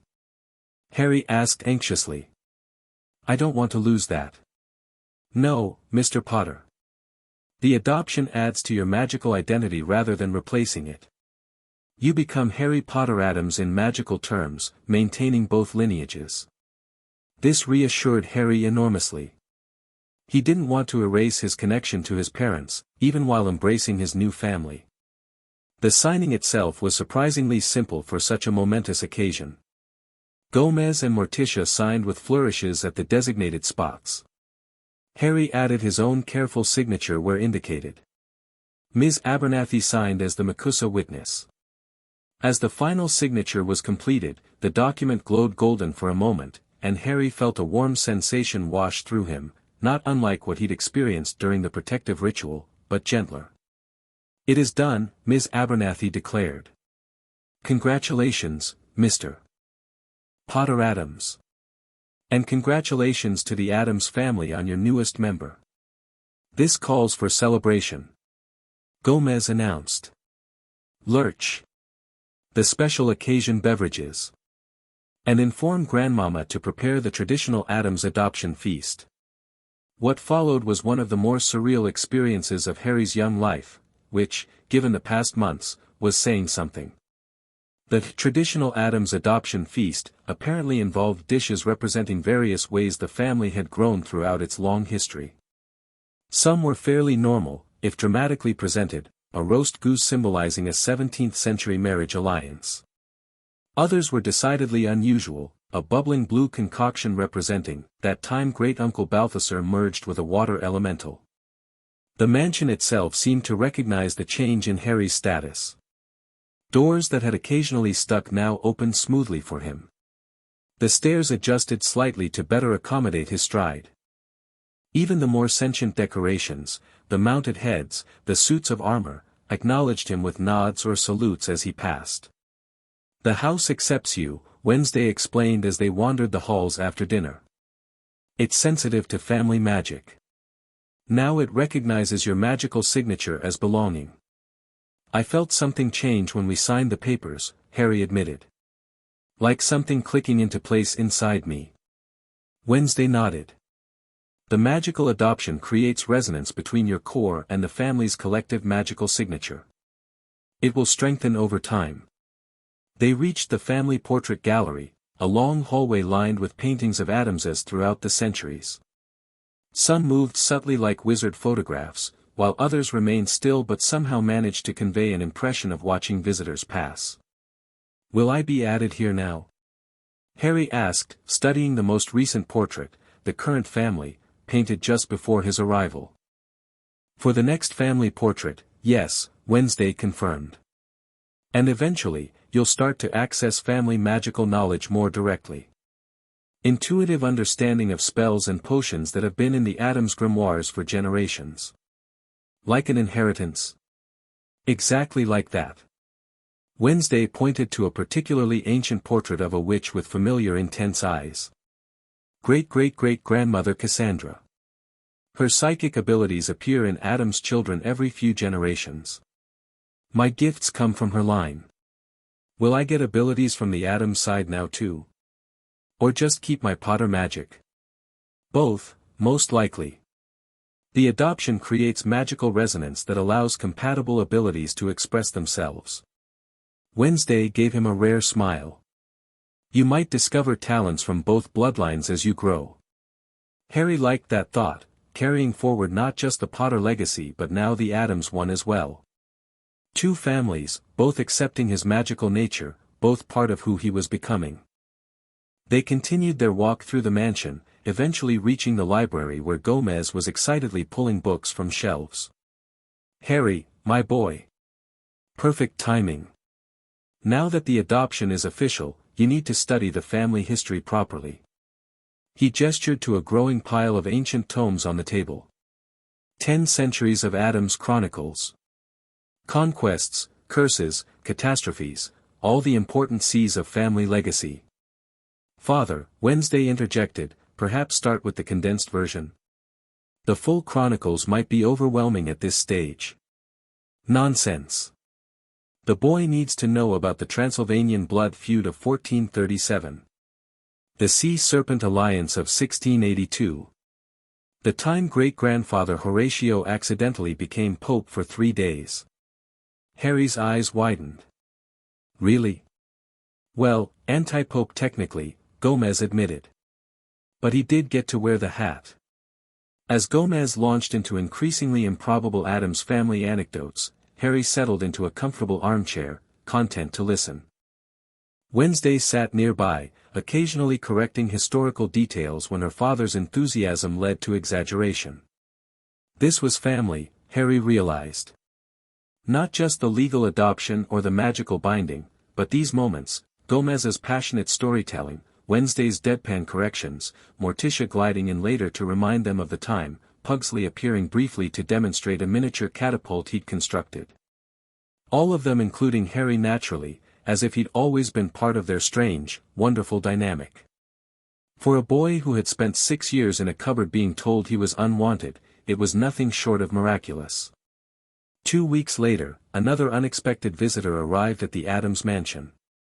It was late afternoon, and Harry was in the conservatory with Morticia, learning to distinguish between ordinary Venus flytraps and the magical variant that could actually fly. Lurch appeared in the doorway, looking even more somber than usual. "Visitor," he announced. "Escaped prisoner." Harry and Morticia exchanged surprised glances. "How fascinating," Morticia commented, setting aside her pruning shears. "Did they give a name, Lurch?" "Black," Lurch intoned. "Sirius Black." Harry froze. "His godfather?" "Here." But Dumbledore had said he was still in prison pending a formal exoneration. "Interesting," Morticia murmured. "Show him to the formal sitting room, Lurch. And inform Wednesday and Gomez, please." As Lurch departed, Morticia turned to Harry with unusual seriousness. "You don't have to meet him if you don't wish to, Harry. Particularly given his unexpected arrival." Harry hesitated, emotions churning. Part of him desperately wanted to meet someone who had known his parents, who had been chosen by them to be his guardian. Another part feared what this meeting might mean for his place with the Addams family. "I want to meet him," he decided finally. "But, with you and everyone there." "Of course, darling. We wouldn't leave you alone with him, regardless of his relationship to your parents. An escaped prisoner requires proper supervision, after all." They made their way to the sitting room, where they found a man pacing nervously. Harry's first impression was of someone who had been through hell: gaunt face, haunted eyes, unkempt black hair that hung to his shoulders. Despite this, there was something aristocratic in his features, and when he turned and saw Harry, his face transformed with such naked hope and joy that Harry found himself stepping forward instinctively. "Harry," the man whispered, voice hoarse with emotion. "You look so much like James. But you have Lily's eyes." Before Harry could respond, Wednesday and Gomez entered the room, the latter with sword in hand. "Mr. Black," Gomez greeted with his usual enthusiasm, though the drawn sword suggested caution. "Rather dramatic entrance into the country. Escaped from Wizard Prison, crossed the Atlantic undetected. I applaud the adventure of it all. Though I'm curious about the timing." Sirius Black tore his gaze from Harry reluctantly. "I had to come as soon as I could. When I heard about Harry being here, that Dumbledore had agreed to an adoption, I couldn't wait for the bureaucracy to clear my name." His eyes hardened. "I spent 6 years in that hellhole for crimes I didn't commit. I wasn't about to waste more time while the ministry dragged its feet." "How did you escape?" Wednesday asked bluntly. "Azkaban is supposed to be inescapable." A ghost of a smile crossed Sirius's gaunt face. "I had certain advantages. Abilities the prison wasn't designed to contain." He hesitated, then added, "I'm an animagus, I can transform into a large black dog. The Dementors, the prison guards, they sense human emotions but have trouble with animal ones. I slipped out during a routine inspection." Harry remembered the visions from the séance, his parents showing him images of a man transforming into a black dog. The connection made his heart race. "Fascinating," Gomez exclaimed. "Self-transformation is a rare gift. Cousin Itt can change his hair color at will, but full animal transformation, magnificent." "Mr. Black," Morticia interjected smoothly, "while your dedication to reaching Harry is commendable, you must understand our concern. You arrive unannounced, still legally a fugitive, making claims of innocence that, while likely true based on Dumbledore's information, remain officially unverified." Sirius nodded, running a hand through his tangled hair. "I know how this looks. But I've spent 6 years unable to fulfill my duty as Harry's godfather." When I heard he'd been living with Petunia, his face darkened with anger. Lily specifically didn't want him there. We all knew how she felt about magic. Then to learn he'd been rescued by a family Dumbledore didn't control. I had to see for myself. "See what, exactly?" Wednesday asked, moving to stand protectively beside Harry. "That he's truly safe. Happy." Sirius's eyes returned to Harry, softening again. "James and Lily made me swear an oath when they named me godfather. Not just to protect you, Harry, but to make sure you grew up loved. I failed you for 6 years. I couldn't fail again." Harry felt a lump forming in his throat. The raw emotion in the man's voice seemed genuine, the desperation of someone who had lost everything and was clinging to the one connection he had left. "If you're my godfather," Harry said finally, finding his voice, "why didn't anyone tell me about you before? Even after I came to live with the Addamses?" Pain flashed across Sirius's face. "I was believed to be a traitor. The person who betrayed your parents to Voldemort. No one would have wanted to tell a child his godfather was a mass murderer." "But you weren't," Harry stated, more question than assertion. "No." Sirius's voice hardened. "Peter Pettigrew betrayed your parents. He was their secret keeper, not me. We switched at the last minute, thought it would be the perfect bluff. No one would suspect Peter." His hands clenched into fists. When I found out what happened, I went after him. But he was ready. Blew up the street, killed those muggles, cut off his own finger and transformed. He's an animagus too, a rat. Perfect form for him. And no one verified this story at the time? Morticia asked, her tone suggesting she already knew the answer. There was no trial, Sirius confirmed bitterly. It was chaos after Voldemort's fall. The evidence seemed overwhelming. I was laughing when they found me, the kind of horrible laughter that comes when you've lost everything and the universe shows you one final, cruel joke. They took that as confession. Gomez shook his head, lowering his sword slightly. Miscarriage of justice. The Addams family has experienced its share of those. Great-Aunt Desmonda was burned at the stake 3 times before they realized she actually enjoyed it. Despite the tension, Harry found himself smiling slightly at the typical Addams anecdote. He studied his godfather's face, trying to reconcile this desperate, haunted man with the fragments of memory the seance had provided, laughter, warmth, a sense of safety. "What do you want now?" Harry asked directly. Do you expect me to go with you?" Sirius looked startled by the question. "Go with me?" "Harry, I'm a fugitive living in caves and forests. I came to see you, to make sure you were truly safe." He hesitated, visibly collecting himself. "I want to be part of your life, however I can. But I'm in no position to offer you a home right now." The simple honesty of this admission eased something in Harry's chest. Whatever else Sirius Black might be, he wasn't trying to take Harry away from the Addamses. "Mr. Black," Morticia said, her voice gentler now, "your situation is clearly complicated. However, arriving as a fugitive puts both Harry and yourself at risk. The British Ministry is watching us closely following the adoption." "I know," Sirius admitted. I had to see him. Even just once."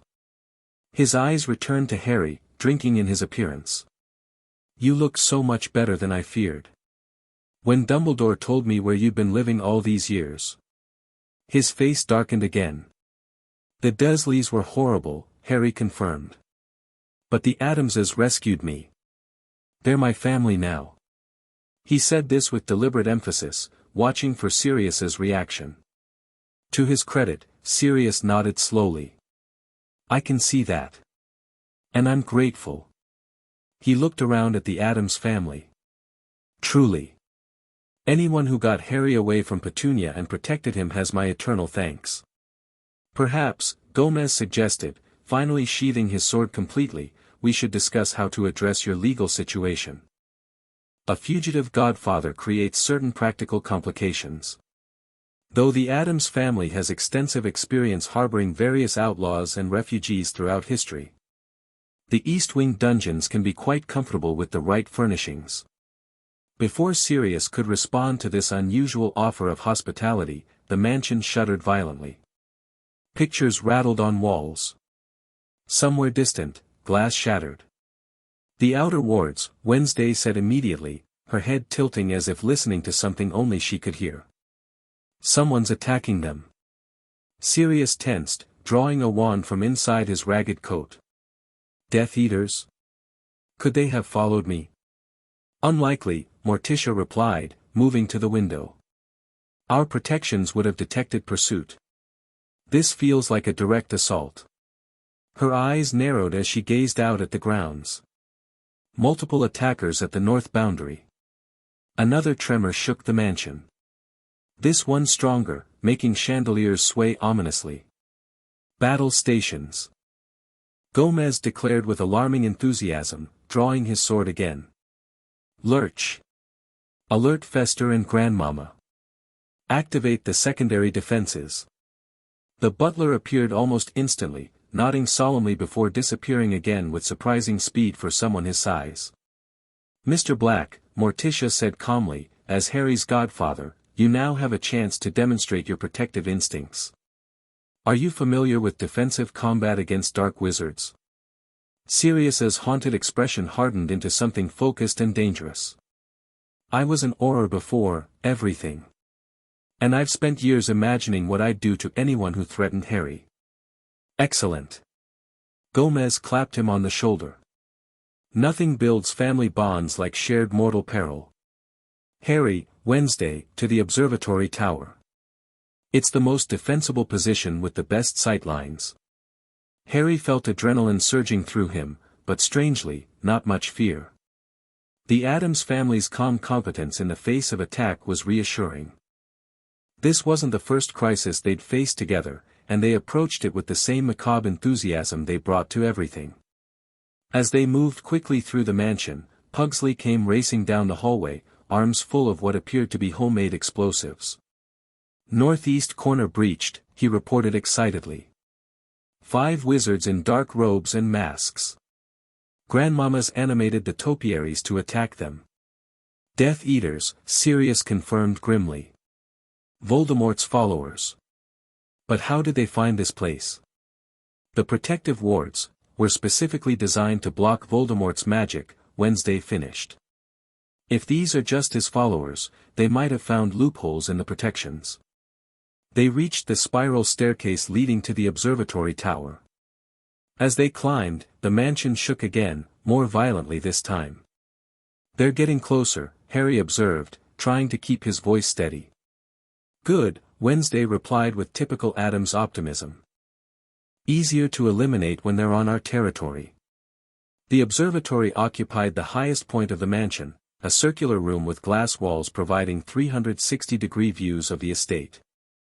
Telescopes and astronomical instruments shared space with more unusual objects, crystal balls, scrying mirrors, and what appeared to be a miniature model of the solar system that moved independently of any visible mechanism. From this vantage point, they could see the attack unfolding. 5 figures in black robes and silver masks were advancing across the lawn, firing spells at the mansion's defenses. Animated gargoyles swooped down from the roof, attempting to impede their progress. Near the cemetery, twisted topiary creatures grappled with 2 more attackers. 7 in total, Sirius counted, his expression grim. More than a random attack. This is coordinated.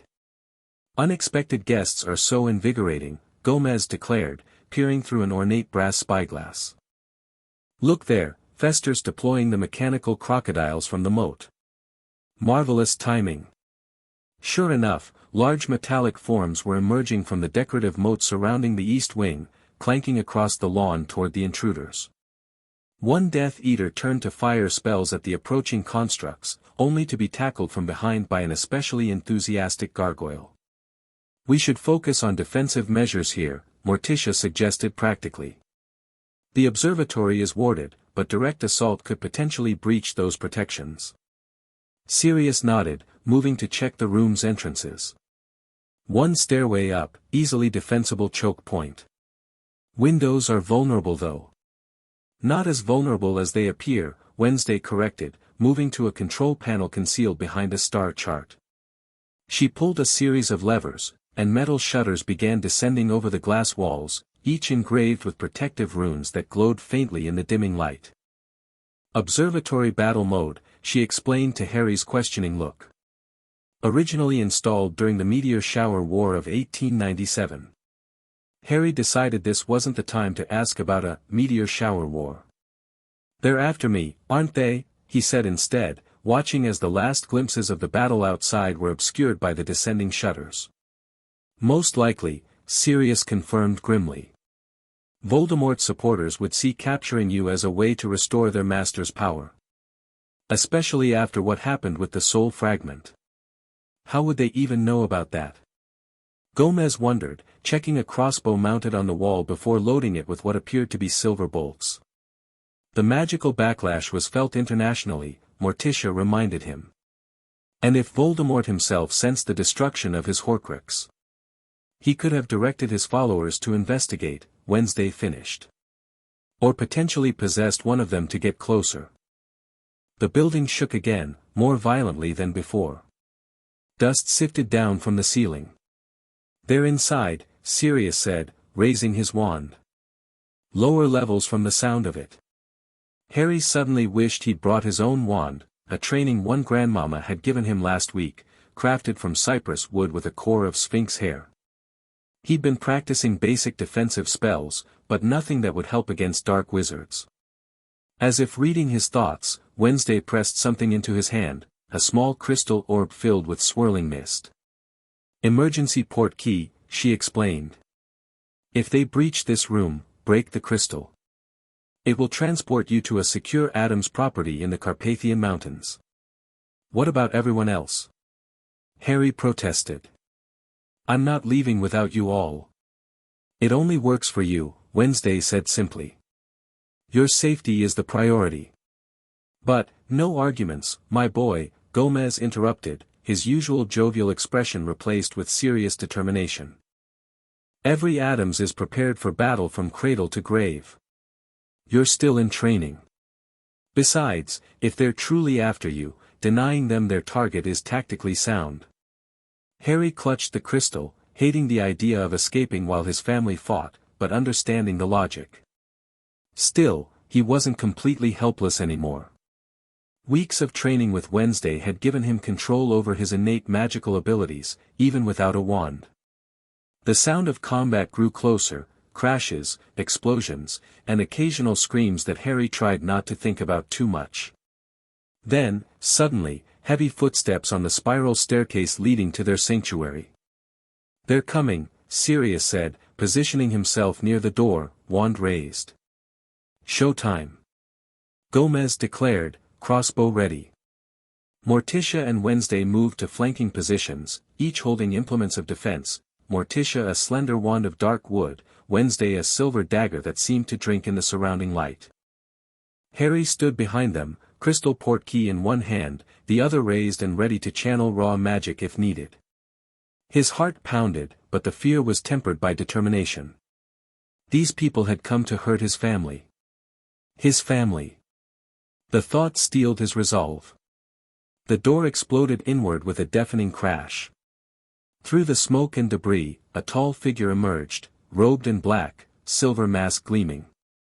Behind came two more, wands extended. "The boy," the lead Death Eater commanded, voice distorted behind the mask. "Hand over Potter and the rest of you will be spared."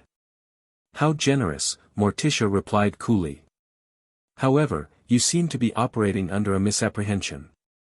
There is no Potter here. Only Potter Adams," Wednesday finished, her voice deadly calm. "And the Adams family does not surrender its own," Gomez added, firing the crossbow in one smooth motion. The silver bolt struck the lead Death Eater's shoulder, eliciting a shriek of pain and surprise. Sirius followed immediately with a barrage of spells, forcing the other two attackers to defend rather than advance. The battle erupted in earnest then, spells flashing, Gomez reloading and firing with remarkable speed, Morticia casting what appeared to be entangling vines from her wand that writhed toward the attackers. Wednesday moved with disturbing grace, her dagger seeming to absorb spells directed at her as she closed distance with the nearest Death Eater. Harry watched for an opening to help, the crystal port key clutched forgotten in his hand. He had no intention of using it unless absolutely necessary. These people had attacked his home, threatened his family. He wouldn't run. The lead Death Eater, recovering from the crossbow bolt, suddenly locked eyes with Harry through the eye holes of the silver mask. "You," he hissed, voice changing, becoming higher, colder. "The boy who keeps escaping me." A chill ran down Harry's spine. That voice. There was something unnatural about it, something that made his scar tingle unpleasantly despite the Horcrux's removal. "Voldemort," he whispered, somehow certain. The Death Eater's body language shifted, becoming more fluid, more confident despite the injury. "Not quite," the cold voice replied. "Merely, borrowing, this loyal servant. But soon, very soon, I will return in full." He raised his wand, pointing directly at Harry. Avada, before the killing curse could be completed, several things happened simultaneously. Sirius launched himself bodily at the possessed Death Eater, disrupting his aim. Wednesday threw her dagger with unerring accuracy, striking the man's wand hand. And Harry, acting on pure instinct, thrust his own hand forward, channeling magic as Wednesday had taught him. Raw power erupted from Harry's palm, not a controlled spell, but pure magical force fueled by fear and determination. It slammed into the possessed Death Eater with shocking violence, hurling him backward into his companions. All three crashed against the observatory wall with bone-jarring force. "That's my godson, you bastard!" Sirius snarled, regaining his feet and casting a rapid series of binding spells at the dazed attackers. The possessed Death Eater writhed against the magical restraints, his movements unnatural, almost serpentine. "This isn't over, Potter," the cold voice hissed. "You've destroyed one piece of me, but there are others. I cannot be truly killed." "Perhaps not," Morticia agreed calmly, approaching the bound figure. "But you can certainly be banished from your current host." She began an incantation in what sounded like ancient Latin, her wand tracing complex patterns in the air. The possessed Death Eater's struggles intensified, then suddenly stopped as his body went rigid. A dark mist began seeping from his eyes, nose, and mouth, forming a vaguely serpentine shape in the air above him. "No," the mist shrieked, voice ethereal yet still recognizably cold. "You cannot." "Oh, but we can," Grandmama declared, appearing in the doorway behind them. She carried a crystal vessel etched with runes similar to those on the observatory shutters. "The Addams family has been dealing with possession since before your grandfather was born, Tom Riddle." The mist recoiled at the use of the name, writhing more violently. Grandmama uncapped the vessel and began her own incantation, different from Morticia's but harmonizing with it. The mist was drawn inexorably toward the crystal container, stretching and thinning as it fought against the pull. "This isn't over," the voice rasped as the last tendrils of darkness were sucked into the vessel. "I will return, stronger." Grandmama capped the container with a decisive click. "They always say that," she commented dryly. "So dramatic, these would-be Dark Lords." The Death Eater who had been possessed collapsed, unconscious or possibly dead. His companions remained bound by Sirius's spells, apparently deciding that struggling was futile with 5 wands now pointed at them following Grandmama's arrival. "The others?" Gomez asked, lowering his crossbow. "Subdued," Grandmama reported with satisfaction. Fester's mechanical crocodiles performed beautifully, 3 captures. The cemetery took care of another, apparently stepping on Great-Uncle Balthus's grave was a mistake. The topiary managed the last 2. "Splendid!" Gomez exclaimed, his battle focus immediately replaced by his usual enthusiasm. "A complete success. The mansion defended, the family unharmed, Harry protected." Harry stared at the crystal vessel containing what appeared to be a piece of Voldemort's consciousness, then at the bound Death Eaters, trying to process what had just happened. He'd used magic, powerful magic, without a wand or formal training. He'd helped defend his family. And they'd captured part of Voldemort himself. "What happens now?" he asked, finding his voice. "Now," Wednesday said, retrieving her dagger from where it had fallen, "we contact Makusa and the British Ministry.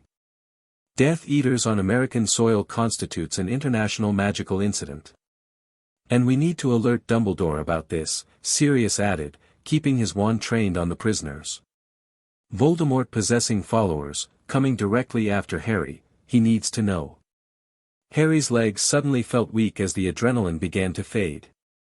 Morticia noticed immediately, guiding him to a chair. "You did remarkably well," she told him, brushing dust from his hair with gentle fingers. "A true Addams, facing danger with courage and resourcefulness." "I didn't use the port key," Harry admitted, looking down at the crystal still clutched in his hand. "I couldn't leave everyone to fight without me." "We noticed," Wednesday said, something like pride in her usually expressionless voice. "That was quite impressive magic you performed." "Wandless concussive force," Sirius agreed, looking both proud and shaken. "James couldn't have managed that with a wand at twice your age, Harry." Before Harry could respond, Lurch appeared in the doorway, somehow managing to look even more disheveled than usual while maintaining his dignity. Ministry officials, he announced. American and British. Arrived in force.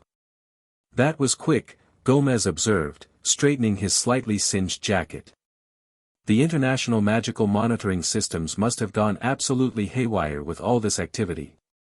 Sure enough, within minutes the observatory was crowded with official-looking wizards from both Makusa and the British Ministry. The Death Eaters were taken into custody, statements were recorded, and the crystal vessel containing Voldemort's essence was carefully secured by specialist containment wizards. Through it all, Harry remained close to Wednesday and Sirius, drawing comfort from their protective presence.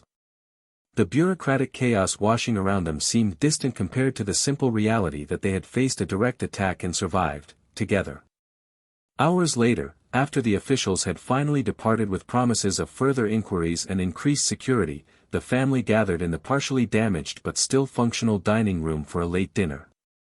Sirius, who had been granted provisional diplomatic immunity by Makusa pending resolution of his case, Gomez's legal maneuvering proved surprisingly effective in the crisis, joined them at the table.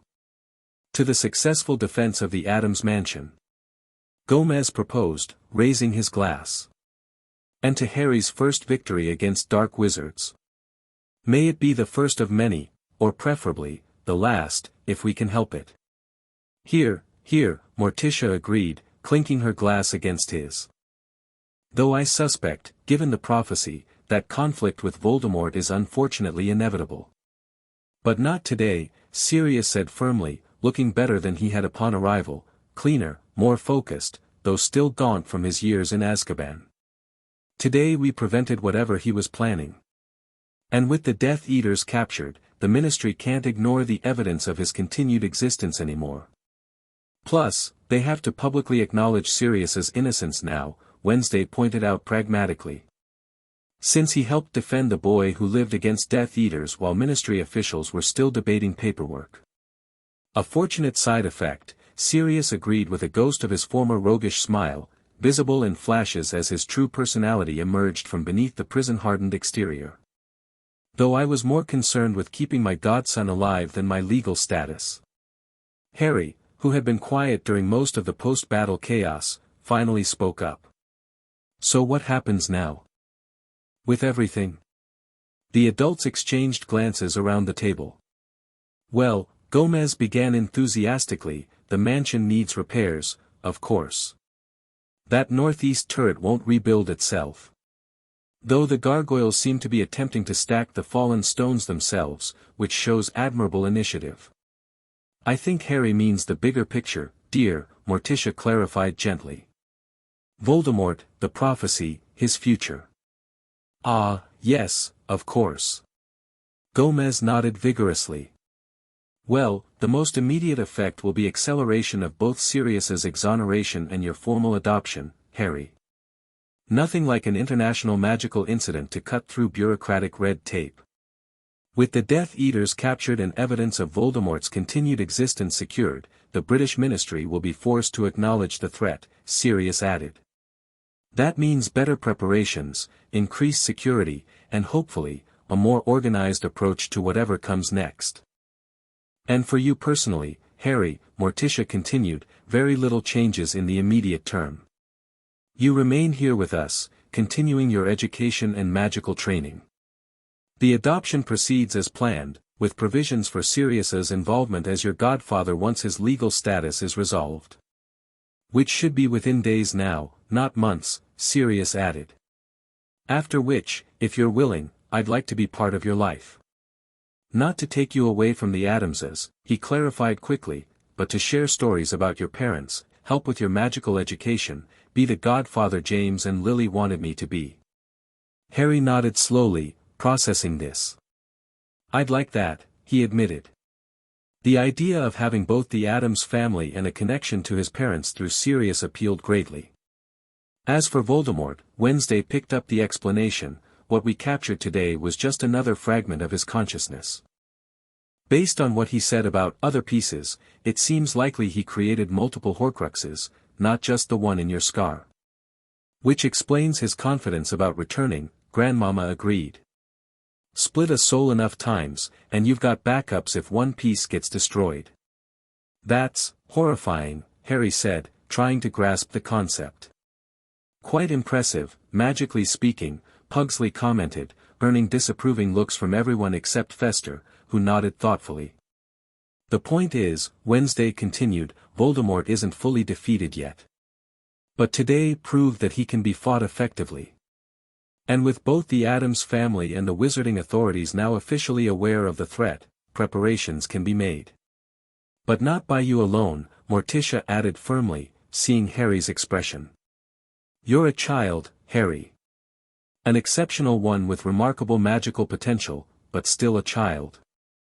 The prophecy may speak of your role in Voldemort's ultimate defeat, but that doesn't mean facing him alone or before you're ready. Exactly right, Sirius agreed passionately. James and Lily didn't die for you to be thrown into battle before your time. They would want you protected, trained, and allowed to grow up as normally as possible given the circumstances. Which, in the Addams household, means a delightfully abnormal upbringing by conventional standards, Gomez added with a wink. But normal for us. Harry smiled despite himself. I think I can live with that. Then it's settled, Morticia concluded with gentle finality. You continue as Harry Potter Addams, growing into your abilities at an appropriate pace, surrounded by family who will protect and guide you. When the time comes, years from now, to face whatever destiny the prophecy holds, you won't do it alone. Harry looked around the table at his strange, wonderful, fiercely protective new family. Gomez with his boundless enthusiasm and surprising strategic brilliance. Morticia with her quiet strength and unwavering support. Wednesday, his first rescuer and most constant ally. Pugsley, Fester, Grandmama, Lurch, Thing, each in their own way contributing to the secure foundation he now stood upon. And now Sirius, a living link to his parents and his original heritage. For the first time in his life, Harry felt truly prepared to face whatever came next, not because he was special or chosen or marked by prophecy, but because he wasn't alone anymore. 1 year later Harry Potter Addams, now a confident 7-year-old, raced through the mansion corridors with Thing riding on his shoulder. They dodged the swinging pendulum Pugsley had installed as a hallway improvement, ducked under the animated suit of armor practicing its fencing lunges, and skidded around the corner to the main staircase. We're going to be late, Harry told Thing, taking the stairs 2 at a time despite his still small stature. Wednesday hates waiting. Thing made a series of gestures that Harry had become fluent in interpreting over the past year. I know, technically it's not her birthday celebration until tonight, but she specifically said to meet her in the cemetery at noon for the preliminary ritual and it's already 11:57. They burst out the back doors into the crisp autumn air. The Addams family cemetery stretched before them, headstones casting long shadows across frost-tipped grass. At the far end, beside the ornate mausoleum, Harry could see Wednesday waiting with what appeared to be a shovel and a small wooden box. Sorry I'm late, he called as he approached. Sirius's flu call from London ran long. The Wisengamot hearing had some complications. Political theatre, Wednesday replied dismissively. Did they officially award him custody rights as your godfather? Yes, finally, Harry confirmed, catching his breath. Joint magical guardianship with your parents, just like we wanted. He'll be here tomorrow for the celebration. Good. Wednesday handed him the shovel. We need to dig precisely 3 feet down at the spot I've marked. The soil needs to be turned before moonrise for the ceremonial planting. Harry didn't question why Wednesday's birthday celebration involved cemetery digging. After a year with the Addams family, such activities seemed perfectly reasonable. He simply took the shovel and began digging where she indicated, between 2 older graves marked with the Addams family crest. Is this for a new pet? He asked as he worked. Wednesday had a particular fondness for unusual creatures, and Harry had helped her bury, and occasionally unbury, several over the past year. No, she replied, watching his progress with critical eyes. It's for my birthday memorial sapling. Addams tradition holds that on your 13th birthday, you plant something that will grow as you do. I've selected a Transylvanian weeping hemlock. They feed on moonlight and remain conscious after cutting. Conscious trees, Harry nodded appreciatively. Very you. The past year had transformed Harry in ways both obvious and subtle.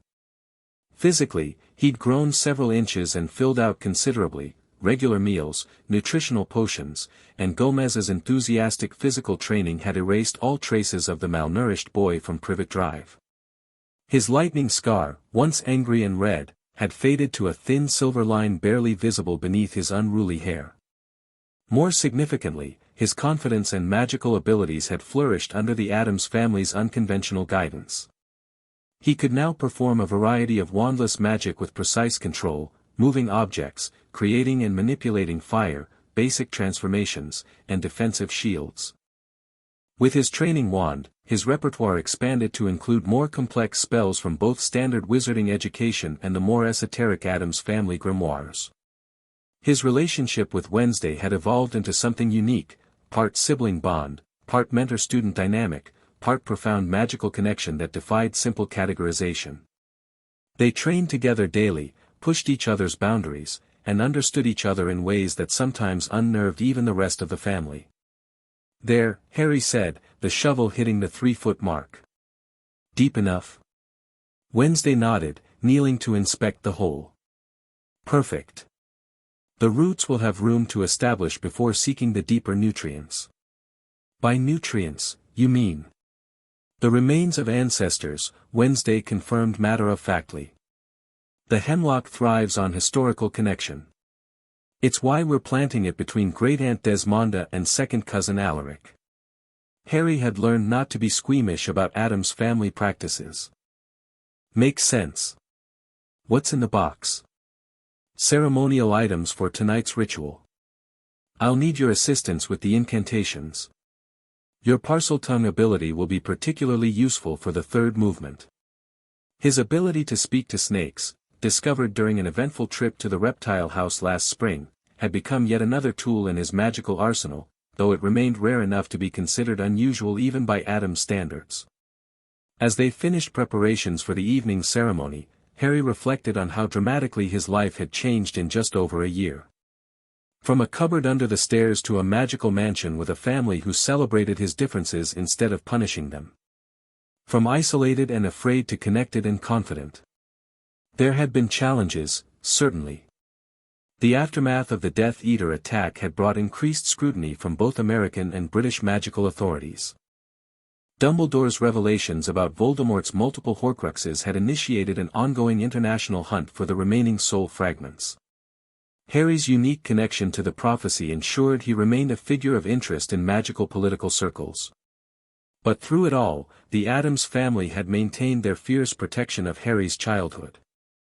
They shielded him from exploitation, insisted on age-appropriate involvement in the broader conflict, and continued to provide the stable, loving, if decidedly unusual, home environment he had never known before.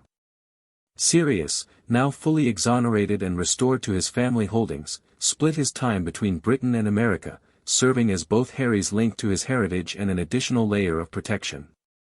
His transformation from haunted fugitive to determined godfather had been remarkable to witness, though he retained an edge of wildness that fit perfectly with the Addams aesthetic. "You're thinking too loudly," Wednesday observed as they walked back toward the mansion. "I can practically hear the emotional reflection from here." Harry smiled. "Just appreciating how much has changed. A year ago, I was still adjusting to everything. Now it feels like I've always been here." The adoption magic helps with that, Wednesday noted. It creates temporal resonance, making the family connection feel historically established rather than recently formed. "Maybe," Harry agreed. "Or maybe it's just that I finally found where I belong." Wednesday didn't respond verbally, but the slight softening around her eyes was acknowledgement enough. For all her deadpan exterior, the past year had revealed depths of loyalty and connection that made their sibling bond unquestionable. As they reached the mansion, Morticia emerged onto the back terrace, elegant as always in flowing black. "There you are, children. Perfect timing. The British Ministry representatives have arrived for their quarterly visit, and they've brought a guest." Harry groaned slightly. The mandatory check-ins, part of the international agreement regarding his custody, had become routine but remained tedious. Let me guess. More questions about my scar. My magical development. Whether I've had any unusual visions lately.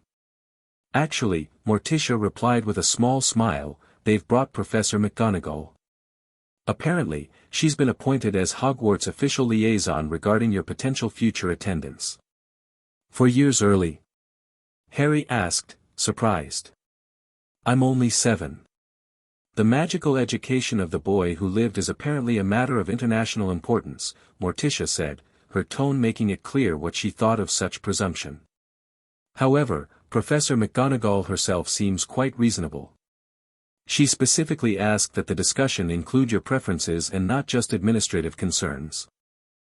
Harry exchanged glances with Wednesday. They had discussed his future education options extensively.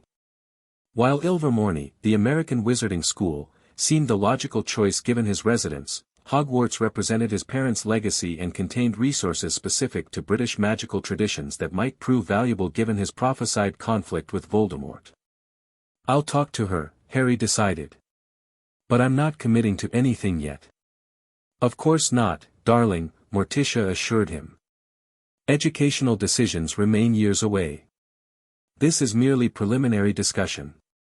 They followed her inside, where Gomez was enthusiastically showing Professor McGonagall his collection of cursed fencing foils in the main sitting room. And this one belonged to the infamous Marquis de Sanguine.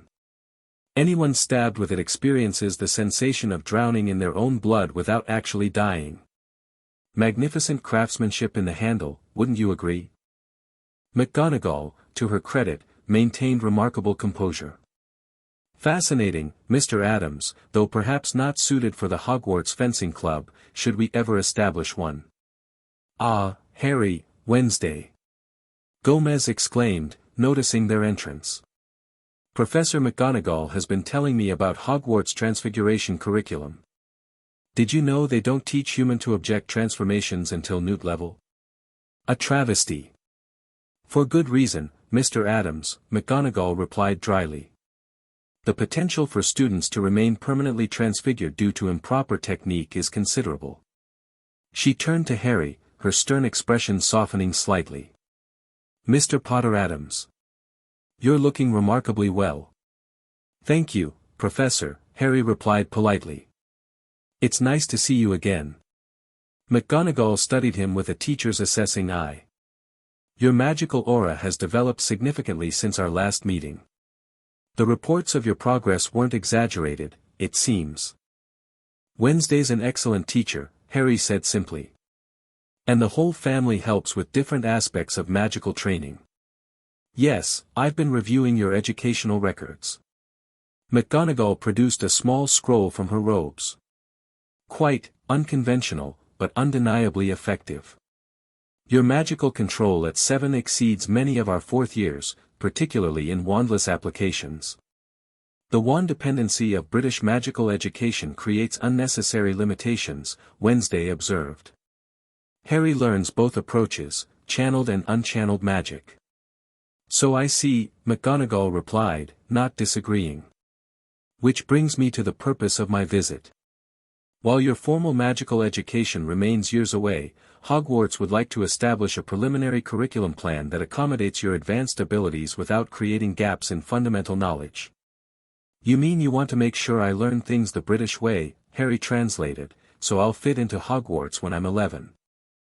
McGonagall's lips twitched in what might have been amusement. Succinctly put, Mr. Potter Adams. Though I would phrase it as ensuring educational compatibility across magical traditions. Harry hasn't decided on Hogwarts yet, Wednesday pointed out. Ilvermorny has expressed equal interest in his attendance. As have 3 private magical academies and 2 master apprenticeship programs, Morticia added smoothly. Harry will have multiple options when the time comes. McGonagall nodded, unsurprised. Naturally. Hogwarts merely wishes to ensure we remain a viable option, given Mr. Potter Adams's unique background. His parents were among our finest students. His name has been down for Hogwarts since birth. My parents would have wanted me to go to Hogwarts, Harry acknowledged, something he'd thought about often. But they also would have wanted me to be safe and happy. Precisely, McGonagall agreed. Which is why I've proposed a flexible approach to Headmaster Dumbledore and the Board of Governors. Should you choose Hogwarts, your education would be customized to account for your advanced abilities in certain areas while ensuring proper foundation in others. And would this customized education include acknowledgement of his Adam's heritage and training? Morticia inquired. Or would you expect him to conform entirely to British wizarding practices? It was a pointed question, one that addressed the heart of Harry's potential future at Hogwarts. Would he be accepted as Harry Potter Adams, with all the unconventional magical background that entailed? Or would they try to reshape him into simply Harry Potter, the boy who lived, molded to fit British wizarding expectations? McGonagall considered her answer carefully. Hogwarts has hosted students from various magical traditions throughout its history. While we maintain certain educational standards, there is precedent for accommodating diverse magical backgrounds. She looked directly at Harry. I believe your unique perspective would enrich our school, Mr. Potter Adams, not detract from it. It was, Harry thought, probably the most honest answer he could expect. Not a promise of perfect acceptance, but an acknowledgement that his differences might be valuable rather than problematic. I appreciate that, Professor, he said sincerely. I'll definitely consider Hogwarts when it's time to decide. McGonagall nodded, apparently satisfied. That's all anyone can ask at this stage. In the meantime, perhaps we could discuss which aspects of standard magical education might complement your current training. I've brought some materials that might be of interest. The conversation shifted to more specific educational matters, with Wednesday asking penetrating questions about Hogwarts curriculum that occasionally seemed to surprise McGonagall with their insight. Harry participated actively but found himself reflecting on the broader implications. For years stretched ahead before he needed to make any firm decisions about magical schooling. For years of growth, training, and preparation, not just for education, but for whatever his prophesied confrontation with Voldemort might entail. For years during which he would continue to be Harry Potter Adams, embracing both the legacy of his birth parents and the unconventional wisdom of his adoptive family. The boy who lived had become the boy who belonged.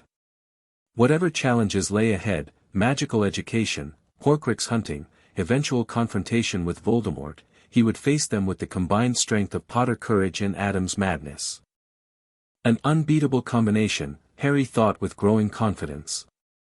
As if sensing his thoughts, Wednesday gave him the faintest of smiles, the special one reserved exclusively for him. They were bound not just by adoption magic or shared experiences, but by the profound understanding that comes from recognizing another soul that defies easy categorization. Neither entirely light nor dark, but something more interesting, the shadowed spaces where real magic happens. Harry Potter Adams had found his sanctuary, claimed his place, and discovered his power. The prophecy might dictate that he would one day face Voldemort, but it couldn't dictate how he would get there or who would stand beside him when he did. And that, Harry knew with absolute certainty, made all the difference. The end. Thank you for watching this video. Please be sure to subscribe to our channel and like this video.